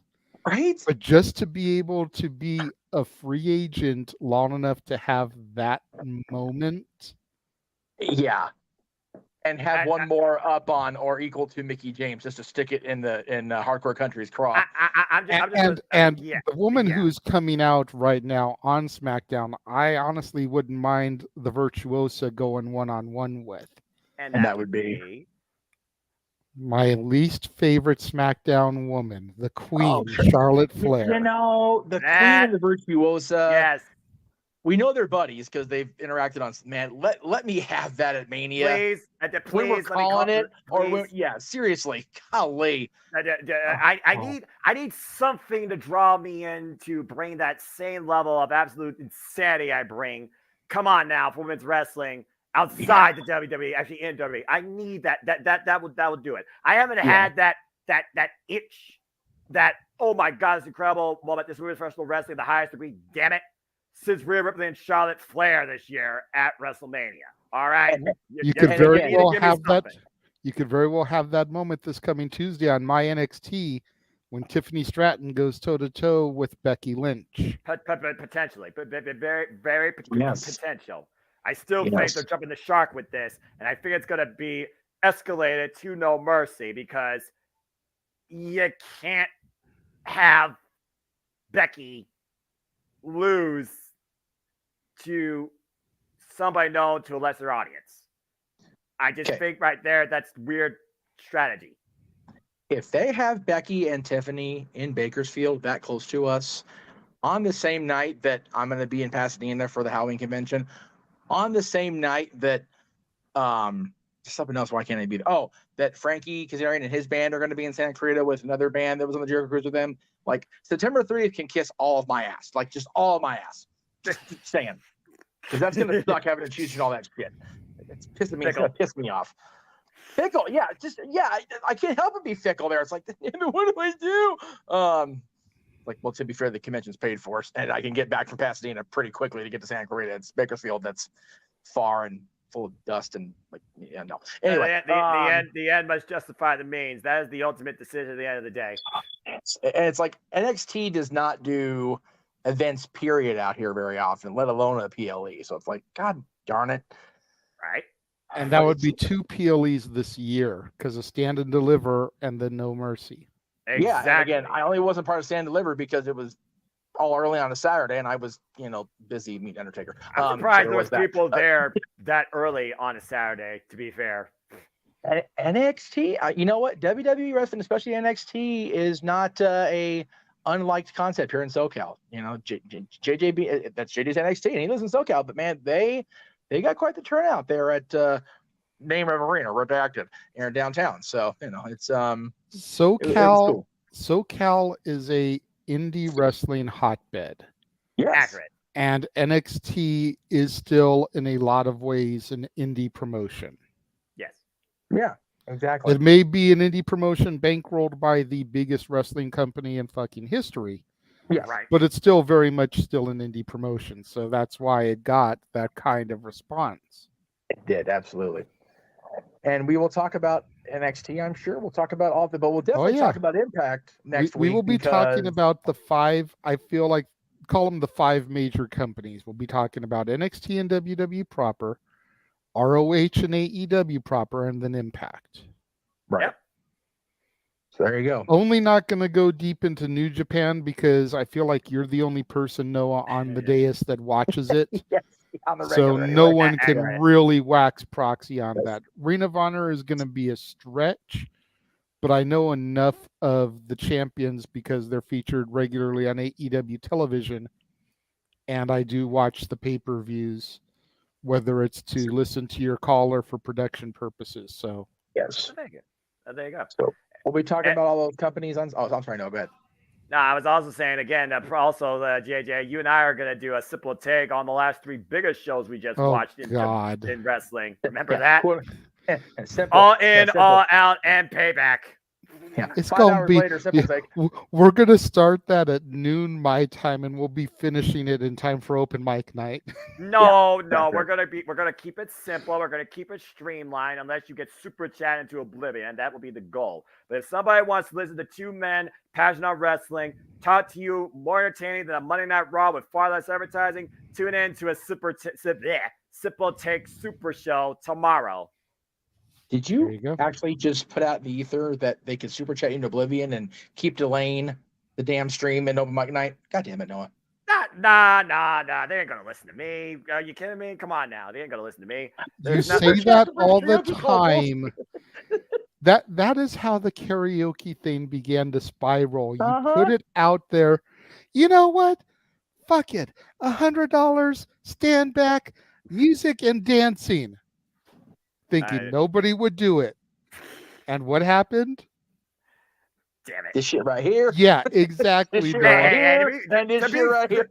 To be fair, that was tax season. I didn't consider that. This is back to school season. Everybody's broke as a joke. That's what you thought earlier in August. Everyone was buying stuff. We had our biggest turnout, our biggest money-making show yet. So don't go out there. All I'm saying is don't go out there saying that nobody has money and that they're not going to super chat us into oblivion tomorrow, because they're going to do it. We're not seeing it. We're talking wrestling. I think that's also a difference. So we can do that. You missed out, Marshall. We did British Invasion already. That would have been the opportunity. Stuff. So unless we do another British Invasion, or if we do a movie soundtracks karaoke, there you go. Then that'll be an opportunity for that. But here we go. 2025. It'll be Valentine's Day. It'll be classic rock, and then it'll be the 70s and 80s night. Oh no! Listen to him. He's already booking it for us. Right? Yeah, I know. It's like we've got Valentine's 2024 booked with the game show Clash of the Couples. 2025 can be love songs, baby. We've already booked that one, man, because we start talking about now, that's what I call slow jams. He's like, I haven't done any slow jams. We don't do any love songs. And I was like, well, thanks for booking the Valentine's show. And then someone talking about rock and Nickelback, and I'm like, I'll sing Creed at 3 Doors Down before I sing Nickelback. Come on now, Simple Man here, y'all. Yeah. But then now, you know, we've got the movie soundtracks one. Noah just keeps booking the shows. We're just gonna keep it going, man. I keep inadvertently causing content to be created. Damn it! You do, because deep down, Noah, deep down, you love it. Just like you love Jeff and Karen Jarrett. Nope. Screw that witch. I will always curse that witch. Jeff Jarrett, the freaking guy in the Generation locker room. All right, you freaking booker, you freaking worked TNA and WA, you freaking did the promotion, you freaking did the marketing. And now you freaking trying to be a tag team champion, still in AEW or trios champion. You stop doing that. Oh no, he changed his picture. Oh no. I changed it from Karen Jarrett, El Cabani, and Aubrey Edwards to me and Jeff Jarrett. Oh my God! I will say I could tolerate Jeff Jarrett more than I will ever tolerate that witch. Well, that's all I'm going to say about that. That's more than fair. I'll give you that one. But thank you, Marshall. We appreciate the fact that you think the karaoke shows are entertaining. That is what we strive for. That's too much right. Entertainment for one night. That's for sure. But you can hear JJ and I both talk about Jeff Jarrett in a very positive light. If you missed earlier this morning, our top 10 episode of Dads featuring the greatest Intercontinental champions of all time, Jeff Jarrett, was definitely discussed this morning. So check that out. I figured. Well, why? I mean, God, you know, Jeff. Hey, if you listen to several episodes of My World, he is the greatest professional wrestler of all time. By God. So, there you go. Let me ask Noah. Does Noah feel that Jeff Jarrett is a top 10 Intercontinental champion? All time. Personal bias aside, like think about the multiple reigns, the caliber of challengers that he had, putting over China on his way out. He didn't have to. Uh-oh. He's having a prop. Reroll. But to answer his question, yes, him. Oh, Jericho, there it is. Gunther. People I will always hold up to the Intercontinental Championship. Yes, he's in my top 10. Nice. Thank you. You definitely send that to Mansfield. Yeah. Oh God. Mansfield was trying so hard to defend your stance on Jarrett. He came up looking like you can watch Job back for yourself. Anyway, it was quite the late morning for Mr. Mansfield. Anyway, so you watch that back. And then, yes, I understand that there was no Talk Wrestling this last week because yesterday was bonkers. It was my third straight day at Disney. The original plan was to do Return on Thursday with Talk Wrestling coming up after Impact 1000 because we're all crazy people. We're just going to keep talking and talking apparently all night. But JJ suggested, and I'm going to go with his suggestion. At the top of the hour, 9 o'clock Pacific, midnight Eastern, it'll be brief, Talk Wrestling tonight. So there you go. Woohoo! Woohoo. So we're doing that. So spread the word out there. Do like we used to do on ODQ. You spread the word, we spread your... Never mind. Anyway. My question is who in this chat room, aside from Jeff, got Yata? That's right. Who understood that? If you understood that reference, you should come to Talk Wrestling, and we'll talk. It has nothing to do with wrestling, but we'll talk about it anyway. Let's see. What did I miss on plugs? I didn't. Cool. Oh, shout out for today, because in case I forget to do it later, and since we've got more people watching across the multiverse, September 8th is a big day, at least in the Meacham house, for a lot of reasons. So I'm going to go ahead and throw everything up there right now. Boom, there it is. Happy wedding anniversary to my parents. Aw. Happy wedding anniversary 12 years after them to our dear friends Peter and Emily. And if you look in that upper right-hand picture to the very far, not the very far right of the picture, but the shortest member of the groom side of the party, that's me with spiky hair, for the record. It's disturbing, I know. Happy birthday to one of the greatest King goaltenders of all time, Reggie Vachon, former GM of the Kings. Happy birthday to friend of the channel, Mr. David Arquette, only the second worst WWE World Champion of all time. Damn. And then the premiere of the very first episode of Star Trek occurred on this day in 1966. So happy Star Trek Day, everybody. There you go. And yes, the pilot with Shatner wasn't the first episode. It was just the first episode that aired. It was the Man Child. So, excuse me, the Man Trap. Man Child. I'm thinking about Josh again. Sorry. Damn. Complete unintentional botch, but it worked. So yeah, it did work. A friggin' impromptu botch that which he worked. He fell in the cover and got the 3 count. Very much. That's it. Very much like a Jeff Jarrett finish in the 1990s. Let's see. I think that's everything. Yeah. So, JJ, anything you wanted to mention? I don't like this. Shotzi and Charlotte teaming together. So I have to cheer for them because I love Shotzi. But I don't want them to win because it's Charlotte. Why are those two a tag team? Taking care of because they were business. facing Damage Control. Oh, right. Shit. Shit. Io the champion. And Shotzi's been going after Bayley. I think I know what's coming at Fastlane. And here's a face-to-face with Io and Asuka. Okay, maybe I don't know what's coming. No, that's it. But you can catch our coverage of Fastlane along with every other goddamn watch along in the history of the planet. Right. Throughout the Jesus year. Christ. Now, prior to me being shocked because Shotzi actually got a victory, but she got the pinfall because she's in a team with Charlotte. What were you asking me, Jeff? I don't remember. Oh yeah. Okay. I was trying to make a graphic because I had the graphic in the thing I plugged for the week about coming this week. I included the chalkboard, but you are in full back to school mode on Renegades of Reviews. Yes. This past week we had The Graduate go up on Monday. Nice. Mona Lisa Smile go up on Wednesday. Today was Mr. Holland's Opus. Nice. Tomorrow will be Reinventing Elvis, the 1968 comeback. Oh, nice. A Paramount Plus original for new release Saturday, talking about all the love and chaos that went into making the 1968 comeback special, told by Steve Bender, who actually produced and directed the original special. Oh, wow. They got Steve. Nice. So you've actually got like firsthand account of what it was like working with both Elvis and Colonel Tom Parker. So you're saying firsthand account from a reputable source. I wonder what that's like for Dave Meltzer. Oh, wait, never mind. Go ahead. Right. He's not wrong. So yeah, I've got all that. The next week is going to be more of a humorous week of back to school night, or back to school month.